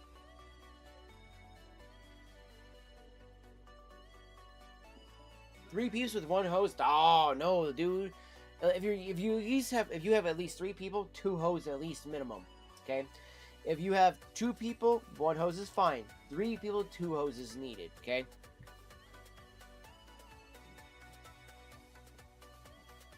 I was like, once you get 4 people, 4 hoses. 5 people, 4 hoses.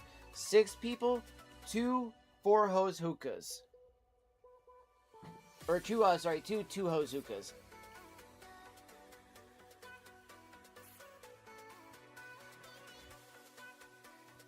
And that way you can actually alternate a little bit evenly when it comes to that cycle. Like, there's always ways to alternate them and stuff like that, usually. But you know what I mean? Like, that's... I feel like they didn't have, though, the same level of things like that, too.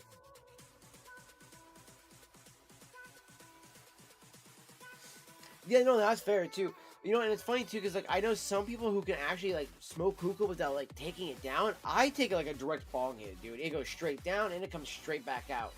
Like, I'm taking a big, this is actually, funny enough, I equate this to, like, hookah, because of the one thing you can do like this.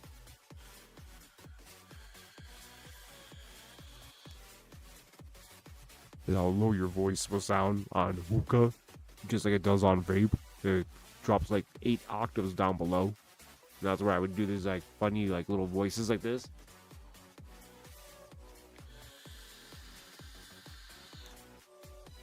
Sweet Baby Ray's barbecue sauce. No, maybe that hickory smoke flavor. These are things you could redeem over on Twitch and Kick back in the day. I don't know if I saw the kick points for the redeeming for them, but I'd be like, oh yeah, I'll do vape voices for like kick points and stuff like that, which are free points. You just earn the channel points. Oh my god, my nose is itchy enough from doing that, from all the vapor getting up my nose. And then we have this one too.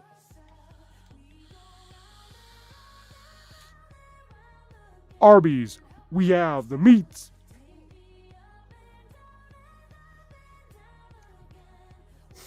Dude, I'm telling you, man, it was like, that's good comedy, bro.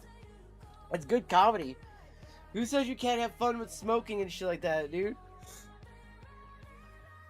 Or, you know.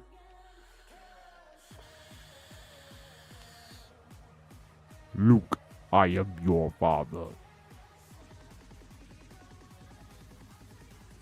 Like, I ain't got a deep voice like that, you know what I mean? Like, so, it helps me sound more manly, okay? It makes me feel like my balls have dropped, okay?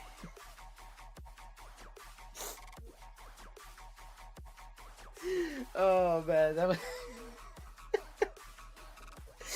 Oh, man, I had to make that joke, dog. I had to make that joke. Oh, it's legitimately, though, like one of my favorite things. Then, the other favorite thing that you can do with vapes that you can still do with hookahs, this is how I know that vaping and hookah is practically the same exact thing, right? Is because I would literally take big ass rips, and then we'd have a little cup, like solo cup, with like yay much soap and water, and take a straw, dip it in there. We take those big hits, we blow it into the fucking thing, and we'd be like, Flipendo! We were playing fucking Harry Potter and shit. Be like, Wingardium Leviosa! Oh man, the shit we did as 18 and 19-year-olds with a fucking hookah and kept us fucking occupied for hours, dude. We made our own entertainment. We didn't need cable and all that other shit. Fuck that. We were cable.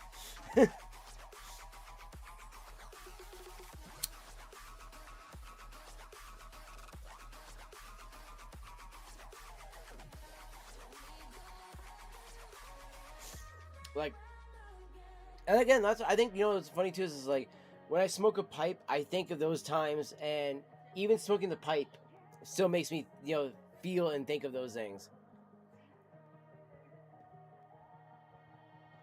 I feel you on that. So, the biggest reason why I used to use disposables was that when I worked in the vape shops, I wanted to know what customers were gonna like, because I don't want to be a used car salesman. I want to sell something that somebody's gonna like.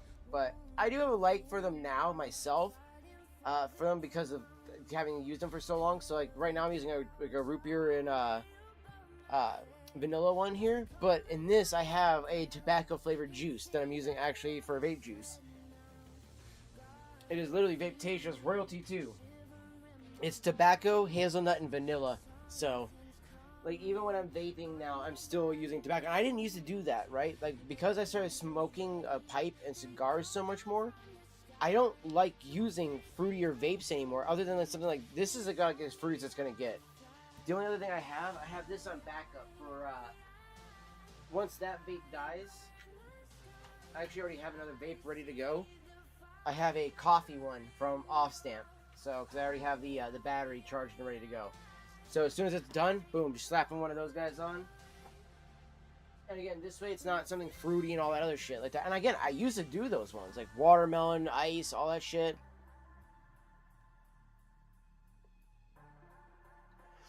And it's not so much that I don't like them or that I hate them, it's just that they don't taste as good anymore. They taste so synthetic where I'm like, I just want that taste of tobacco now.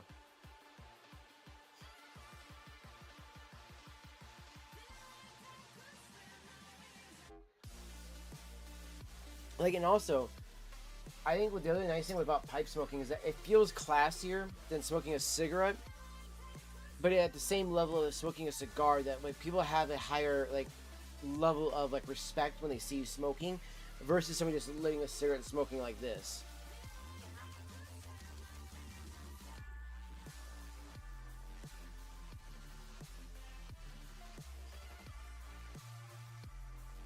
I will say, for me, pipe tobacco is actually still cheaper than either one of the two. So a bottle of juice is like 20 bucks, right? So, and that's only because I actually know the owner. Right now at his store, $28 for this bottle of juice. So nearly 30 bucks. Okay.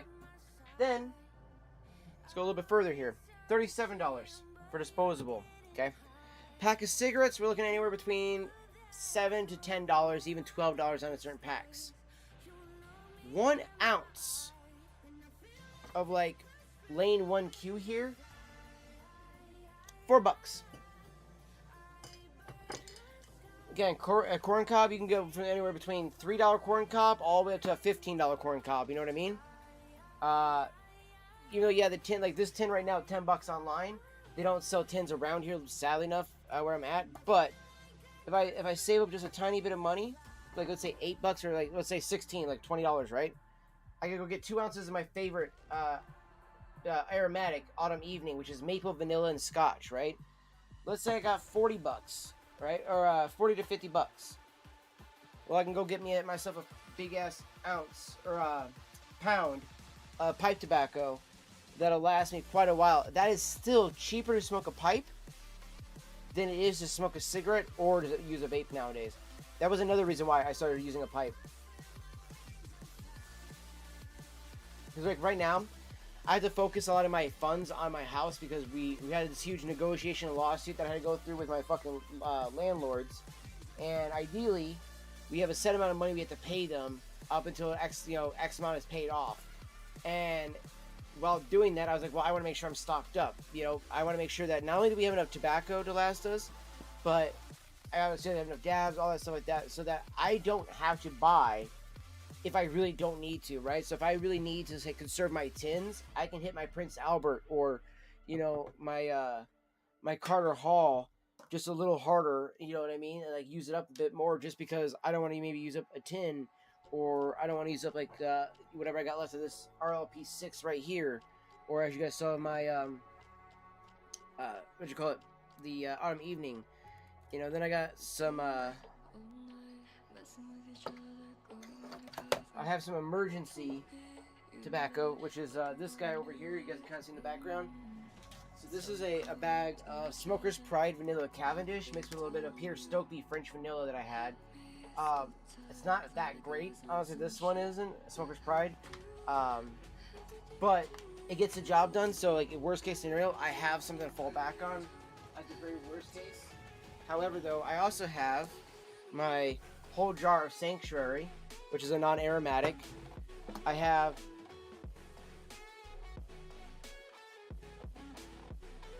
my mom's old can of Drum here, filled with apple pie pipe tobacco, which is this burley one I have. This is the Aaron Go Bragg one. So I put this, that had 3 pouches of it. I put all 3 pouches in here, chat. So that's what's filling up this bad boy here. And then we got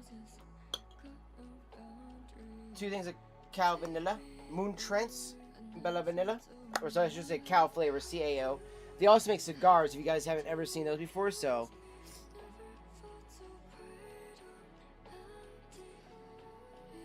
Oh yeah, dude, I love those. Was it one of those big black table ones that you could do that with like the lever, or was it like one of those little slider ones like that?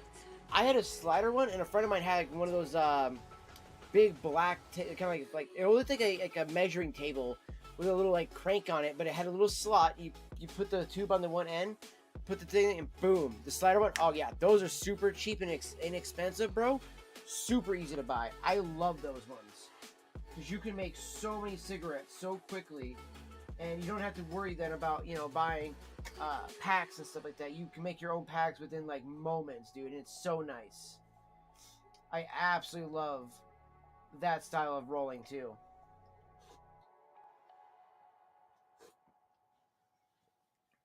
Chocolate shake. Delicious. Oh, hell yeah, dude. That's actually what I'm planning to get for my mom and I at some point. Just so we can start doing that out because I actually like the Peter Stokeby tobacco for like rolling and stuff like that. But I think my favorite tobacco, honestly, has been, at least for rolling ones, oddly enough, has been, I gotta say, usually Gambler, but I want to try the Native American Spirit one.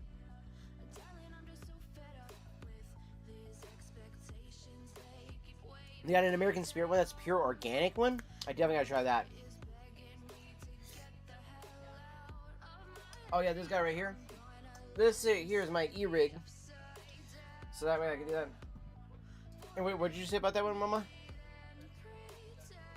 Yeah, the organic one. Yeah, and that one's the expensive one, but it's super. But they don't make a tub of it. They only make the tub of the light blue one. But the fucking organic one is only done in pouches, which is so stupid. Irritates me.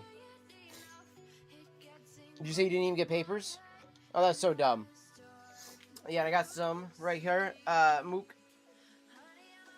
Those are the dabs I got. We got quite a few of those. And I've actually been able to make these last me, too. I had got these last week. And I'm still rocking them. So, I've done pretty good with all that.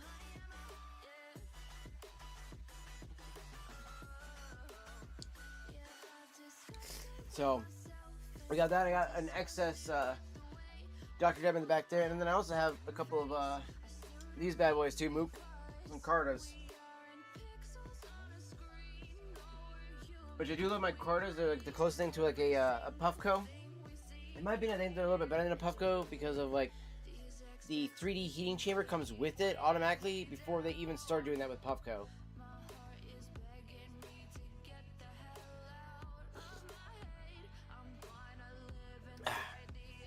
So I'm enjoying that chocolate shake before it gets all crappy. I don't want it to go to waste.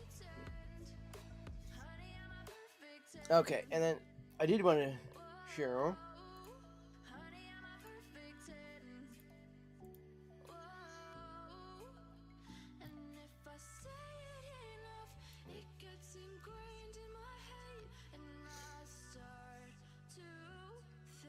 Oh damn! Honestly, the best way to do them is if you can get a. There's a little pipe version of it, right? It's like it's made by Puffco, but it literally looks like a regular pipe, and you can load the dabs on the inside and just kind of hit it like that, and boom, you're good to go. Like, and legitimately, I don't even use water a lot of the times. Like the Dr. Dabber is the first time I've done water in my pieces in a long time. Like this isn't like no water in here because either like evaporated or because it dumped it out and I didn't want to get water stick. No. I don't hit these with water. I do dry hits off this. This is like a giant steamroller at that point. And honestly, it works way more effective that way. So I do honestly recommend doing dabs without a water filtration, and I think you will get way more bang for your buck.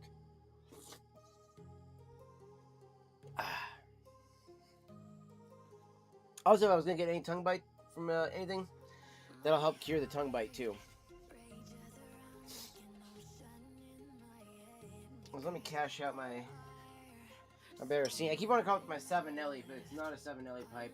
It just reminds me, because they're both Italian. and it's literally 7-Eleven's direct competitor is Barricini, because they make a more affordable. They make the more affordable Italian pipes. And in my opinion, too, from what I've heard, there is just too much of a chance that your fucking, you know, $100 plus, $200 to $300 plus fucking pipe you buy from 7-Eleven could actually straight up like be a dud.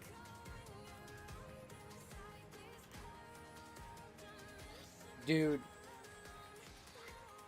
my very first dab that I did, I wish would have been the size of that, because I feel like that would have been more acceptable. My friend thought it would be funny to try to fucking kill me. I swear to God. Okay? So the first dab I ever did, we did on what was called a health stone. Alright, these health stones were these little like teardrop looking bowl pieces with carbon, like a carbon stone at the top. And you would scrape your dab onto that and take your torch and just blast it right on the carbon. It would just blast as if you were just taking a bowl hit. It's how it's supposed to work. Excuse me. They're not good for you, but they were great because they're just perfect for like, alright, let's do a quick hit. So, you blast your dab, you take your dab, you're doing all this stuff like that, right? Well, what he did was he melted the first bit in to the fucking stone, right? He loaded a dab about yay big first, melts it in, and then loads me another dab about yay big, okay? And then goes, here you go, bro. Hands me it, fucking hands me a little torch about like this, okay? And goes, you're good, just shh. So I do exactly that. I roast it, and I realize it's still going, and it's still going, and it's still going, and I'm like, and he's like, gotta keep going, bro, keep going. And I'm like, fuck, dude, like, I'm like fucking gasping at this point.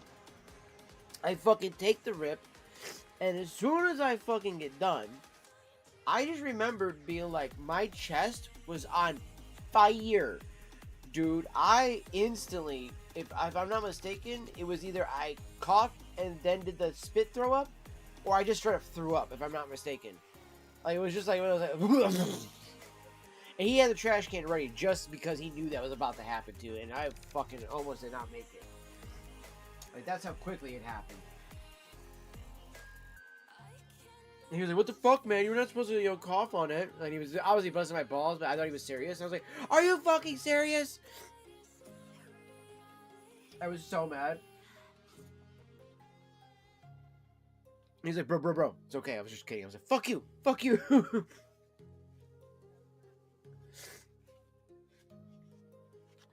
Bro, I'm telling you, man. There was one of those moments like, you know when you cough so hard, not to sound disgusting, chat, you know when you cough so hard, you're like, oh my god, I think I almost just shit myself. Dude, I felt that. When I took that hit, I was like, bro, I need to go to the bathroom. I was all paranoid and shit. I was like, dude, what happened, man? I just evacuate my bowels while coughing? Like, no, that's not cool. Like, who does that, man? You know, my friend was a dick, and then therefore on, I would learn to try to do better with those. He inevitably got me into the reason why I can do the globbers I can now. Like, there's this good meme of Jeff Goldblum from in the, I think it's in the Guardians of the Galaxy or the Avengers, I can't remember which one. But he's got the big old staff with the orange orb at the end of it, and it's like the screenshot of him holding up the staff like this, and it's like, when my friends come over and I say, you want to do a dab? It's like the giant orb is I was like, oh damn, man, that feels like a direct shot nowadays. What the fuck, bro? Avengers, yeah, that's right. Dude, you know what? The only thing that I think actually helped me prepare for that moment was I had something similar happen down in Boise, Idaho. I'm 16 years old. I'm hanging out with some friends. You know, oh, that's right. That's right. It's in the Thor movies. That's right. So I want to say what is it? Ragnarok, isn't it? Love and Thunder. That's right. Love and Thunder. But my buddy decides he does what this we call a polo bowl. So if you've seen a gravity bong, right? I mean, chat. Most of you, I'm pretty sure, know what a gravity bong is. If you don't know what a gravity bong is, chat, for those in the crowd that don't know, you take, let's say, a milk jug, okay, or even better yet, you take a 2-liter bottle, and then you take a 1-liter bottle. You fill the 2-liter bottle with water, and you cut part of the. You can you can do this a couple ways. You can either cut the whole bottom off of the 1-liter, or if you're kind of like me and you kind of get ingenuitive, you take a screwdriver, heat it, and pierce holes opposite, like in 3 little spots on like a Mountain Dew bottle, so it'll create a vortex of water coming down the bottle in the 1-liter, right? Which then means it creates a tighter suction of water pulling the smoke down. Okay. The other way to do this is even like more crazy is if you can install a straw in there just right that allows for it to percolate, right? Yeah, exactly. More pressure, more smoke.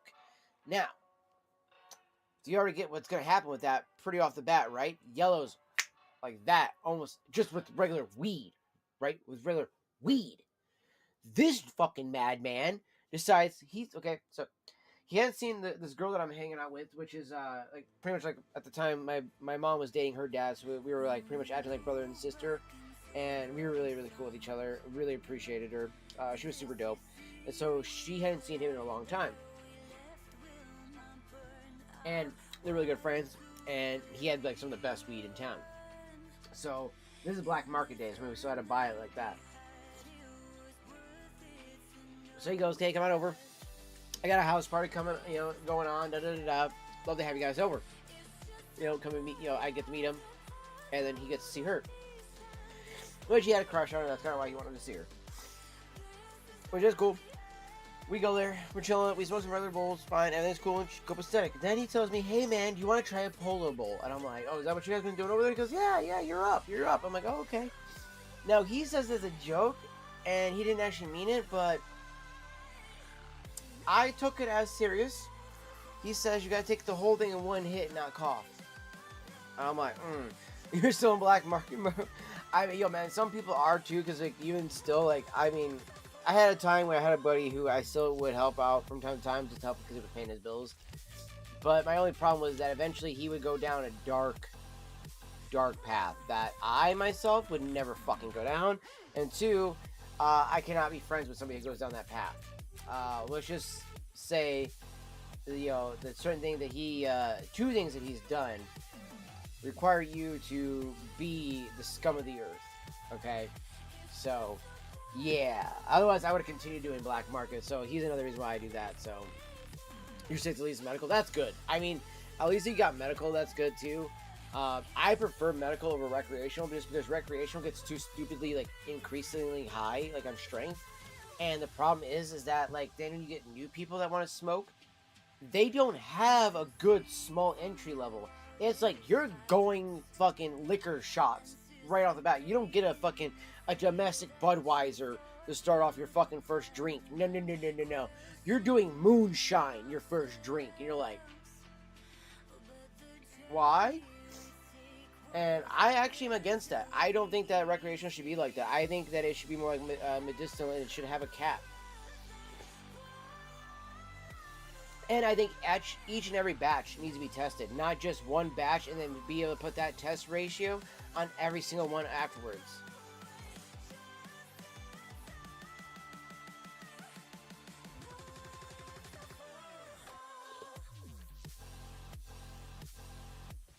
And I also think they should have to do the thing where you actually got to like get like the smell and see it up first and personal before you make your choice. Like Oregon does that. Like you can, they open up the jar, they'll hold it like chopsticks, and you can pick it up and go, yes, I want the most. Like you go into like a pipe store, right? And you're smelling the jars of pipe tobacco, like, yes, I want some of that coconut over there, right? Like you're pretty much doing this.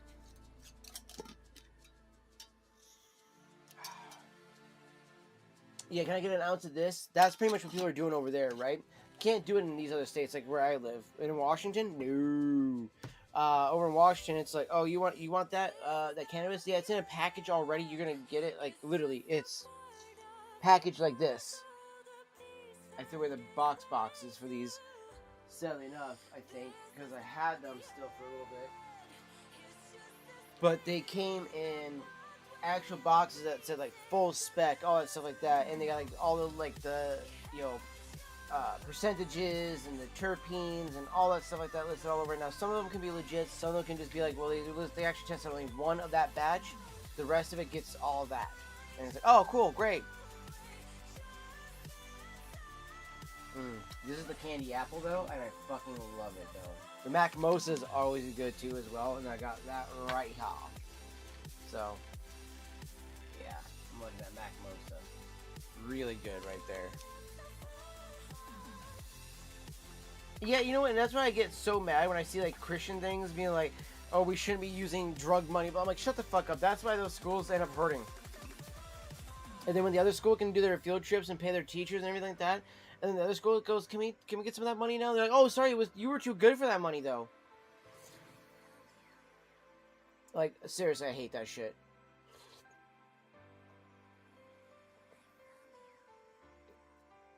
Like, I would just rather fucking teachers be paid, students get their, their equipment they need, and be able to take the field trips they want.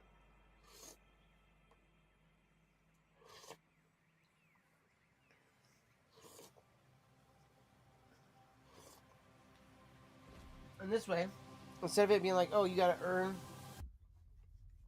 your trip to, like, whatever, like, field trip thing, right? By doing a fundraiser.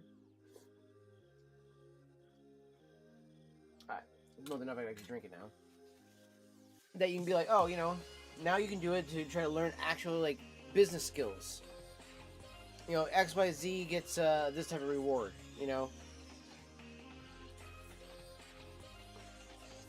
Guarantee you can still do anything.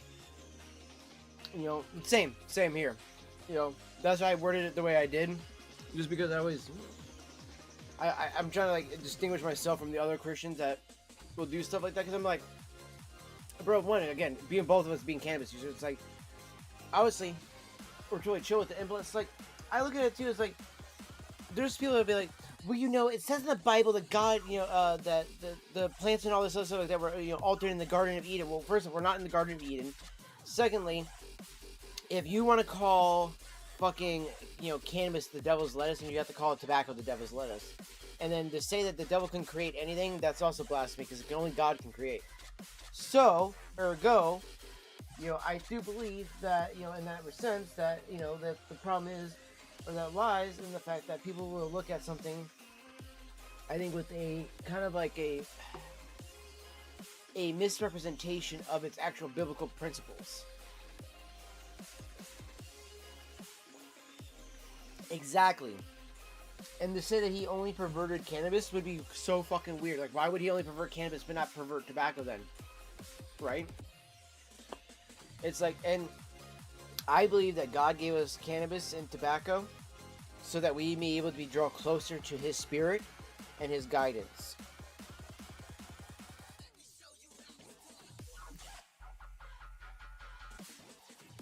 Yeah, exactly. Another thing too I look at too is like, I am also a believer that Moses, well, having a prophetic person and having divine moment and inspiration, I also believe that he was also influenced by the ayahuasca burning bush that was in that area. And it's not to be like, oh, it was just a drug trip, this was not real. No, I think that what had happened was that drug trip made it easier for him to actually see God in his true state, or at least in a state that he could see him in, and actually hear him clearer than he ever could ever before. And it spoke truer to his soul because he needed the awakening at that point. That, at this point, excuse me, he gets, because you think about it when he first sees it, right? He's going there to be told that he needs to go free his people because he is Jewish, and that the only way to, to set his people free is by unleashing these, plagues and all this other stuff like that on Pharaoh, and he's got to harden Pharaoh's heart and all this other stuff like that. So Moses goes, you know what? All right, cool. I want to do this. Do you feel your bones start to shake? Do you feel the earthquake? Do you feel your bones start to shake? Do you feel the earthquake? And I agree with that. And it's funny too, because I made a comment too to my little sister. I said, the reason why I think vaping never worked for me, like, smoking pipes do or cigars, is that man can never do what God created better. We will always try to do whatever God created, recreate it, and try to make it better in our eyes, and whatever the case is. And we'll lie to ourselves and say it is, but in reality, it will never be close to whatever God creates. We can only try to replicate, but we will never do exactly what He has made.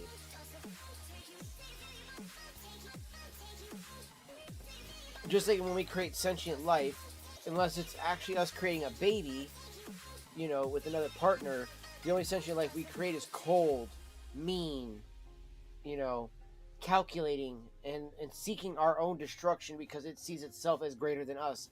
As people once saw themselves greater than God. Hence the Tower of Babel.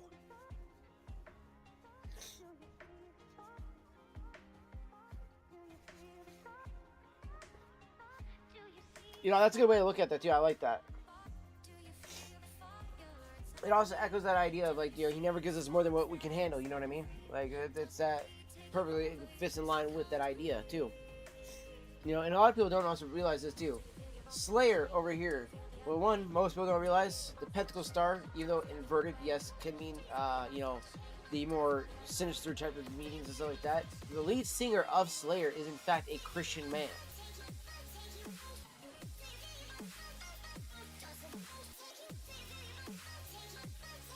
You know, and honestly, I look at the stuff that, you know, the stuff that people may get, you know, perverted by, or, you know, misconstrued or misinterpret the information, and then go, this is my, you know, my opinion on this because this is what I've interpreted, doesn't mean always that they are necessarily evil people or anything like that, but they are just other sheep led astray, and it is our job and duty to help try to lead them back upon the right path. And while I'm not going to tell every single person that they should go smoke, I think that every person should smoke. No, I'm just kidding. No, one, I don't think that any, I think that, like, legitimately, first of all, when it comes to cannabis, more so than tobacco, it's not meant for everybody. There's very, very, very select people out there that really should never, ever, ever smoke cannabis. It is going to make you a lazy piece of shit. It's going to actually exacerbate maybe some of the worst parts of your body and your mind. Tobacco-wise, I think that there's going to be a lot of people who will, when they try to use it, they're not going to use it for the right reasons, and they'll end up falling in those traps and in those pitfalls and become a slave to that thing that which can be used as a tool, but is now literally their lifeline to just existing, right? Like, I'm not smoking pipe bowls because I feel like I need to. I do it because I want to, right? But I do the fact because I'm like, oh, I have the tobacco, I can sit and enjoy it. Like, I literally have right here, not kind of the other two tins you just saw, okay, plus the other one, so that's these plus 3. All right, 1 second here.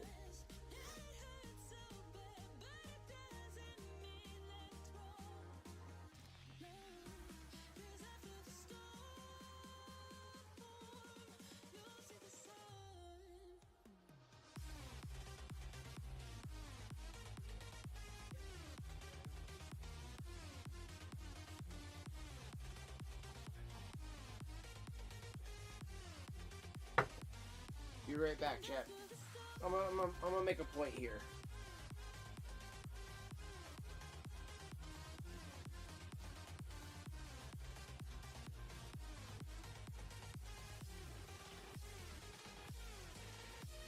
So, we have another whole jar right here, or not a whole jar, but another partial jar. That's Cornell and Deal Espresso. I have a total of 3 of these. Peter Stokely Optimum, Cornell and Deal Dark Cherry Cavendish, and then Lane Limited BCA right there. Now these are all going into the cellar part of it, right? And then these 2 extra cans right here. Extra can of Ashton Smooth Sailing, and an extra can of Peterson's Sweet Killarney. Now, the reason I got these is that way I have 2 at least cellaring of our aromatics with the rest of all this stuff over here, right? So I got those going, along with the homemade one I made of Lane's BCA and Lane's Berry Cherry to make my own chocolate cherry kind of vibe. So my own version of Colt is what I try to make. Then we have Haunted Bookshop by Cornell and Deal. All right. And then, like I said, we got the Espresso here by Cornell and Deal. Quite a bit of Cornell and Deal I have in the house, not gonna lie. Between that and Peterson, probably the two brands I have the most. So when I say that, I have all this tobacco that I want to be able to use, I don't have it because I'm like, I need it. I have it because I'm like, oh man, I really would like to smoke that. Oh, that sounds delicious. Like we were saying earlier, right? It's like, oh, that sounds just absolutely tasty. I would love to put that in my pipe and smoke it, or maybe, oh, I would love to have a stick of that because that would be a great, a great cigar to smoke, after having dinner, or, oh, that's a great cigar after having done all this stuff as a celebration to be a victory thing, right? That is a big part of a lot of this too. And speaking of cigars, actually, where is the telescopic thing that has other 2 or 3 cigars in? Right here. Right, so like when I was talking about the other cigars I have, right, I got these 3 sitting right here along with the Coho. So we have, this isn't even counting the ones that are inside the humidor right now. So right now we have 5 cigars just sitting right here, right? Plus another 2 right here. We got the Lonsdale of the Charter Oak right here. And then I have a Florida Los Antonellas Maduro Toro box press by my father. Okay? So, I like to smoke. You know what I mean? So, I see that as being like something that I notice a lot of people see that as being like, oh my gosh, how dare you, smoke tobacco, how dare you do these things, da da da da, you're hurting yourself, hurting, others around you.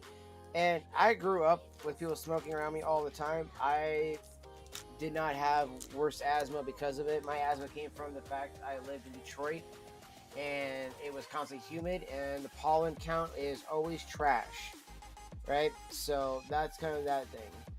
Whereas, everything out here in the Northwest doesn't really help either, obviously, not gonna lie. But living in a house with someone who smoked their entire life like that, no, never had an issue with that. In fact, one of my friends and the pastor of our church, he did that with his kids, and his kid is the same as me when it comes to like growing up with asthma, but it was not because of the father and all this other stuff like that too. So.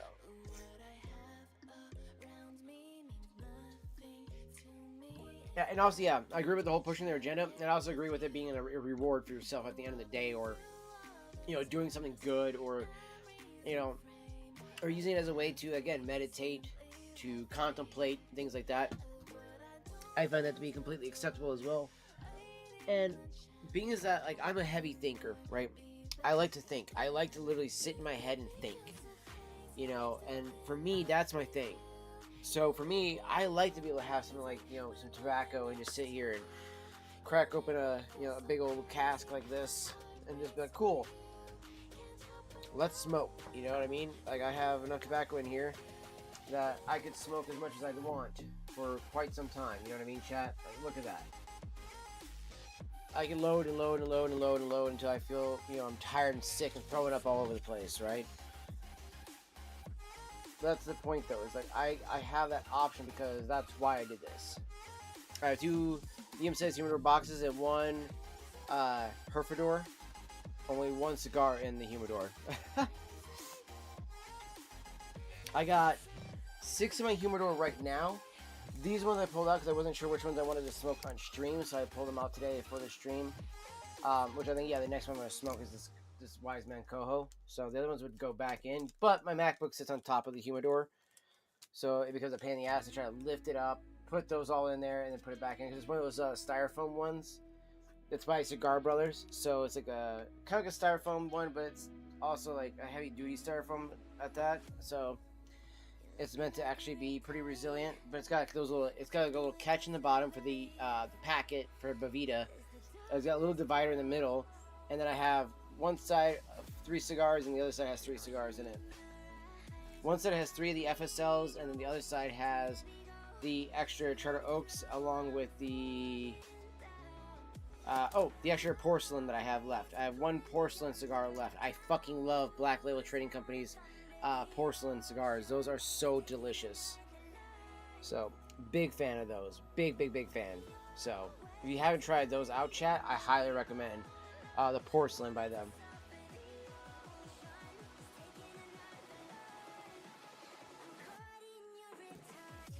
If I'm not mistaken, I do believe this was, yeah. That's what we smoked earlier, was the Porcelain.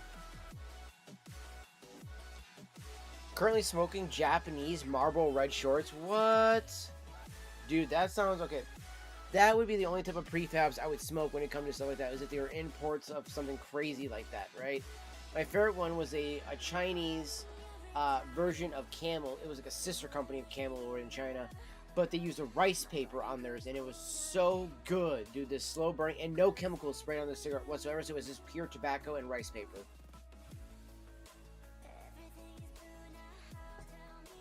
And the filter was designed so that it actually releases more flavor without it being like really there to filter anything, but other than just catch any debris that might come through the cigarette.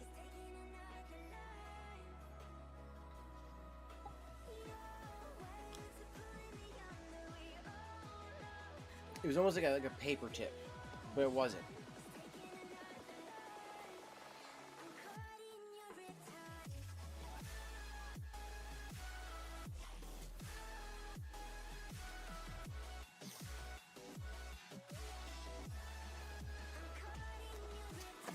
We're getting to a cigar though. Gotta do some of this here, chat.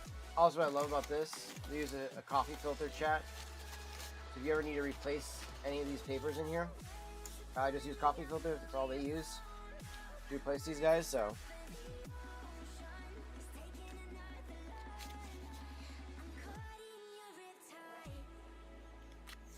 dude, that is dope as shit.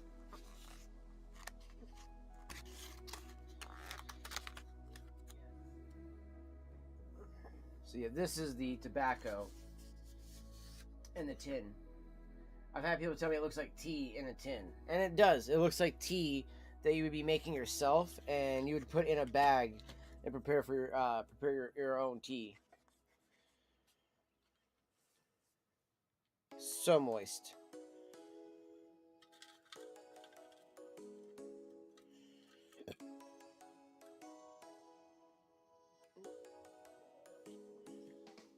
This is another reason why I want to get some more of this stuff, because this is like the only tobacco that once you took off that kind of harder layer of it and stuff like that, that's super caked in here, it legitimately is just the moistest.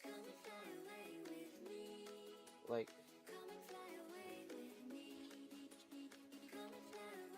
yeah, I think most people forget like how deep this actually goes.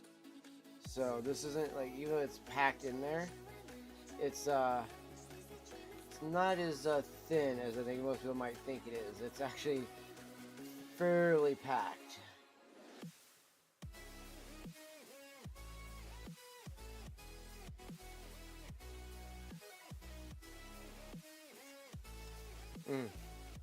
So good, chat. So good.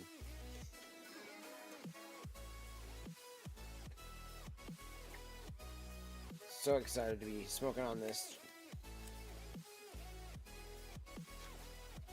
Like I said, gotta have the cart ready to go so I can.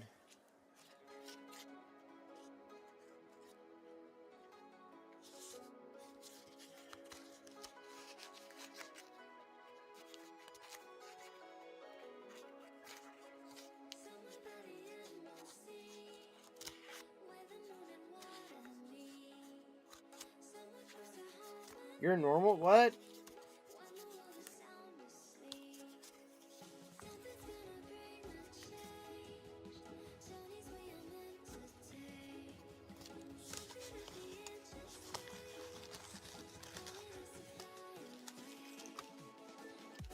Okay.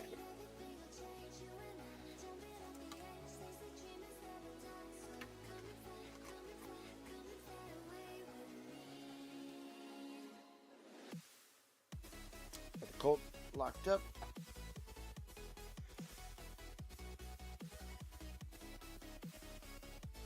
Oh my gosh, contacts. Please stop watering up on me. Holy crap. Cigarettes from Sweden too. They banned their cigarettes a bit differently. Vivid images of different diseases that could be. So yeah, that's what I was getting at too, about how the YouTuber I watch, right, Richard Vobes. I'll show you too. The guy's channel. I'll link his channel. Great YouTuber. He talks about that being a big issue for him. That's why he actually, specifically chooses to do what he does with his tobacco tins, so that way he doesn't have to like look at any of that stuff or be bothered by it, because he just wants to be able to smoke his tobacco and not worry about seeing all that crap in his face. When he's like, I just want to be able to smoke, not worry about all this other crap. I don't know why it's not showing for today's.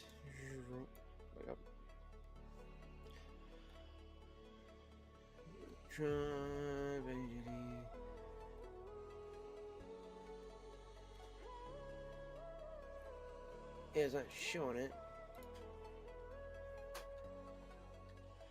Vobe show. Right here. This guy. Richard Vobes, right? So, let's see. Let me go to one about the...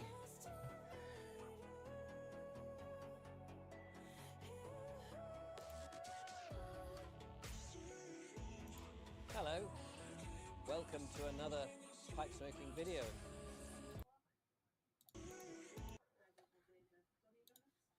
Thank you for joining me. Started there with a picture of a Spitfire, and there's a very good reason for that. I don't know if you've got that picture. It's quite famous. Turns up in all sorts of places apparently. Tins, biscuit tins. And of course, I gotta pee real quick, so I'll be right back, chat. And I'm gonna link his channel once I get right back.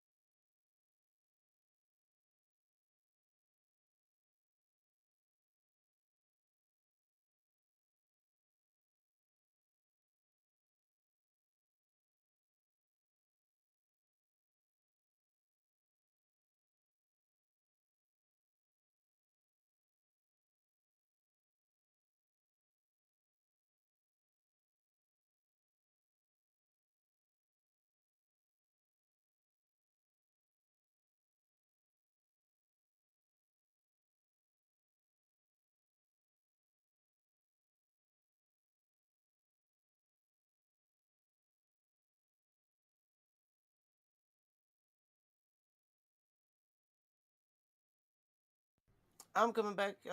Here, Dark. Or, not Dark, sorry, but Fox. I was just in the middle of taking care of some stuff real quick. I had to run and grab some paper towel, and then I had to go use the bathroom really fast, too, so.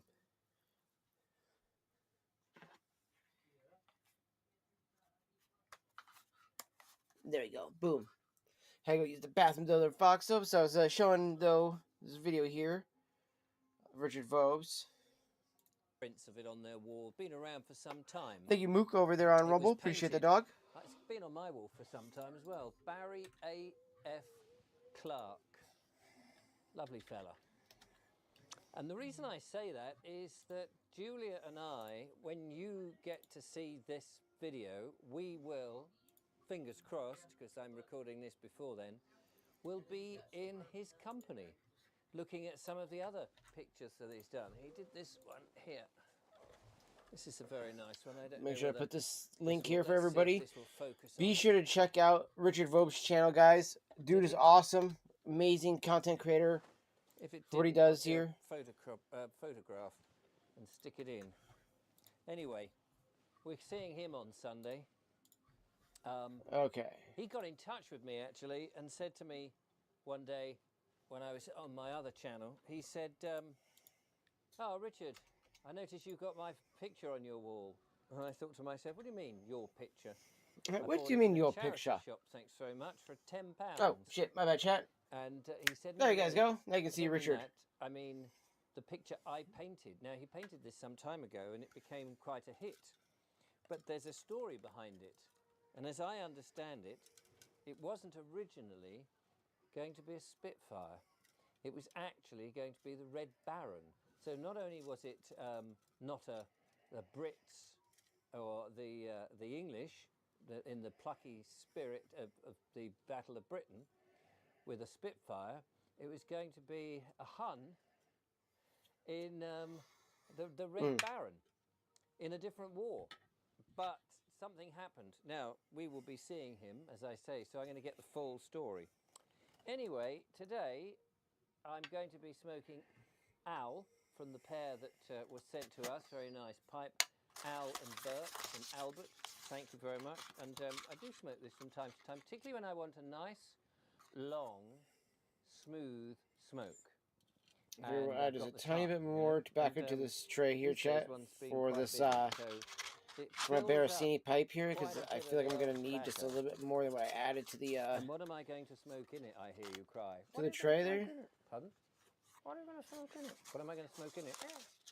I'm going to The smoke fuck of the voices. something He called does like that, chat. I from love it. Wilson's of Sharrow, I think it is, or Sharrow of And Wilson. he should cover the thing right here where he does with the front of the tin. No, not pick your own. So it's not cabbages or tomatoes or raspberries, gooseberries or any of those. Loganberries. Have you ever smoked Loganberries? No, not really. I am smoking Contemplation.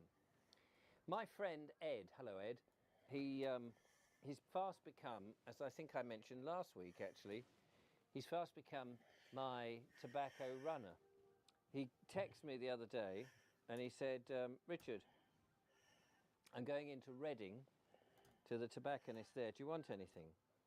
And at first I thought, no, I've got a few things, because he came down last week with a few little joys, which was very nice. So He goes through tins faster than I do too, chat. Granted, he is sharing with his girlfriend though. This little thing. It's marvellous. Absolutely marvellous.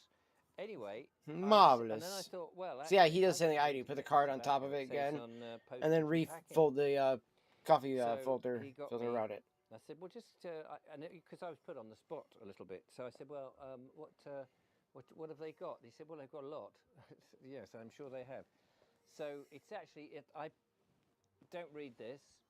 It's not in this. Okay, you see how he had that? It's in. I Hold on, let me pause it. don't read this.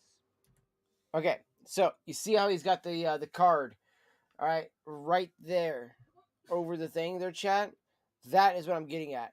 He will not let himself be mentally succumb to the shit that's over the thing here, so that way he doesn't have to worry about anything like that. So yeah, see how it's got a card. So that's an Ashton tin of Winding Road, right?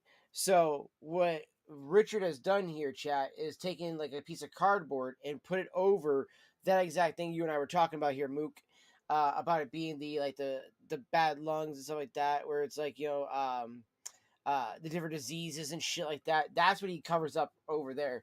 That's what he's doing, is covering it up with that piece of cardboard, or he'll use like a holiday card. It's not in this. It's in a different tin. In fact, there's a tin. I don't know if you can see it up there. It's just there's a tin up there of the same thing, but I could have put it in there, but I forgot when I was doing the thing. Let me have a slurp of coffee before we get going.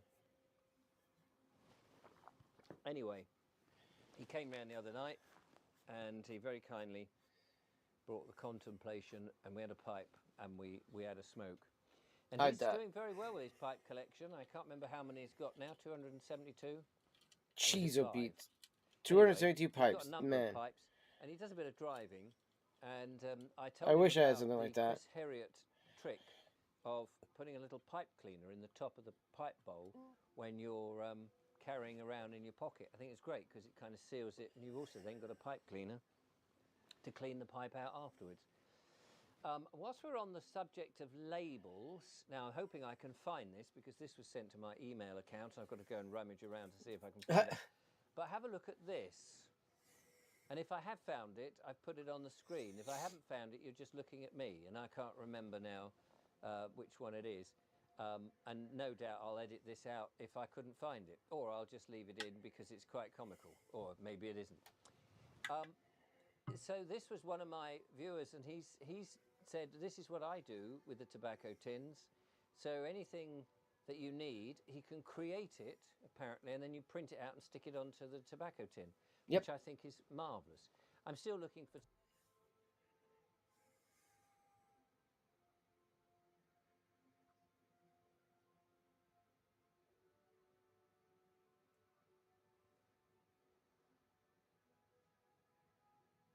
But yeah, that, and when he also does this as well because he says he feels like it subconsciously fucks with your brain and tells your brain that that's bad for you when it's not.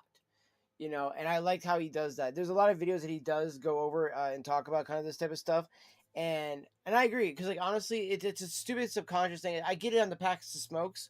I don't get it on a cigar or a fucking a pipe, a package of pipe tobacco. Because you'll see it on the big cigar boxes when they get them at the stores and stuff like that in UK and stuff like that. They'll actually be on those. Some of these the sticks will have a fold out, like a wrapper around it of that image, and you open up your cigar and you roll it out like a scroll, and somebody's like dead on the fucking thing. You're like, oh, that's lovely. Some more old-fashioned tobacco tins with the enamel printing on. Yeah, see, I want that though, the enamel printing, which is where this stuff would be like actually encoded into the actual lid itself, not a sticker on it. That would be great to see. Why do I accidentally hit that every time? I hit the spacebar there instead over here. Because, they're the nicest of all. And they don't have any pretensions of these government messages. It's just all of that nonsense that they shove on. Let's get the pipe going, for goodness sake. Less talking. See what I mean, chat? Instantly brought up exactly what I was talking about too in this one. I will say this Bella Vanilla is a ready rub too. A little bit of contemplation. And it is such a cool thing to see here, chat, because I've never seen ready rub like this. But you take it and you like rub it in your hands. You'll have to tell me to make it into ribbons. I don't know anything about any of this. But it's smooth. I feel like it's actually getting better now that I've opened up this tin and let it actually breathe a bit too. Of roll-ups. So he still takes it down. So he looks for the sort of nice. Yeah, this is actually something that he's brought up as well too, like with it being in like potatoes, celery, and all kinds of other things like that too. So he's like, and our bodies have those natural nicotine receptors as well, you know. So and that's where he started to get in about the whole like the fact that a lot of that is a bunch of bullshit that the government does. Millions of different and tobaccos, which ones I've liked so far. It's funny too because like over here in the States, right? You got a lot of people who be like, yeah, that's the same way with our government with vaping. It's like, yeah, okay, wait a minute, wait, hold up. It's like, but fun fact, they lump pipe smoke and cigars with vaping because they consider all three to be worse than cigarettes. And it's like, no.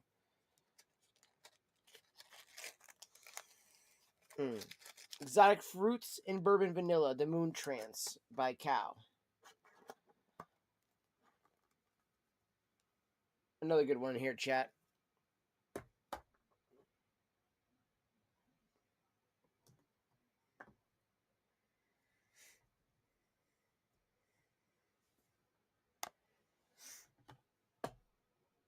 The deluxe mixture is also a really good smell. The macadamia nuts are what come through. I think there's the walnuts in this one. Walnuts. Smooth sailing. I love the coconut smell in this one here, chat. That's why I keep opening this one a lot.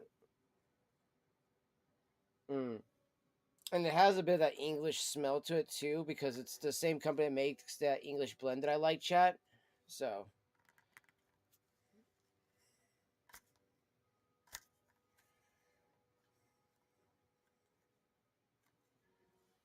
Exactly, dude. Exactly. It's literally vegetable glycerin, propylene glycol, which is pumped in hospitals. That's the smell you smell in the air that makes it actually clean for you to breathe in because it's an antibacterial. And then on top of that, they'll be like, "Oh, we haven't done enough studies on propylene glycol, vegetable glycerin, and all that stuff like that." It's like you realize that's why we put it in antifreeze so your dog doesn't die, right? Oh, but we didn't do enough studies on it. And people are so fucking like legitimately vaping this shit. I mean, it's not necessarily healthy for you, but it's not like it's like somehow some like poisonous chemical that's like somehow arsenic, cigarettes, or I don't know, antidepressants put in my vape. Is I've got stacks of tobacco tins over here, but favourite ones end up on the. I haven't got a lot of space. Dude, 100%, dog, 100%, and I agree with that. And it's like this is why like when I started to change up my mentality on tobacco and wanting to be more an advocate for telling people like, look guys, tobacco is nowhere near as bad as people make it out to be. And honestly, as a person who uses it medicinally as well, it's like you can use this in a way that can actually benefit your body, your mind, your soul. You have to choose to do it properly, and at the end of the day, that's not the plant's fault if you fuck up. 100%. And it's like literally when tobacco, like when the cigarette companies literally lost 50% of its business due to vaping, that's when we started seeing flavor bans. We started seeing them being like vaping is worse than cigarette smoking. It's like, no, it's not.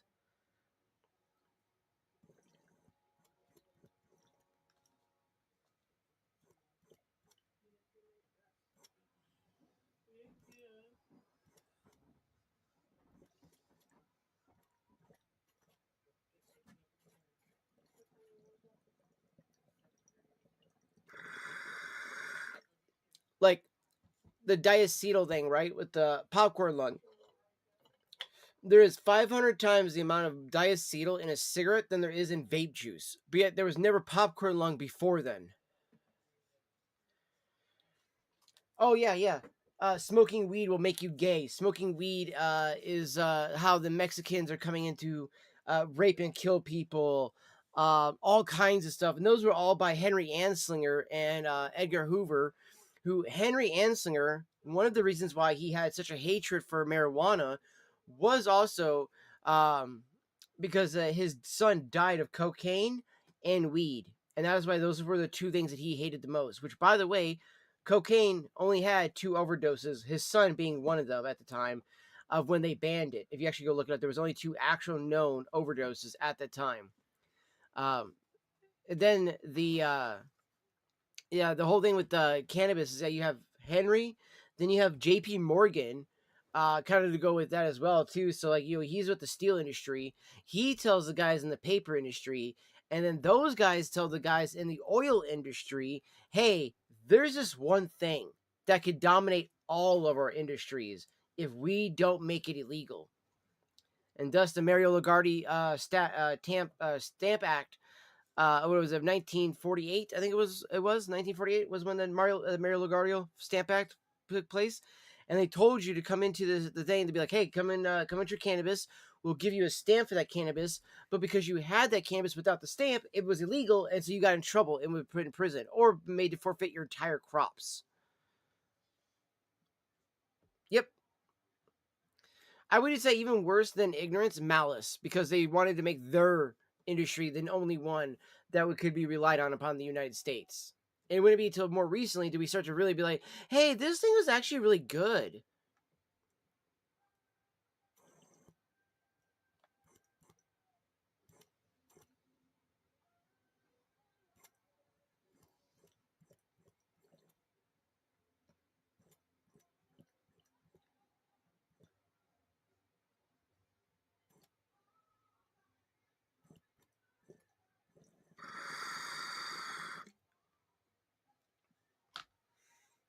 Greed mainly. Oh yeah, dude.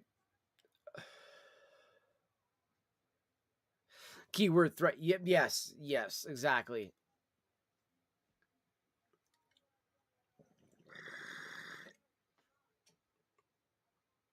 When in reality, though, they're the threat. You know what killed me too is it's always these overlords of ours that think that they're doing us the good services of making sure we fall in line and we're cold the way they want it to be for the sake of humanity and their bottom dollar. Like, at a certain point, you can't have it be both ways.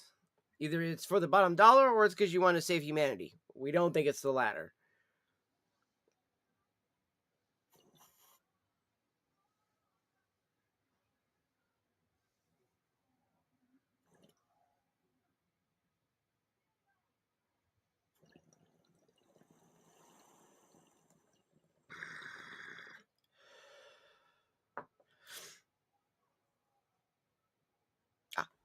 Like, where the hell is the dab tool at? Boop. All right. Let that cool off for a second there, chat. Oh, come on, pop. Oh. Oh, that feels so much better. Neck was so tight. And so then I know if if somebody says, what can I Tobacco was get still you?" fairly I can moist. just look up Still there gotta and go, wait for "Oh, it to yes, dry out.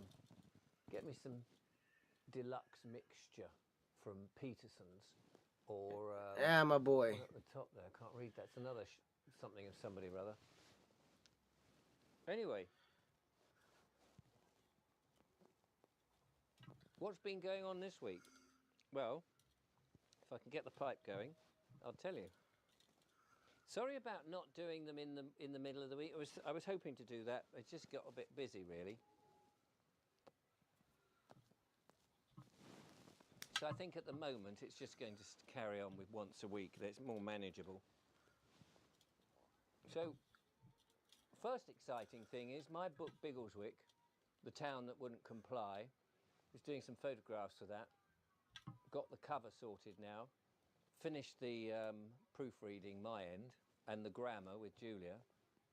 And we've ordered a couple of paperback editions, which I shall be sending to my proofreaders to read it, and then I shall order, add those changes if there are any, which I'm sure there will be, to the final master text, and then that. I got so focused there, chat. I zoned out on my tobacco. Just printed. literally zoned out playing with it there. Been working in the meantime, of course. I was in such a happy. Like, That's another little and novel. also it's so fucking hot because I'm like sweating right now. I don't know if you guys can see it, but the fucking heater is blowing right up at me. And also, I had to go put my fucking fan I up can't remember. because I can't breathe. And it's too hot. And of course, I would knock something over. The cat's knocked over somewhere. What's Oy vey. Put that on high, so it actually moves the air around. Ugh.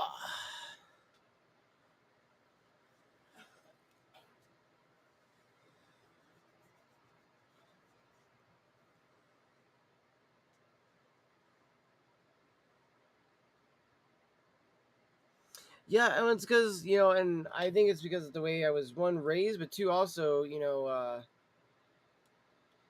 it's one of those things that the more and more that I wanted to, look at the reality of things, the more you have to just be able to accept certain things. And if you don't, it's going to drive you mad. You know what I mean? I feel like the more you try to reject the reality, the more it makes you insane. The more you try to change that reality, that which you can't control, it starts to make you angry all the time because you're upset at how you see things and how it should be, but you can't change it. I used to be that way. That used to be one of the biggest reasons why I was angry all the time. I found out was that, and it's not so much like a whole like super righteous thing of like I want to help and change the world, as so much it's that annoyance of how could people do these things. It's like, how can somebody be so stupid? And even at times I fall into that my own self. Be like, like, how dare you? How could you do something that dumb? Like, you're better than that. You see this on the daily, and yet you fell for that same trap. And it's like, yeah, but this was easy for this reason, or that was easy for that reason, and I thought I could overcome. Again, it's always that thing of like, I'll be the one person that can overcome it, right? That's always how you look at it. You're like, I'll be the person that does it. Nobody else will be able to do it. It never fucking happens. But I'm dumb enough to always try it. You know what I mean? So there is that person that's dumb enough to always give that attempt. But then I'm always looking back at it and be like, okay, but this is why things have failed, right? And I might make similar mistakes at times, but I look at them being at the overall picture. Something is always changing in some way that I've learned from my mistakes in the past, because of one being able to try to be able to take one accountability and responsibility for your own actions, and to know when not only are you in the wrong.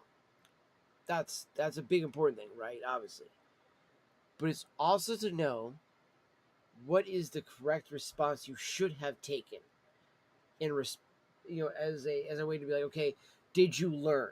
Did you learn? What did you should have done in place of what you did do? So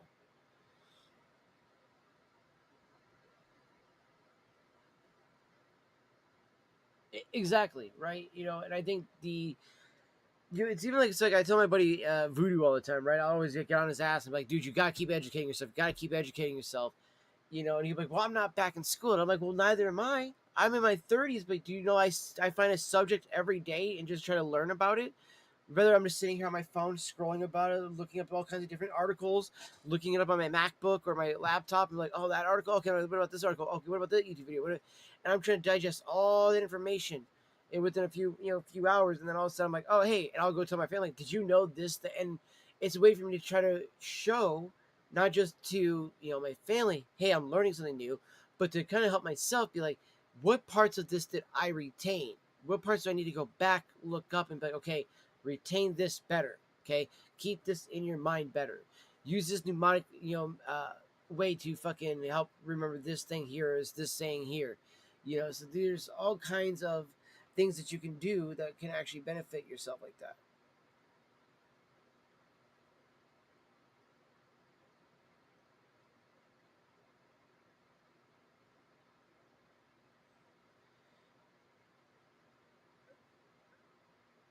Ugh.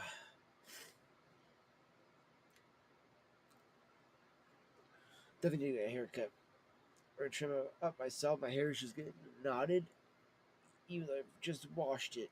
Literally, last night I'm gonna wash it again tonight, but oh my gosh, dude, like fucking is just knotting up so easily. I just combed it too. I just used this guy too just the other day. It's so funny to see this is going through it just fine. My little snag there. A couple like weeks ago though, I know it stopped like midway in my hair, and I was like, oh shit, and I keep like whacking at it until it got done. But it's so dumb it's acting like this right now.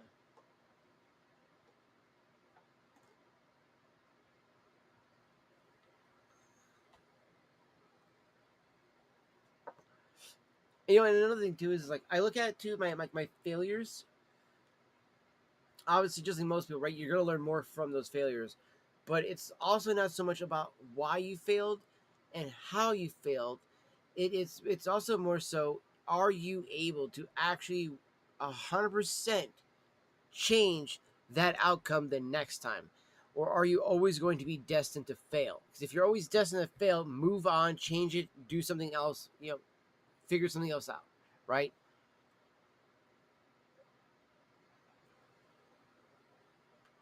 Amen, brother. Amen, dude. It's easy to, because it's like it's there.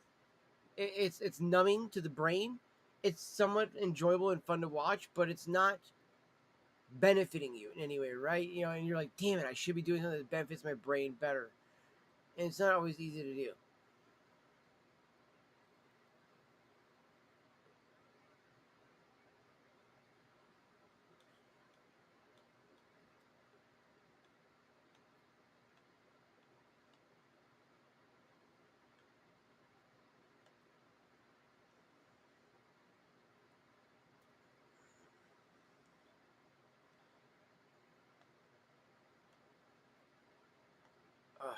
wrist. Like, legitimately.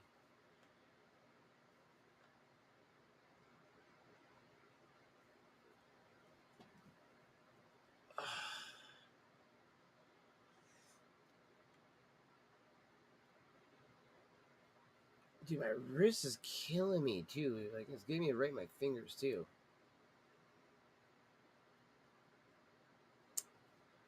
Ugh. Check on this tobacco too, really quick. Still a little bit moist.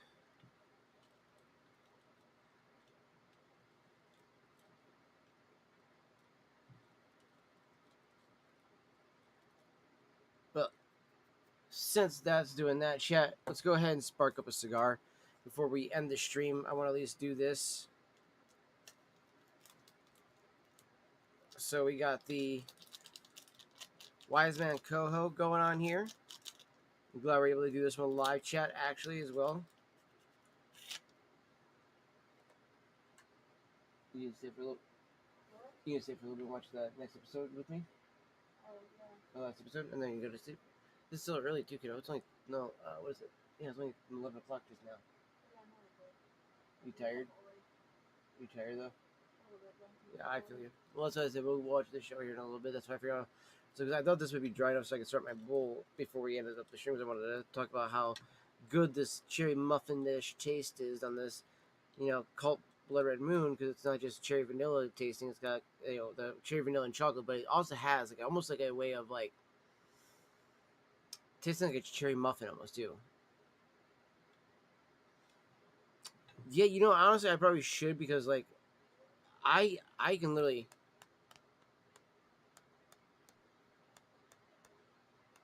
on command keep popping my wrist like that, and I can do it.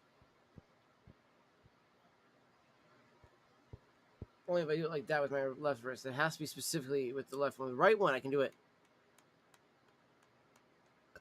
just by doing that, and that's ridiculous. Then again, though, that wrist did take the most beating. Though when I was out skateboarding as a younger person, and I would always fall down, and I would literally use my wrist all the time to catch myself. Which is such a dumb thing to do, chat. You don't do that.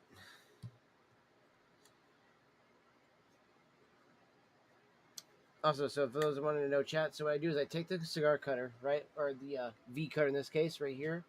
So this is the front of the cigar right here, right? I place it face down,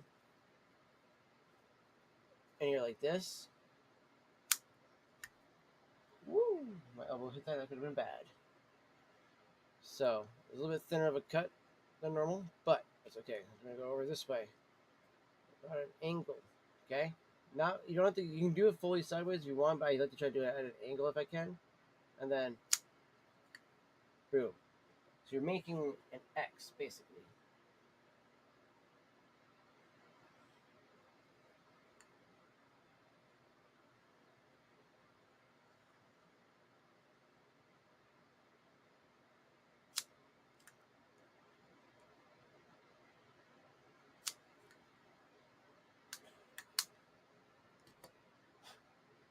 So I had to go back over it on each cut just to make it a little bit wider there, guys.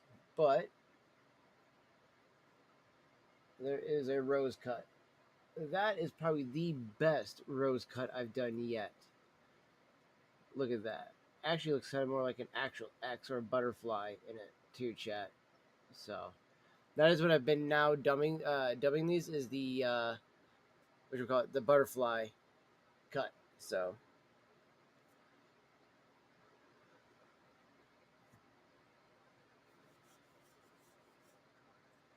oh, I definitely get that because yeah, I used to work in one, so I could definitely understand though. And yeah, 'cause I luckily just doing all the toppings, thankfully, and then like throwing the pizzas in and then cutting them a lot of the times. Because dude, seeing all the damage done to some of the guys' hands and stuff like that afterwards, yeah, nope, I'm good. Also, I knew I would suck at making people's pizzas too. Yep, I need to bleed it real quick. Should use no. That means something.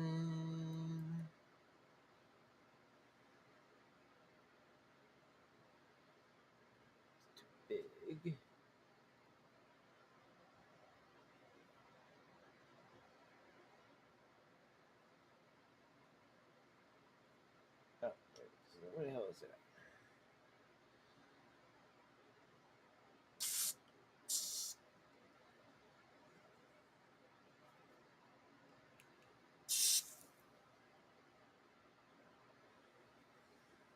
Ooh.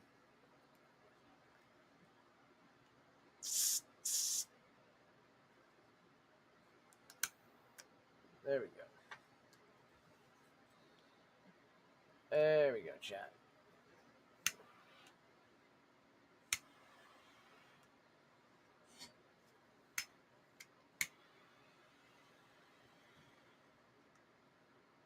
Nope, now it's starting to sputter again. Jeez, oh, Pete's.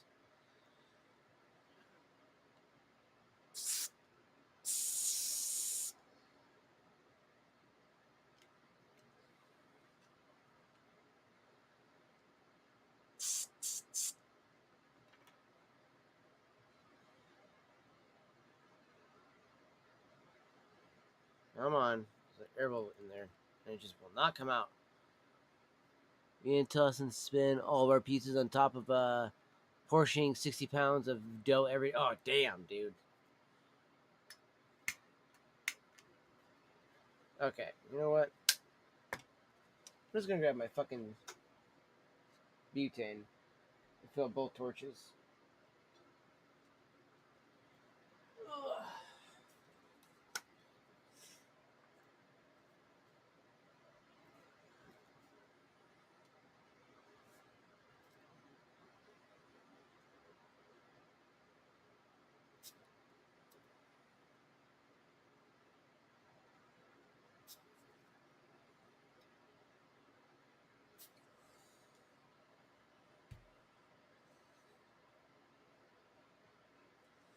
That also includes cutting, weighing, and shaping.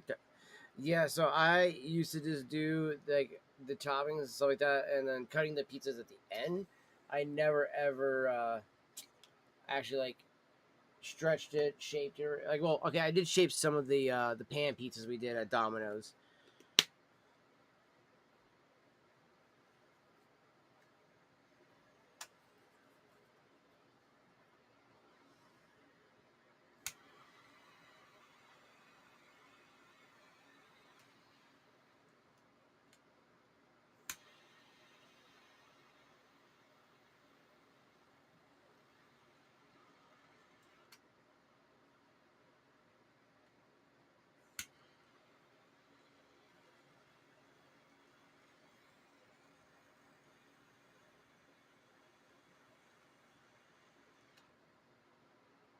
Okay, trying to use the very tip of the flame here, but it's not wanting to work on that one. So I'm gonna use this guy here.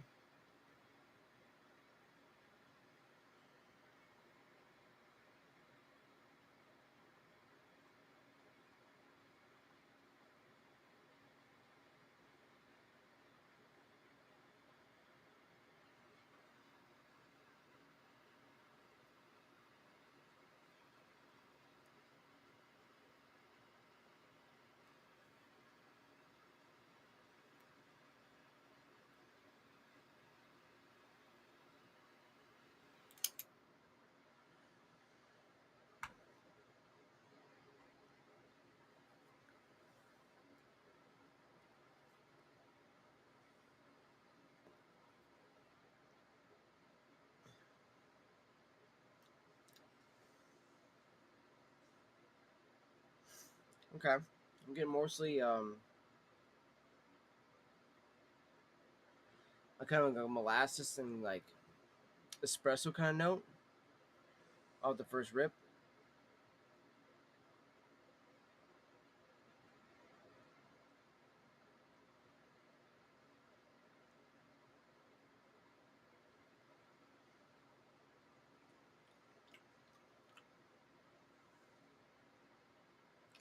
Along with a little bit of like allspice and some chocolate.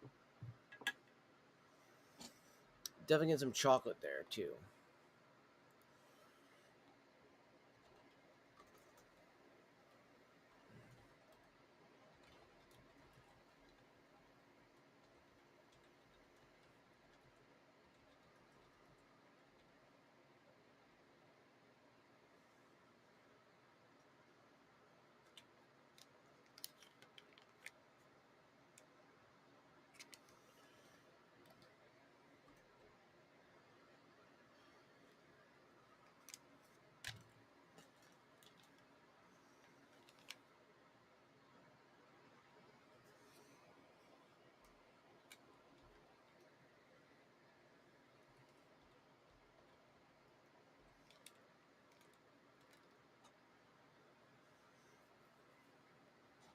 toasted cedar, roasted almond, and warm graham cracker, cinnamon spice and black pepper, rich leather and dark cocoa, savory earth and light nutmeg.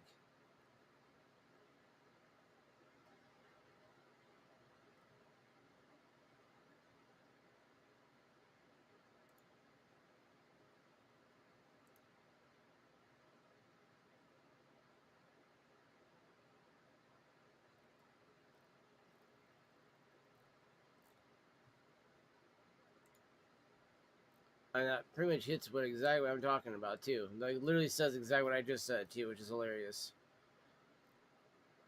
Like that's how well we know our cigars already track. YouTube algorithm is a crazy town for shorts. Oh, I bet. Look how well you've been doing as it is, there, Fox. I mean, you bring it up every stream, bro. You don't need to keep bringing it up every stream, man. You literally bring it up every stream on my channel that your channel is doing so well. After a while, it just sounds like self promotion of your channel, Fox. And I know you're not, but after a while, bro, that's what it comes off as. Like we get it. It's doing well for your channel, and I am happy for you, dog. But it's like we know you're telling us every stream, dog. We get it. Like let me know when it actually jumps up even more. You know what I mean, my man? Like that's when I want to hear about it.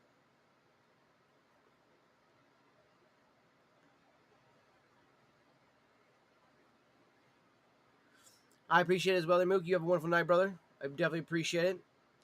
Again, Fox, again, I am happy and proud of you, dog. Don't get me wrong. Don't take it as me like being upset or like that. I am very, very fucking happy that your channel is doing well. But after a while, every stream you've been letting me know about how good shorts are and stuff like that. Again, you're at that point where you can just be making your content, editing, all that stuff like that. It's just that I am not there yet. I haven't been like I've shot some content, but I haven't made enough content to actually produce enough of it yet. I got to edit a lot of it still yet. But it's like we get it, dude. We know how much it's been jumping. Like shorts are just in general, like, but it's not a good metric. Just because you do realize in order to make the money off of like shorts, you have to hit how many millions of views. And I'm talking about like the actual when you go into the thing and see how many views you have to get from shorts in order to start making money from it. It's a lot, right? Why is that? Because shorts are not that type of retention long type of content. And as much as somebody starts focusing on shorts, then they stop focusing on regular content. And then if they make regular content while still making some shorts, great. But a lot of times, the people start focusing on shorts because then they think this is my get rich quick scheme, and then eventually, their shorts dry up because nobody wants to keep seeing the same type of content over and over and over and over again. Granted, you'll get a lot of kids and stuff like that, but my biggest thing is like you want to still like don't overly use the shorts. Still keep making that regular content that you are doing in your streams, but like the shorts aren't exactly the 100% the best like thing to rely on fully because you are going to need so much of it just to make ad rev. Whereas ad rev off of a regular video, now you can use it if you're hitting like let's say hundreds of views on a short is nothing. Now I know most people aren't gonna want to hear that, but look at my boy Andy. Andy got millions of views. There's the difference, Fox. Andy has millions of views. So when he comes in and tells me about his shorts blowing up, there's a difference. Okay? Ours blowing up at hundreds of views is nothing. That's not reaching enough people. Thousands of views, you're starting to talk about it. Tens of thousands, now we're talking.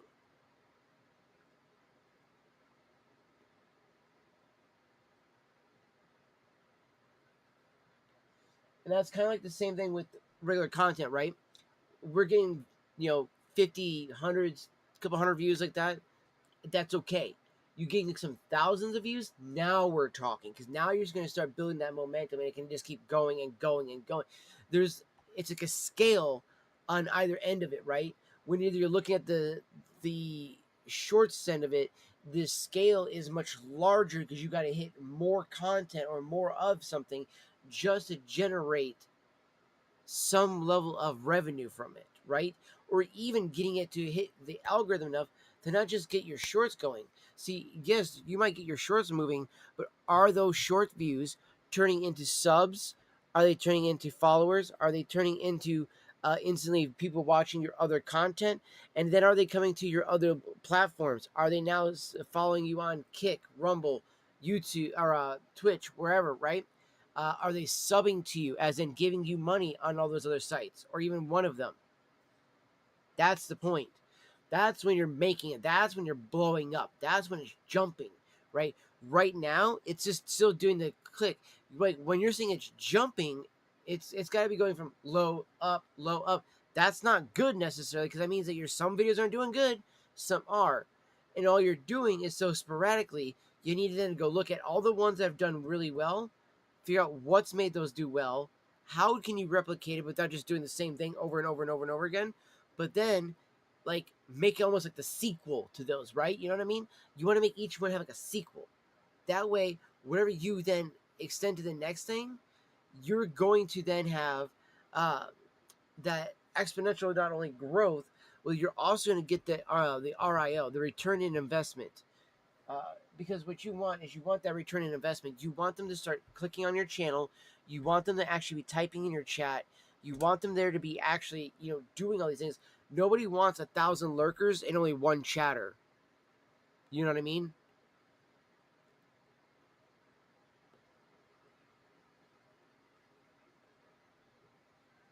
You can have all the views in the world, but if you ain't got anybody chatting, who the fuck cares? You know what I mean? And like, if you're getting all these views on your channel, but are they leaving comments? Are they liking your videos? Like, for every view you're getting on all your shorts, right? You're not going to get a like. But for every 10 views, are you getting at least 2 to 3 likes? That's you see engagement. Are they dropping comments? That's you seeing engagement. If they just view it, that doesn't mean shit. Anybody can just be like, saw it. Because you gotta remember too, on YouTube, you're viewing on a fucking short. You remember, just like on a viewing of a regular video, doesn't matter how many you get if the retention's only 2 seconds. Because that just means they went, yep, okay, go next video. It's, oh wow, this video is great. Oh, okay, yeah, I see that's when you've got them. You see what I'm saying, brother?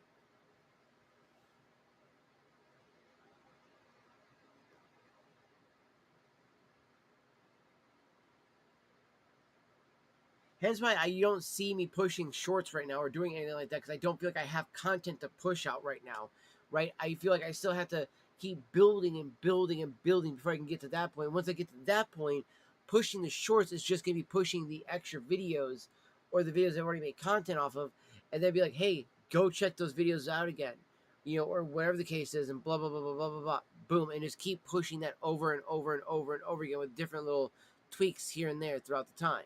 So,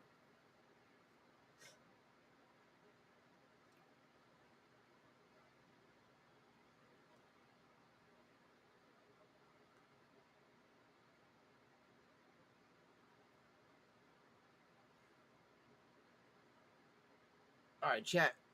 I think we're going to go ahead and wrap it up here, though, guys. It's been a great night streaming. I love hanging out with all of you amazing fucking souls. I'm going to hang out with my little sister. We're going to watch a show, and then we're going to go to bed. So you guys have a wonderful night as well. Much love to you all, and I will see you guys all in the next one.